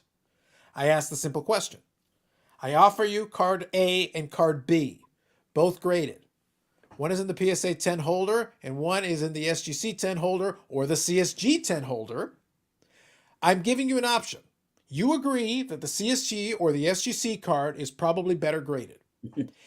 Would you pay the same price for either? You would not. You would pay less for this one because the market says so. You're not going to be the one to break the pattern because in order to get what you want, you have to overpay per the market for the CSG or the SGC card. And you have to do it consistently. And you basically have to keep doing it until enough people join you that the market reflects that. But it doesn't. And you won't, because if you did, you're an idiot. Because the market right now gives you a discount. And I'm not an idiot. I'm a smart consumer. So I'm saying I can have a good quality, well-graded card in an SGC or a CSG holder, and I can pay less, oftentimes a lot less. As a matter of fact, I'm a really savvy consumer. I'm going to make an offer of 50% the price of the PSA 10 because I think I can get away with it. And hell, if they'll give it to me, I'll buy it for 40. But guess what? I'm perpetuating with yet another comp the price gap that only grows. It doesn't shrink, it grows. Because why would I be an idiot and pay more than I have to? I won't. So I have a question for Go ahead. exactly what you just said. Yeah. And this is a question that I always, like, I can never get an answer to. And it's the same thing, kind of, I can't remember exactly what, it was the pop report thing, right? We talked about the PSA pop report and where, you know, people say that some people get favored because PSA is going to grade them higher and they're favored because of the fees, but then other people are going to say, no, they pop control. So it's conflicting, contradicting statements, right? The same thing goes with what you just said. Most consumers are going to look at the value slab in the same or better graded condition, and they're going to buy the value. They're not going to pay the PSA 10 price, right? Mhm. But yet the argument always is, but the PSA 10 sells for more. So if the consumer mentality is buy the value, then who the hell is buying the PSA 10s to begin with to keep the market there? The thing is, though, that I understand where you're getting at, but I can answer that very easily. There are folks who do blindly buy on brand, and they will do it. And enough of them have done it because the precedent has been set. So it's like two separate comps for the same card because it really is. All these are separate comps. If the PSA 10 comp is here, yeah, I might try to get a bargain on it, but it's double the price of this one. So if I'm looking at the comp and I'm the seller, I'm going to be like, well, they're going at $100. Let's keep it simple, $100. $100 for the PSA 10. Well, the last 10 of them sold for $100. Sold for 95, 105, 100, 95, 105, 100. It hovers in right around $100. Oh, can I have it for 80? No, you may not. It goes between 95 and 105. I would like 105. Would you take 100? Yes, I would. Boom. There's another comp. Oh, but I got an SGC 10. Cool. I'll give you $50. Well, the last couple went for 65. I'll give you 57. All right, I'll take 57. And you know, and you're not wrong there. The funny thing with it all is seeing it on the SGC side more, you know, because that's obviously most of what I sell and it's, you know, deal with. It ranges very bluntly across like what you're selling or what you like what the card is. It will. Yeah. You're wearing a Juan Soto jersey. How many 2018 Topps update Juan Sotos are out there? Massively high populated card, right? Not even, I think it was last week, I sold an SGC 10 copy of that card in under 2 hours, a highly populated card in under 2 hours for, I believe, $9 less than the last PSA 10 copy sold. But if you go to something else that's, you know, you pick XYZ other player, the comp might be, like you said, 50% different. It's so, like, wonky on what sells close, what doesn't, even different like basketball, baseball, football, they'll sell differently. It's crazy to see it. I personally, I'm gonna do as you said. When I'm looking for cards to buy, if I can find them in the CSG, SGC, or Beckett, I'm gonna play in that market because that market makes more sense to me than paying for the premium, right? I don't need the premium price. Yeah. I just want the card in a nice holder at a nice grade. Yeah. So, But again, playing into that whole idea. But as a smart consumer, here's a question. You know that the comp, again, we'll use the 100. We'll do the 100 for the PSA 10, and let's say the SGC trades are about 70. Let's do 70 to 100. But you've got it there, and it's a best offer. Buy it now, $70. That's the comp. Best offer. Are you not making an offer? I take a stab at it. Why not? Depending on the item. If it's say that again. You've got a card that PSA 10 comps are at about $100. SGC comps or SGC 10 are about $70. That's about the average that they've been going for. You check them out.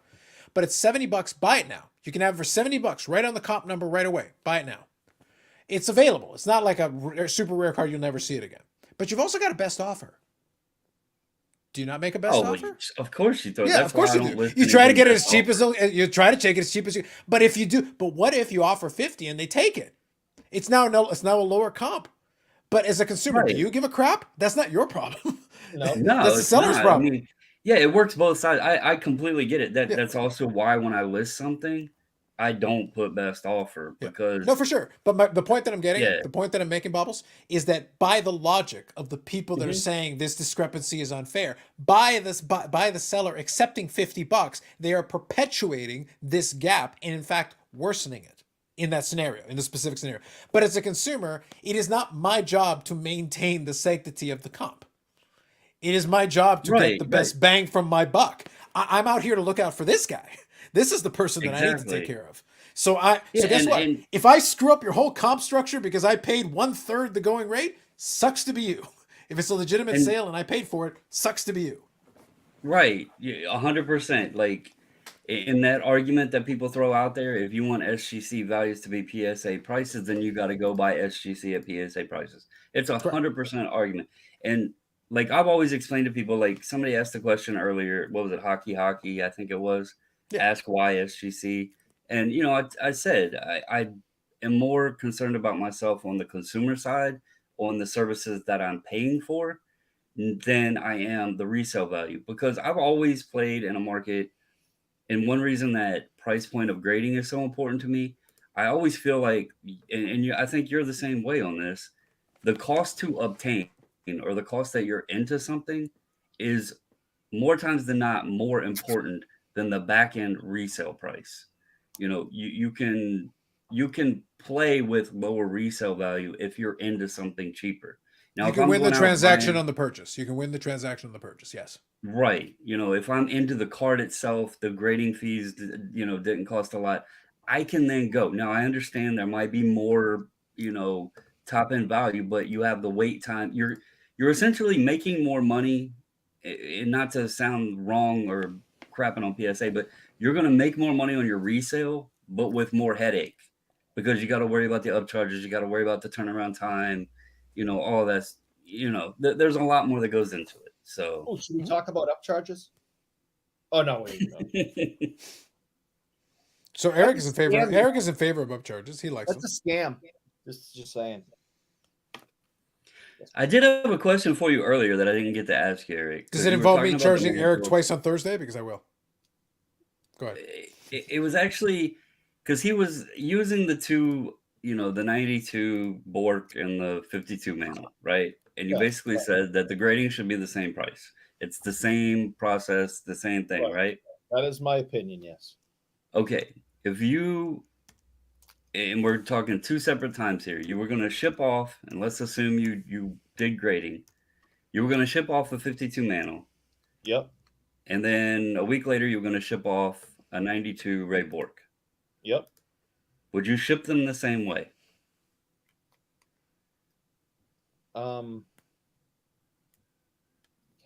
I would. I guess I'd have more insurance on the other one, but yeah, I'd ship them the same way. Well, that would increase the cost. But I would have more insurance. The in case process it would be costs- different because of what the cards are. But they're going to the same location by the same Yeah, company. It's about loss, and you don't trust the United States Post Office. I But wouldn't. damn I near wouldn't the trust shit post happens office. in I wouldn't trust grading post too, offices. though. I have some experience in not trusting post offices. Yeah, and I don't think Carlos should trust the Canadian Post either. Yeah, trust me, I've had my issues with the U.S. Post as well. They've had their issues. They suck. Yeah, Bubbles. I did. I purchased a card and I actually had them send it to Eric to make it facilitate the deal, make it a little bit easier, just to hand it. Eric sent it to me. The unit number was missing. The address is correct. Postal code, everything was correct. They actually had it. They had it in the system. I actually called them. It was at the distribution center, which is miles away from me. I could literally go over there and be like, "Give me my shit, hand it over." And I literally told them, "Guys, this is mine. This belongs to me. It's got my name on it. The address is correct. The postal code is correct. Look, I'll give you whatever ID you want. It is my card, it is my item." And they're like, "It doesn't have a unit number. We're sending it back to the United States." And they literally sent it all the way here, put it right in the distribution center, miles from me, and then go, "Yeah, we're doing return to sender." And then send it back there. So I paid for the shipping once for no reason because apparently it didn't matter. And I was like, well, thank you. I can see the tracking, you sending it all the way back to the United States, even though I told you it was mine. Yeah, post office sucks. Anyway, but yes, no, I think your point is valid. But I think we're in alignment. You agree with the general premise that I say that the consumer has a lot to say in this, but Yes. consumer behavior also has a say in this. Where like, as a consumer who's looking out for his own interest, yes, if I wanted to level this out and make it fair, then I would be working against my own interest. So in reality, this discrepancy as a consumer is in my favor. That's why I made a video explicitly where I said the whole inefficiencies is a feature. If you understand what you're doing, you can buy the higher quality card at a lower price. And take advantage of brand where it's appropriate and get the higher price.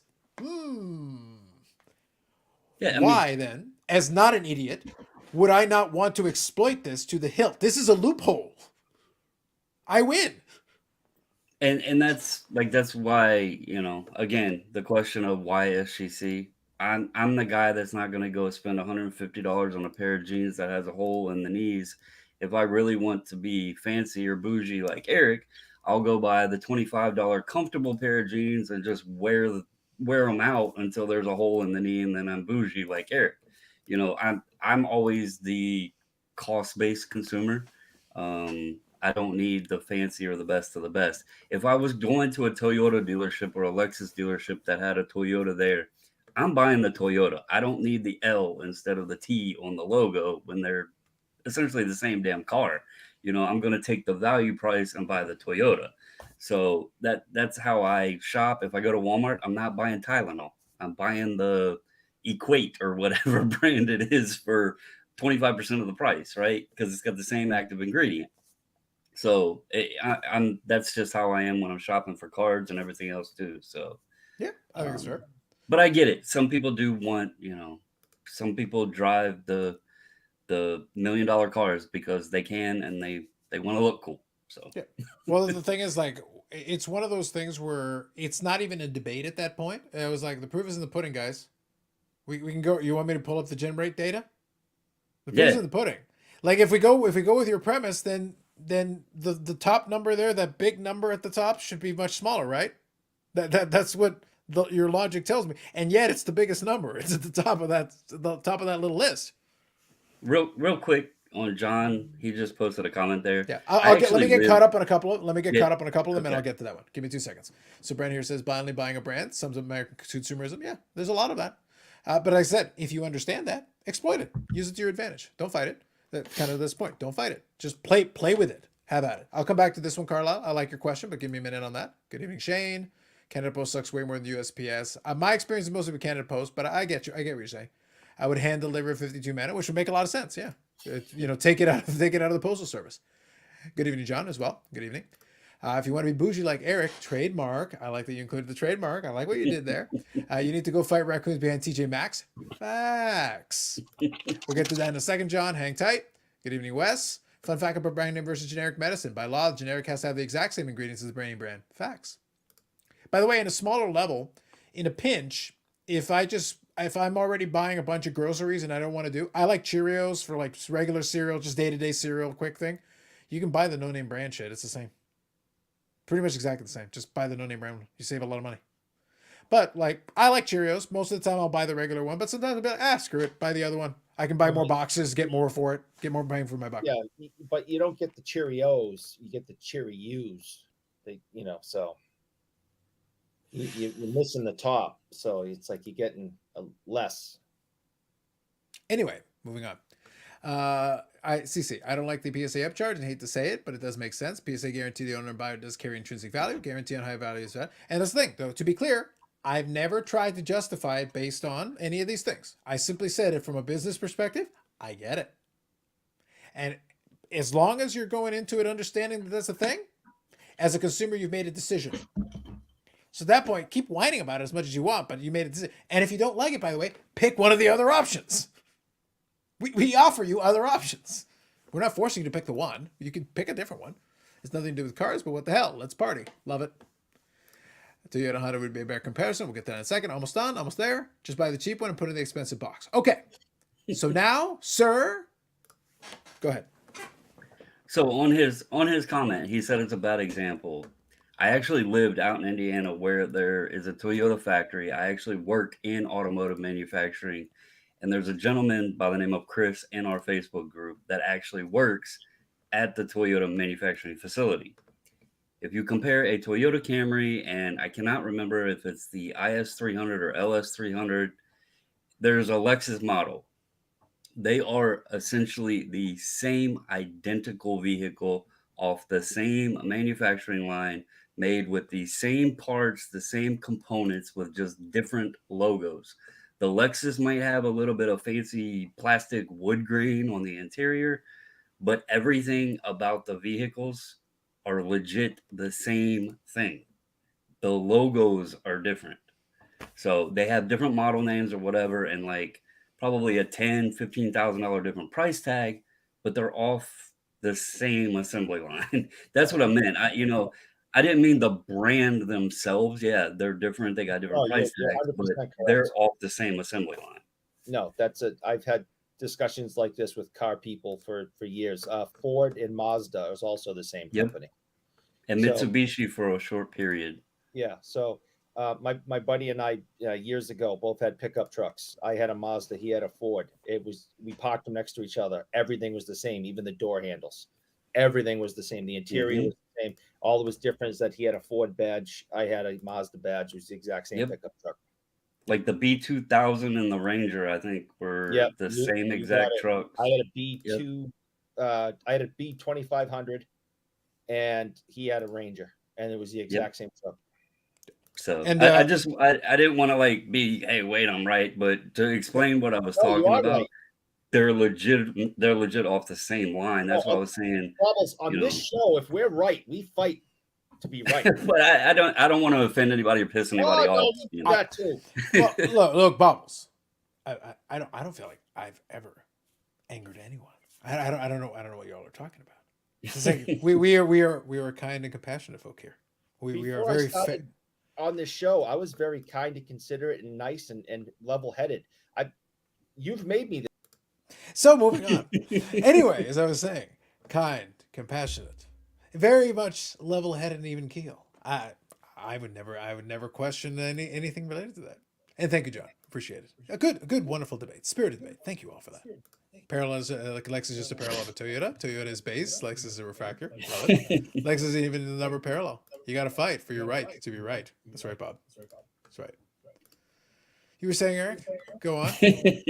See, wonderful. We're number one. I appreciate it. Anyway, so the thing I was going to say. I'm hearing feedback again. Yeah, I can hear it too. So I don't know if you got something playing off your speaker there, Bubbles. What's going on there? I was hearing a little bit of feedback. I was hearing myself a little bit. Now it's gone. I don't know. That's fine. No idea. I don't know. It's weird. I haven't changed anything. You're good. No, right now I don't hear it anymore, so you're fine. All I was going to say was yeah, no, it's completely okay. And I'll give you a kind of a weird example as well, because like I'm a watch guy. So one of the things that I observe, like the Power. Here's a great example of the Power brand, right? We talk about kind of the Power brand. So let me give you a simple one. Big and interesting one. One of the more ubiquitous brands. One of the most ubiquitous brands is Seiko. Seiko makes a ton of watches, tons in all pricing categories, inexpensive, regular watch, but good, generally pretty solid, good watches. They're good for what they are, especially. Seiko has another brand. It's called Grand Seiko. The problem and the mistake they made was it's called Grand Seiko. So the average consumer is sitting there looking at it going, oh, that's a Seiko. Wait, why is it $5,000? It's like, well, they hand finished that one. It literally is superior in almost every possible way to the other one. The mistake was the Seiko name is on it. So as soon as they put the Seiko name on it, the person's like, but that's the same brand name as the $100 watch over there. That's why Lexus Toyota exists. Because if you call it a Lexus in your brain, you can put it at one price point. If you call it Toyota, it doesn't matter if it's the fanciest Toyota in history. If you put a 1,000 horsepower engine in it that is tuned to perfection, and it can like drive up the side of a building and up a mountain and do all these things. You're gonna be like, but it's a Toyota. Why are you asking for that price? But it's like engineering. Literally, this thing is so aerodynamic, the earth moves around it. The Toyota's not even moving. That's how aerodynamic this thing is. It's like, yeah, but I can't do that price point. It's Toyota. That's why they created Lexus, because even though it's the same company and it's a lot of the same stuff, the branding differentiator allows them to call it something else and be able to then justify the difference in price. The Grand Seiko, pound for pound, if they actually look at it, the Grand Seiko is a much better build watch, much better. And they did a much better job with it, and they went to the absolute top tier. The quality is there, but they're charging Rolex price. So when people look at it, they're like, but it's a Seiko. It's like Yeah, I'd rather just go buy the Rolex. yeah. So that's the power of brand. Such is the power of brand. It's not about quality anymore. If I put the quality of the two side by side, in some cases, you could argue some of those Grand Seikos are actually superior quality-wise. But the power of brand. If I hand it to the person and say, you got to buy one of these, you're going to pay 5 to 10 grand in one of them. Which one are you buying? They're going to buy the Rolex. And I'm a fan of Rolex as well, but like that's the point that I'm trying to make. That's the power of brand. That's how powerful it is. Even when objectively it makes no sense. Remember what we talked about earlier? Even if objectively it makes no sense. That's how it goes. Wes, I am wearing this because this is a Juan Soto Padres jersey. It was my pre-purchase, and it actually took a while to get to it, but Fanatics, good old Fanatics, got it to me eventually, so I was able to get it. All right, so let's do that. Yep, not even Super Seiko, power of alliteration, facts. Makes me think all those stupid clothing brands with $5 shirts they sell for $300. True. Why do we still measure cars by horses? It is because they seem impotent compared to rockets. There you go. When do we get to Jason Robertson talk? We can do it right now. Jason Robertson, hell of a player. Re-signed with the Dallas Stars. We approve. Bubbles, thoughts? Screw Upper Deck for the delays. They completely messed up your whole plan, eh? They completely messed up your whole plan. Man, that kid is so bittersweet because I have a decent collection of him, but I would have so much more. And it was finally a period where I trusted my gut on a player and bought someone early on in his career when nobody else was paying any attention to him. And then all the stupid production delays have just put a wrench into all my hopes and dreams, the stuff I could have been buying and building a nice collection. I'm not going to be able to afford it now. Now, here's a question, though. Let's bring it into sports card realm for a minute as well. Let's bring it into sports card realm here as well. We know that from one of the Jason Robertson guys who collects some really nice stuff. I sent you guys the Instagram link. Apparently, there's been a rash of fake patches, like a real heavy rash of fake patches, some of the high-end stuff, which is really unfortunate because it puts a damper on the whole thing. Even the guy who has a lot of those nice ones, turns out a bunch of them have been messed with, which is a real problem. And it kind of plays into a few issues. It plays into the old-fashioned issue of it would be nice if the manufacturer had images so that we could compare and confirm that these patches have been swapped out. We'd love to have that database available, especially with something high-end, something like Ultimate, some of the higher-end stuff. We would like to have it. It's like, it would be really nice to have that information. And kind of to Wes's point as well, it's both Robertson and Ottinger. Ottinger has the same issue. And like I've been able to pick up a couple of Ottinger cards. I've been very selective and very careful. I struggle a little bit because I like this Ottinger kid. I like him. But I hate goaltenders because they deprive joy. But a good goaltender does so much for a hockey team. So I'm torn. I'm struggling. I'm like Eric over there with Tim the Two-Man Taylor. That guy. That kid played his heart out in that playoff game too. He was so good. Listen, I loved Ed Belfour and all his crazy nonsense. I love that guy. I loved Marty Turco. He was really good. He was really good. So it was good to have those back-to-back solid goaltenders, like Hall of Fame goaltender and really good goaltenders. So still, we didn't have a huge drop-off. It was great. It's so important to keep a championship caliber window open. That allowed them to extend the window. So at least through Medano's prime, he at least had a shot. They had some good teams. Yeah. After that it was done. After that, unfortunately, it was like, yeah, we got this guy and we got this guy, we got this guy. And there were a couple of years the team was good, but the goaltending was bad. And like when you have a good goaltender, you realize the difference when you don't have a good goaltender and how miserable that becomes. He's got a box. Fake patches in this hobby, people would never do that. True. Is it the one product with switch patches or across the board? So Ultimate is one I saw, Bobbles. Was there another brand? I think Ultimate Premier? I want to say Premier. UD Premier was another brand that had the fake patches. It might have been because that was another one that had some nice patches in it. I got the box out because you don't see cards made like this too often, but I wonder, like, would people be acceptance of this more if it stopped the fakeness, like the patch swapping and stuff? Because after getting this and seeing how they did it, I really like it.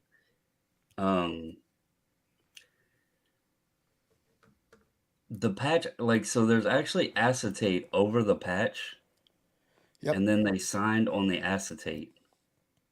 So the whole 42 is actually the Jackie Robinson Day sleeve patch. Mm-hmm. It obviously has the MLB authentication on it, but then this whole surface is acetate to where the patch is like sealed in the card. So, like, do you think that would be a solution to the patch swapping? It can be, and I know that Ice, so Upper Deck Ice, did some products that had similar concept to it. Not a ton, but they did some for sure. And it could, because at least it would seal off the card. Now, the tricky part is that it also increases the cost, right? Because as soon as you put that acetate, you're basically creating a sandwich. And actually, Billy did a good job talking about, no, sorry, Carvin as well did a job when I chatted with him. And he talked about kind of the manufacturing process. Because in reality, if you think about a card like that, it's not one It's cohesive layers. piece. Yeah, it's these layers. So you're compressing this layer and this layer, and an acetate as well would be high end. So it has to be a high end product. But you could do that, and if you did it, yes, then at least it would seal off the card, and you would literally have to take off a top layer with acetate and then try to put it back without it looking like you glued it back on. So it would enhance security. It would definitely do that. Also increase cost, but it would be better. Right. So there is some advantages to it. It might be a situation you might have to. It's still too because the patches removed were already 2 or 3 color. Yep. It's the Future Watch auto patches. Yes, that's right. Thank you for Oh, yeah, those. the SP authentic ones. Here we go. So John here, question for the panel. I have some stuff possible high grade 52 and 59 tops. Value could be over 199 card with high grades. PSA bulk, or we just submit a higher tier. I agree with Wes's. Submit a bulk, and if it hits, you eat the upcharge. So I would say plan for the upcharge and then see if you get away with it. Because if it's borderline, in some cases, they'll let you pass, and then you get it cheaper. And then if you do if it does end up being an upcharge, at least plan for that. Plan for the possibility. Already have it taken into account, and then you won't be shocked. It won't mess with you. Which is more important, a hockey goaltender or a pitcher? Goaltender. Goaltender plays more games. Absolutely. A great pitcher, though, is awesome to have. And in a short series, if they're able to pitch multiple games, it's huge. But a goaltender can steal you a series. A goaltender can flat out steal you a series and take it from the other. Unger almost did that, despite his team's best efforts not to let him do it. Well, just as an example of that, so like I noticed tonight the Padres Mets game. Sadly, another player that was in that game, Max Scherzer, ex-national. To go back to the Rask talk that Eric had earlier, Max His is favorite an goaltender. amazing. He is an amazing, pitcher. No question about it. He likely first ballot Hall of Famer. But when he gets to the playoffs, he's not that great. They jacked 4 home runs tonight. The Padres did. I still remember that wild card game in 2019. I think it was the second batter hit a home run, and it was like, oh well, shit, here we go. It went in the 2019 wild card game. So, yeah, I would definitely have to go goaltender because Max is an amazing pitcher, but just like tonight, they lost 7-1 or whatever, and had a first ballot Hall of Famer on the mound. So I agree, 100%. Scroll through here. But yeah, I think just the fact that the goaltender can play every game is a huge critical difference. The fact that they can literally play every game and potentially steal multiple games for you, and that's huge. Yeah, so good. I think a lot of this has been covered, so good. Thank you, John, for the question. So yep, no, they won't, which is right. Card dock and shield builders are the bane of the hobby. There's definitely a lot of that. This is a problem, Dave, for sure. Here's an idea, photograph patcher. The thing is, it's been discussed, and realistically, for hand-packed stuff like the cup, there's really no good excuse that I can think of for them not to be like, guys, this is hand packed. You literally are designing the packs. It means you have access to all the patches all at once.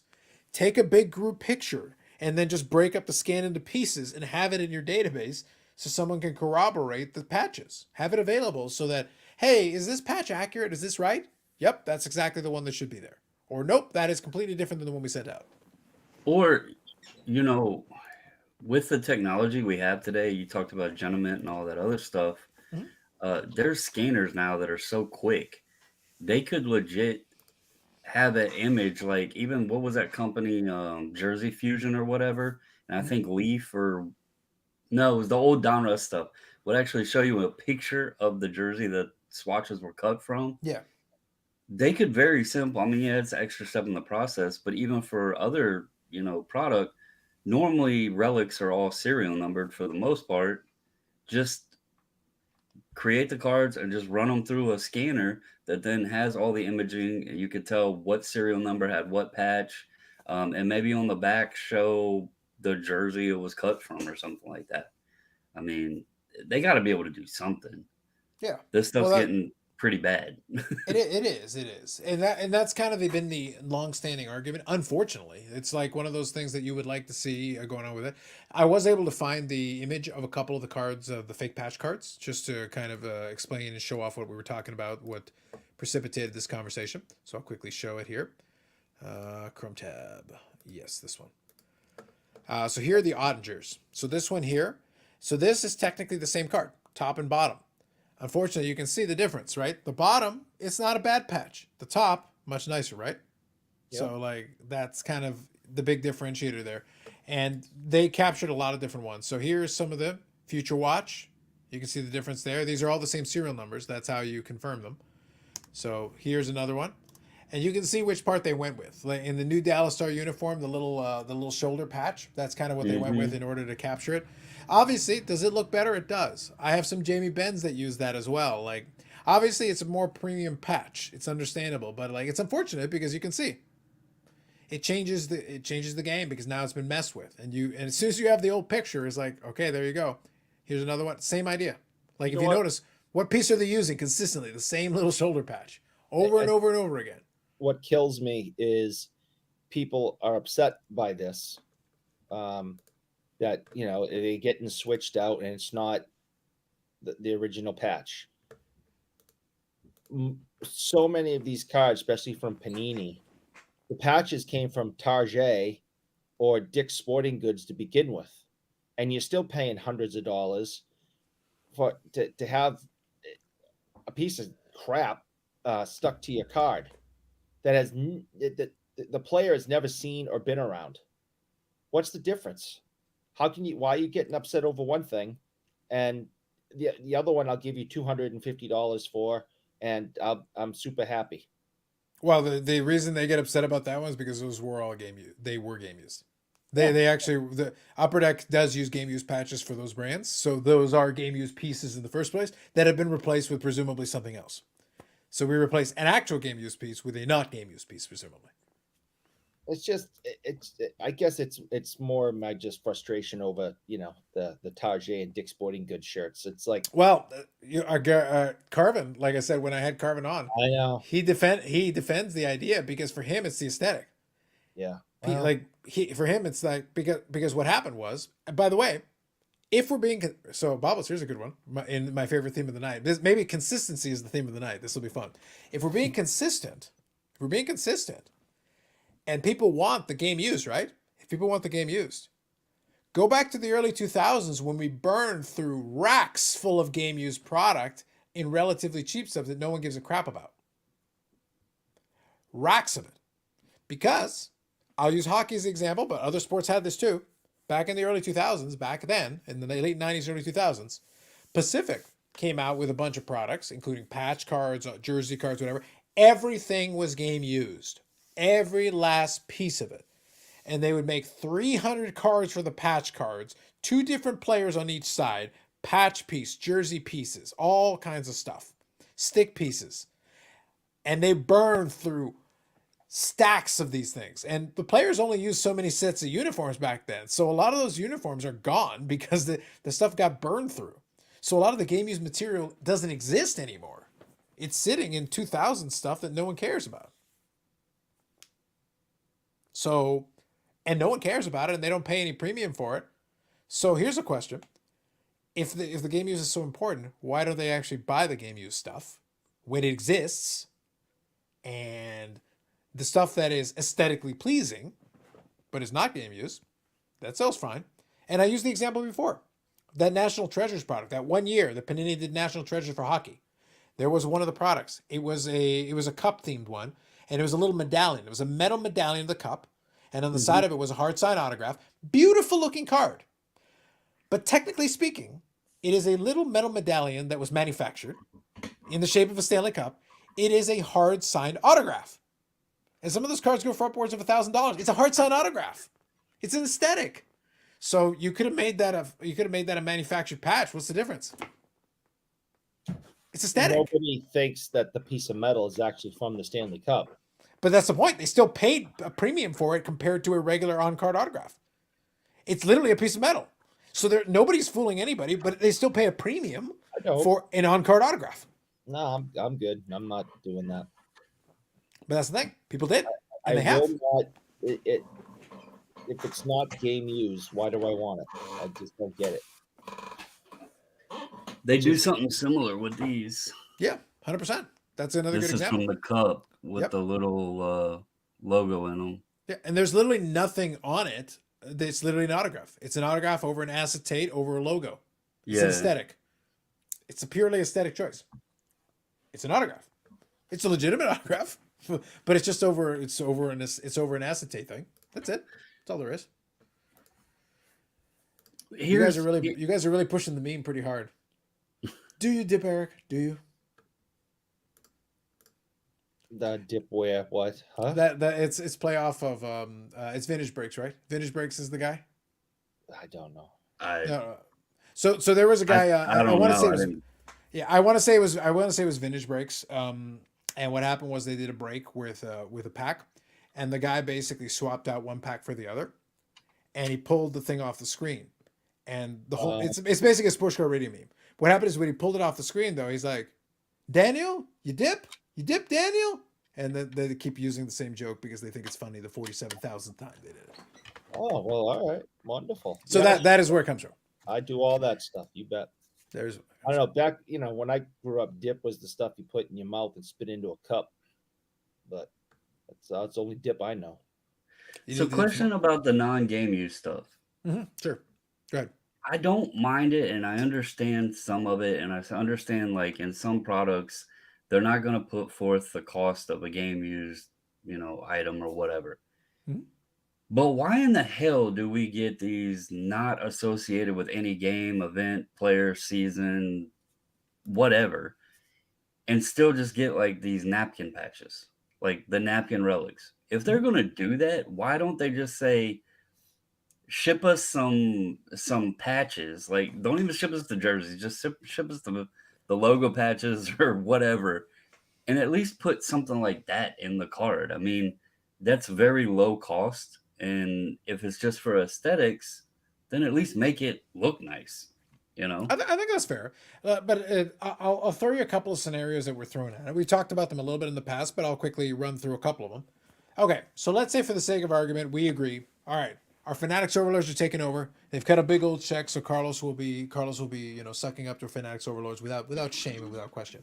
Oh, and no shame whatsoever, because we like that. Again, if you cut a big enough check, we're cool. Otherwise, fuck you.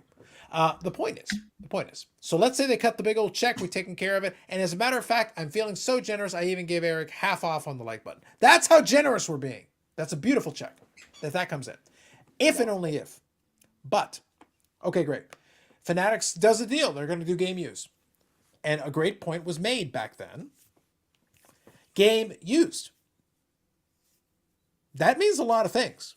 Even if we want to legitimately do it. So, simple question. Mr. Bubbles, this is a game we're going to play, and the question that I have for you is yes or no. I just want to know yes or no. Game used. Is a charity game used?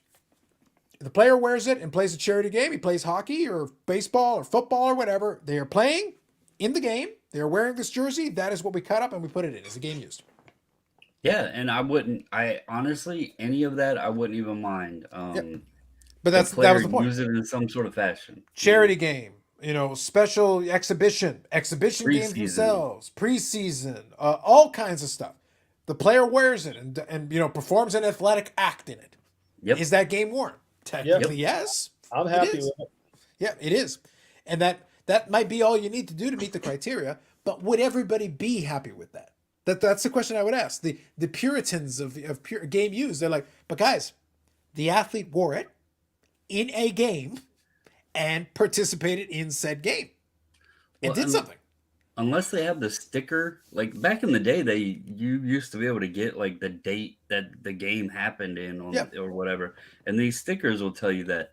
But most of the products don't. So, if you know that the player used it in some sort of athletic activity, whether it was the 3-point, horse game or whatever. I was played, about to ask. So, question: basketball guys, would you like a worn jersey from the dunk contest? Why not? In the dunk contest, jersey on, boom, 360, all this random shit. And you know what? I'm gonna put on this jersey. Now I'm gonna wear this other jersey. I'm gonna do a tomahawk. It's like, all right, well you did it. I got video. I got you wearing the jersey. That's the jersey you wore. You did the tomahawk. There you go. I don't mean to interrupt, but I'm being made fun of by a certain person who's got a cat with hiccups, and I want to make sure he has, a second to look at the monitor here. The best part is that you are so keen that you actually take your fingers off screen to really showcase your fury and rage. But Yes. No, he's sending me messages and laughing at me. Deservedly so. Well, that's fine, but I wanted to make sure that he sees that clearly. Yes. Vintage breaks, yep. Some people just want a cool looking card. That's fair. Charity game, no. Preseason, no. I want game used. The problem is it is a game. Used in a game. Wayne Gretzky puts on a jersey, skates around an alumni game for the Winter Classic. Yep. I know. Cut it up, put it in the card. I want it. Yeah, but that's Yeah, the I point. mean, a lot of the stuff we're getting today, we don't even know if I'll play, because like the way they're wording it now, Mhm. it legit could be off the Fanatics or a Goodwill rack, like, because it's not associated with any player, season, team, event, nothing. Like, Yeah. I'd seen a card tonight. It was a duel, had Eric Dickerson and somebody else. I can't remember who the other player was, and it's legit Mitchell and Ness. Like, they never wore Mitchell and Ness jerseys, So and I don't care if Dickerson had 80 jerseys on, the likelihood that he actually had any significance done except for slipping it on, taking it back off, even if he wore it, is very slim. So, yeah, give me something, Man, but- listen, it's fair enough. Look, I think you're all going to change your tune when we go out and we start and you go looking around surfing around the eBay webs and you find and you go buy yourself a nice Juan Soto patch. It's like worn by Carlos in a podcast episode. What the heck? That's that Ginter crap. Yeah. No, but the thing is, Juan Soto will sign it. Juan Soto will sign it. It's like, this is a Juan Soto jersey. Yeah. There you go. Who wants the E in San Diego, or which piece do you want? The funny Or thing the is Nike that- or the Nike logo piece. The Nike logo piece. That's a good part. That's premium. Nike logo. I'm not a big patch guy, honestly. I was just thinking about it. I own a lot of Juan Soto stuff, but the only relic card that I own of Soto is the Topps Now base game used base autograph from the wild card game in 2019. That's the only relic I can think of I own of Juan Soto. So Yeah.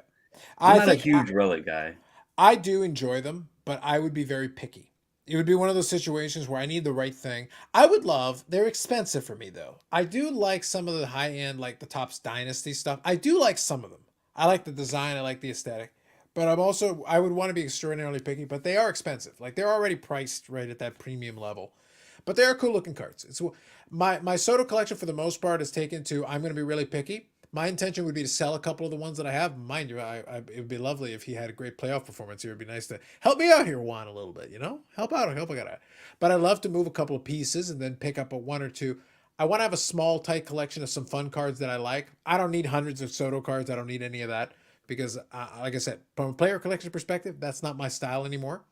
It's too much work. It honestly is too much work to track down that much stuff. I don't want quantity. I want quality. I want to pick and choose my pieces I like. So Carlisle had this question. I thought it was a good one. I wanted to ask it.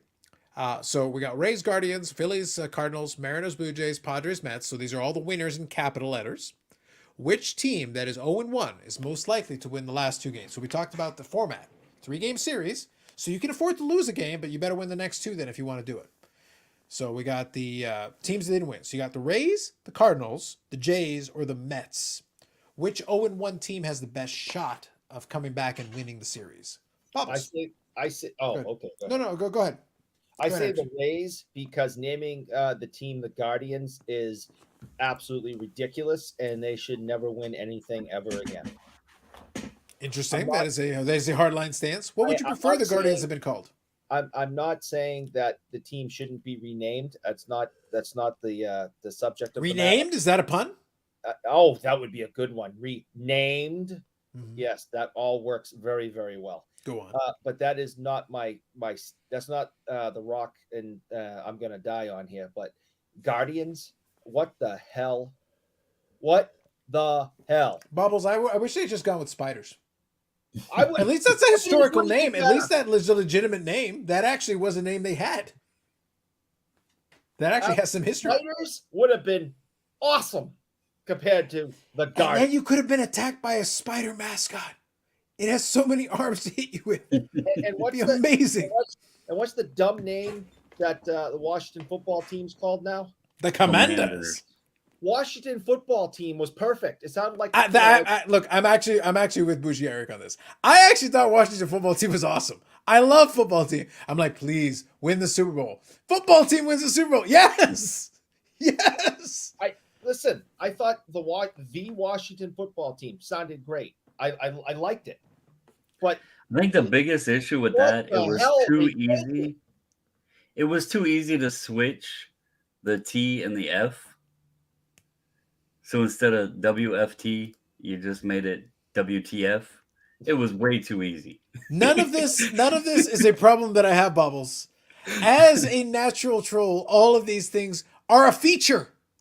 Yeah.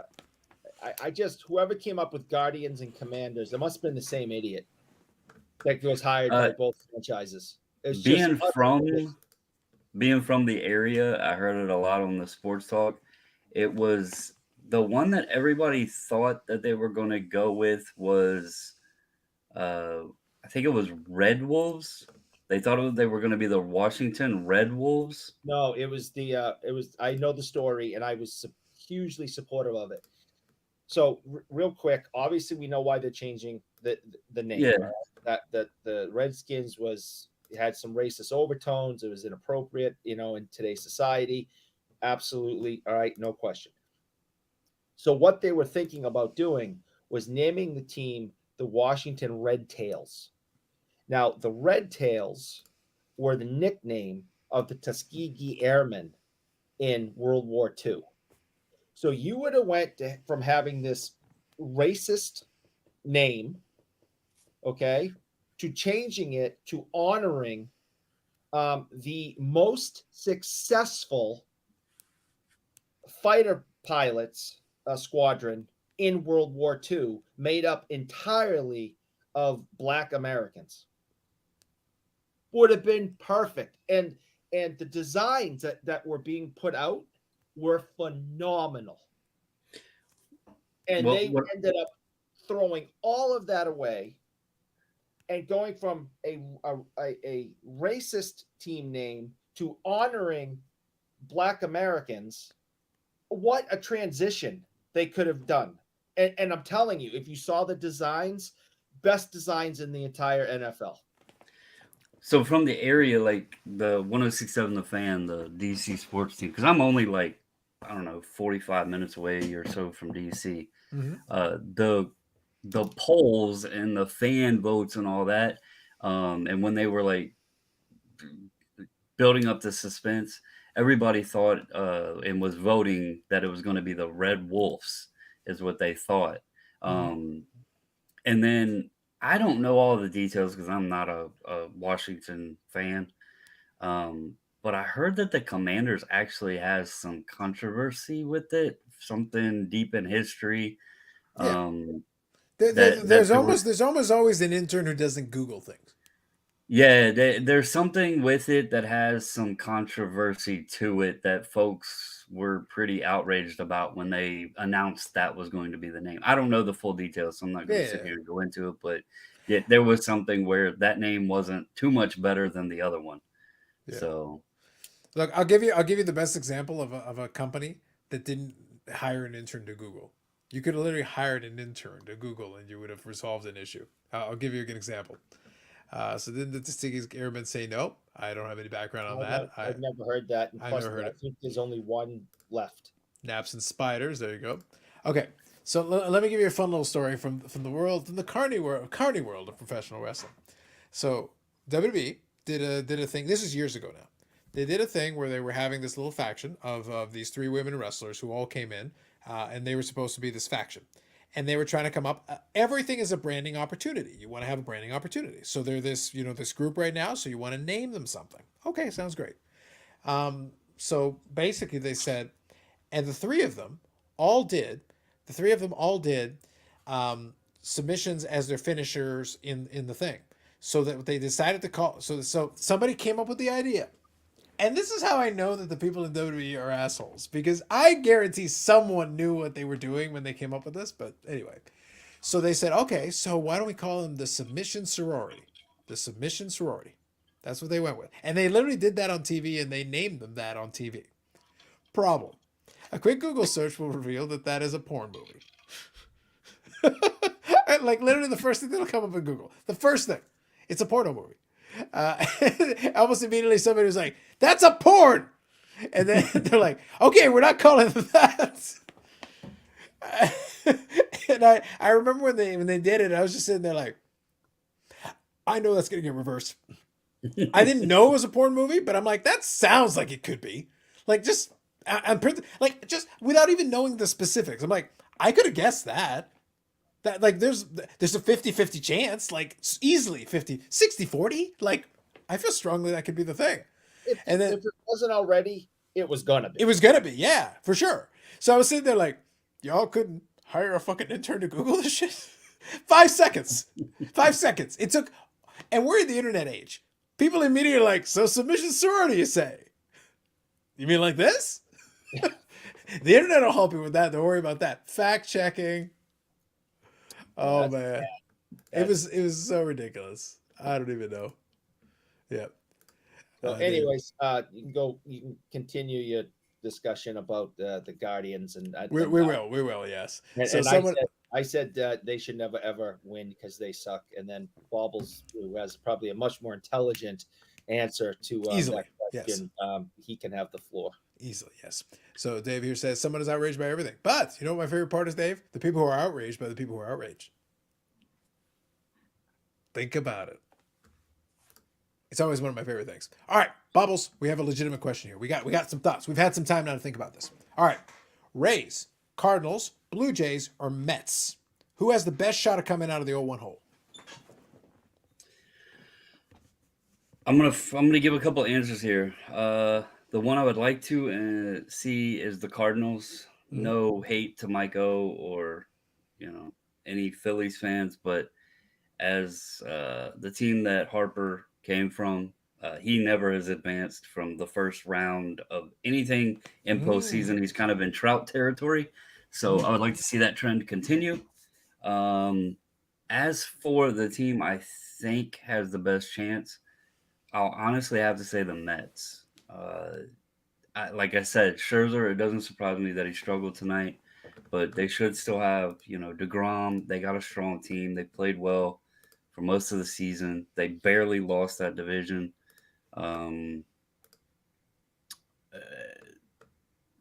Really, I mean, looking at this, it could go either way. This is going to be fun having this series. I can see that you asked that question earlier. I can see this being fun. A 3-gamer. It's That's what I like about it. basically next game wins if the winners tonight won. So, but I can see the Mets coming back on that with the Padres. I think they have a strong enough team to recover. Plus, the other reason with that, the Padres obviously coming from the West Coast over to the East Coast, the timing thing a little off on them. The other teams pretty. I don't know about the Mariners and Blue Jays. The other teams are pretty much in the not too far off time zones. So the Padres are visiting over here on the East Coast, so the time zone thing could be a little bit of advantage Mets as well. So Fair enough. I think your analysis is reasonable. So here's what I'll say. The Mets is an interesting choice. The only thing I would say to you is that the Mets had an opportunity to clinch that division. They had a control of it, and they kind of coughed it up to Atlanta. So I don't feel like momentum-wise. I would love to see. Look, here's all I'll say. I haven't had the chance to look at the box score tonight because the Padres game was the late one. So that's unfortunately I didn't get a chance to watch it. I got a chance to watch at least a chunk of all the games leading into it. So I got to take a look and see. My opinion is, certainly, given that the Padres now have to win one game, it helps a lot that the team there has not gotten Juan Soto has not been able to find himself late in the season. He has struggled still mightily in it. he was 0-4 tonight. Yeah, I was just scanning the box score. The reality, though, is if Soto can find that moment, similar to the moments he had in 2019, if he can find even a couple of them, then it's curtains in game 2 or game 3. Because Juan Soto that is doing like the shuffle and doing all that stuff and getting kind of back into Juan Soto kind of things, if he can find it, even for a couple of games, with Manny Machado and some of these other guys doing some good work, it could be interesting. Because they could quickly put the team away quickly. So it's just something to bear in mind. Blue Jays, I would love to see it. I just don't know. They've been really streaky. That team has talent. I like the talent on that team, but it's hard for me. It is really hard for me. Even as a homer pick, it's hard for me. The one I feel like, my opinion, the question was most likely to win the last 2 games. I feel like it's Cleveland. Guardians, Indians, whatever you want, it's Cleveland. I could see the Rays winning 2 in a row. The Rays are this weird, unholy team that despite having a payroll of less than Eric pays per like, they still manage to be competitive. They still find a way.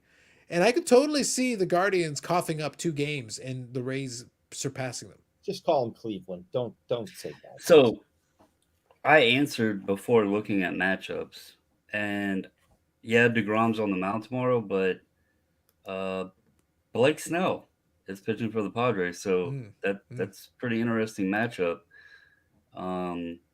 You're saying Cleveland, but Tristan McKenzie, I don't know what kind of season he had. Bobbles, I'm going with the idea that it is Cleveland. I'm going with the idea that they could have Cy Young, Walter Johnson, Christy Mathewson, Nolan Ryan, Sandy Koufax in their prime with Babe Ruth, Lou Gehrig, and everybody in the lineup and still lose 10-0. Because they're Cleveland. They would find a way. Put it this way. If you look at the matchups, there's a lot of good matchups tomorrow. I'm looking forward to it.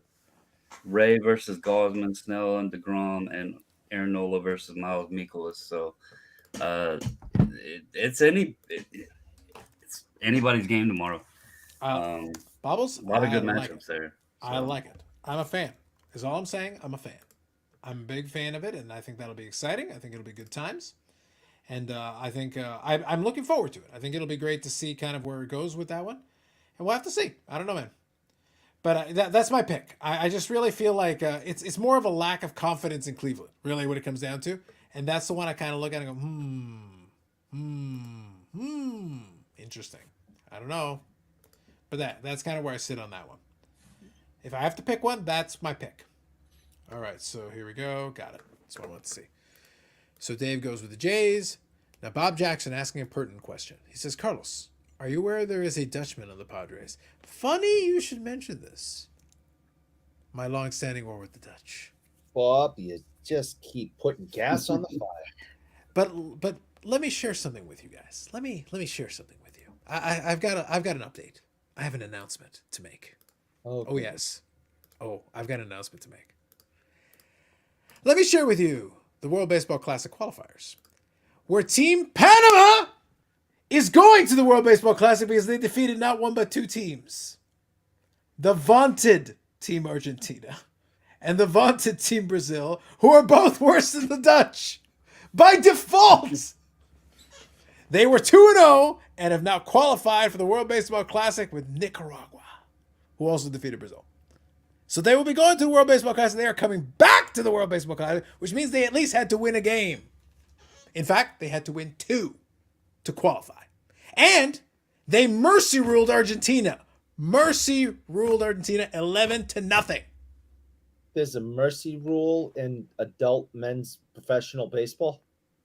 Literally, Eric, there should be a mercy rule in everything you do. Yes, there is a mercy rule in this game.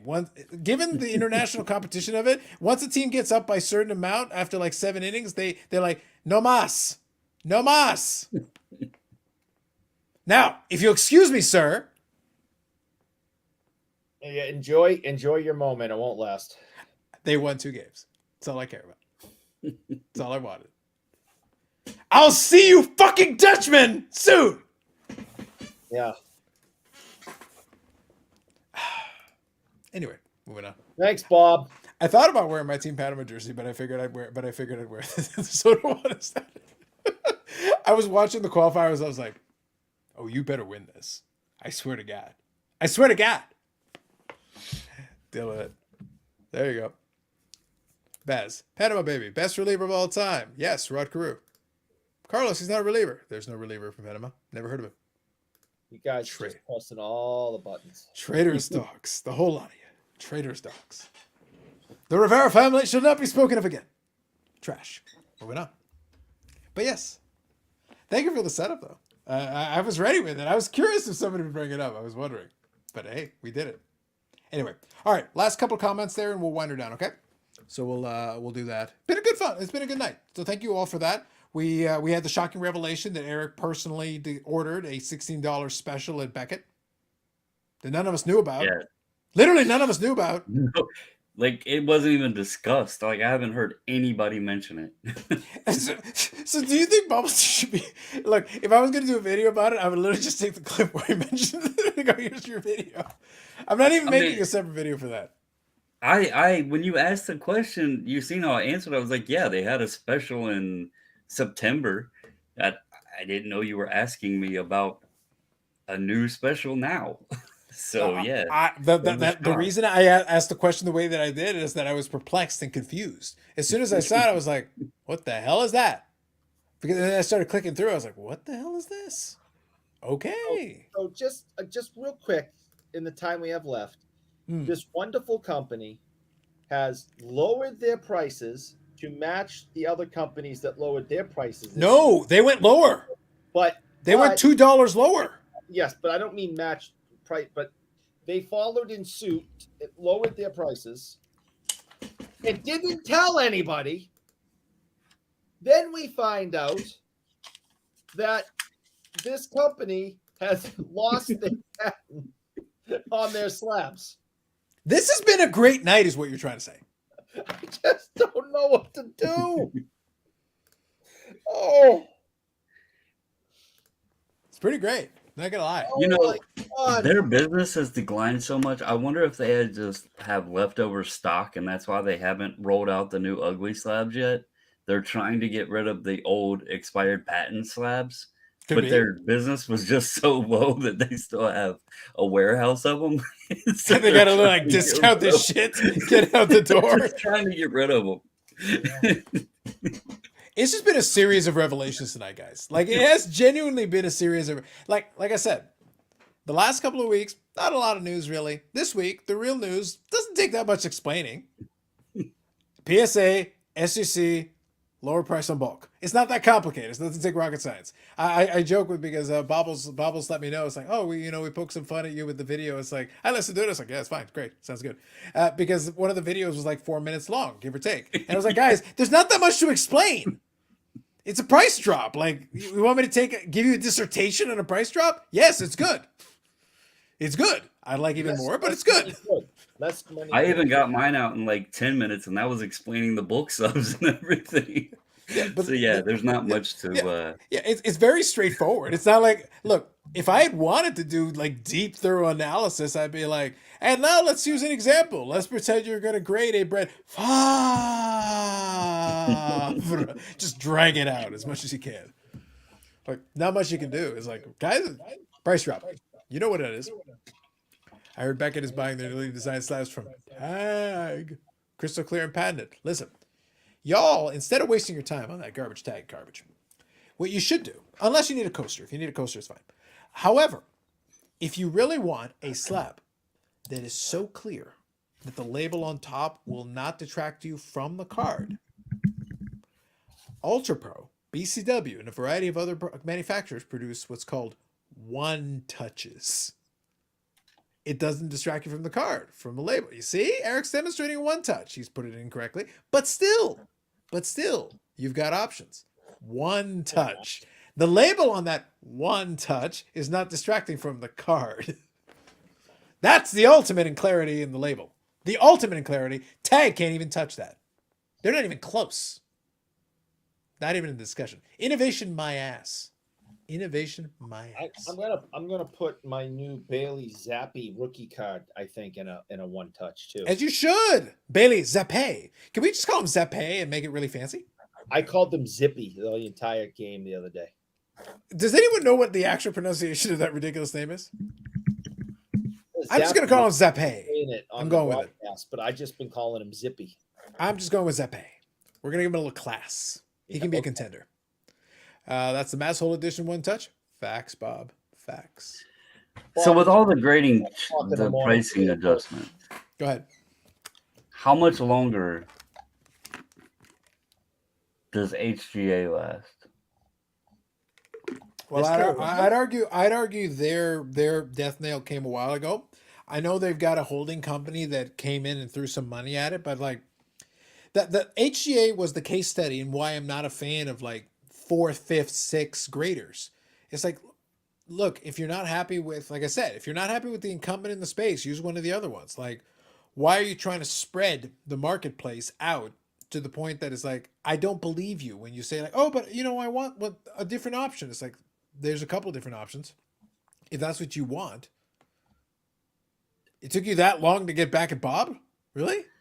Their prices, their cheapest price right now is $25. Yeah. A card on 60 business day. I understand. Yeah. No, like they're actual garbage. They're trash. Like they're not even competitive. They're not even in discussion in the space. It's a waste of time. But to be clear, Bobbles, there were people that swore by them even after like things were starting to go bad and they were screwing up things left, right, and center, and they kept looking like, oh, HGA. People wanted to like latch on to like a 4th tier option just for the hell of it, just be like to be different. It's like, you guys realize you have to pay for this, right? You actually give them money.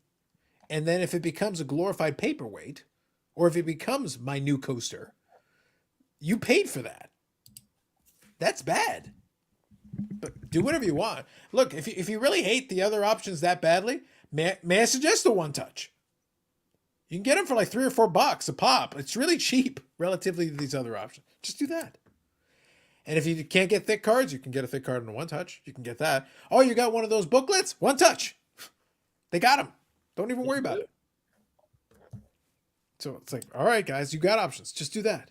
Anyway, I think there's something you're missing about HGA or any other company. If they're profitable, they can continue to stay in business. The problem with HGA is they haven't been profitable. They literally aren't getting any submissions. The company right now is propping them up. Right now, they're a zombie company. If you've got a company that is willing to pay the bills, you can keep it open even long after it's been profitable. HGA, though, right now, nope, they're not profitable. But they keep trying. I guess they're trying to scrape whatever they can left out of that IP. I just don't know what you're going to get out of it. But hey, they're going to try the XFL for the 3rd time, so why not? Give it a go. Oh, good Lord. Got to try one more time, man. Give it a go. Were you looking at some of Bubbles? Yeah, I was saying I'm sitting here going through looking at some of the, I don't want to like say it in a bad way, but the lower, newer companies. Mm-hmm. and seeing if any of them have adjusted price. Because if you got 4 companies right now that are shifting their markets and they're doing basically 99% of the card grading probably in the hobby, I'm looking and none of these companies are adjusting at the lower, so I don't know if these guys are going to survive.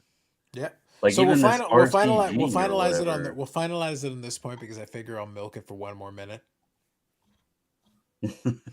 I figure I'll milk it for one more minute. I'm going to bed. I'm going to bed at 1 o'clock, so I don't care. Yeah. Oh, it's already 1 o'clock. You should already be in bed. So anyway, this will be kind of the last topic that we'll finish up on. I think that these other graders, because they cannot adjust their price point necessarily fast enough to keep up with it, they're stuck. So the problem is now all of a sudden it's like, yeah, you're a third or fourth, tier grader, plus you don't have a market, plus you don't have a user base, plus you're more expensive. So good luck. Let me know how that turns out. Sounds great. Because like I said, now the 2 bigger players in the space, 1 and 2, at the moment, especially the way they're set up, $18 bulk. You can get $18. So, and by the way, if you like CSG, like I said, I like CSG. I think CSG is a decent option there. They're $12. So what the hell do I need you at 20, 25, 29, whatever? Like, no, I'm not paying you double what I'm paying these other guys just because you exist. That's stupid. You're officially overpriced. So sucks to be you. Good luck. Let me know how that turns out. But anyway, whatever. Anyway, guys, it's been good. We just cleared the number that I was going for, so we got there. Last chance, if you haven't already, if you could hit the like button, I'll charge Bougie Eric for it. No. Oh, yes. Your last chance. Out the door, if you could. No. Thank you also for the support for the folks. Thank you also for the folks that decided to support tonight. Appreciate that. Appreciate that. Love it. And thank you, Bobbles, for joining us and regaling us with your wisdom. I even came dressed up for the occasion. I know, you even got it. I was Beautiful. disappointed Eric didn't have the Beckett gear on.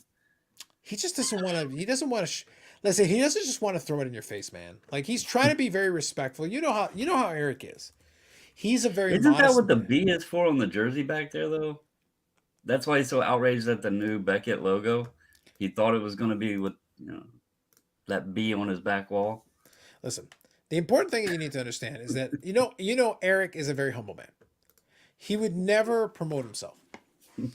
He would never even consider like putting himself as the center of attention. He is a humble individual who likes to just kind of stay in his corner and just stay being obtrusive out of the way. I'm gonna kill Yannick.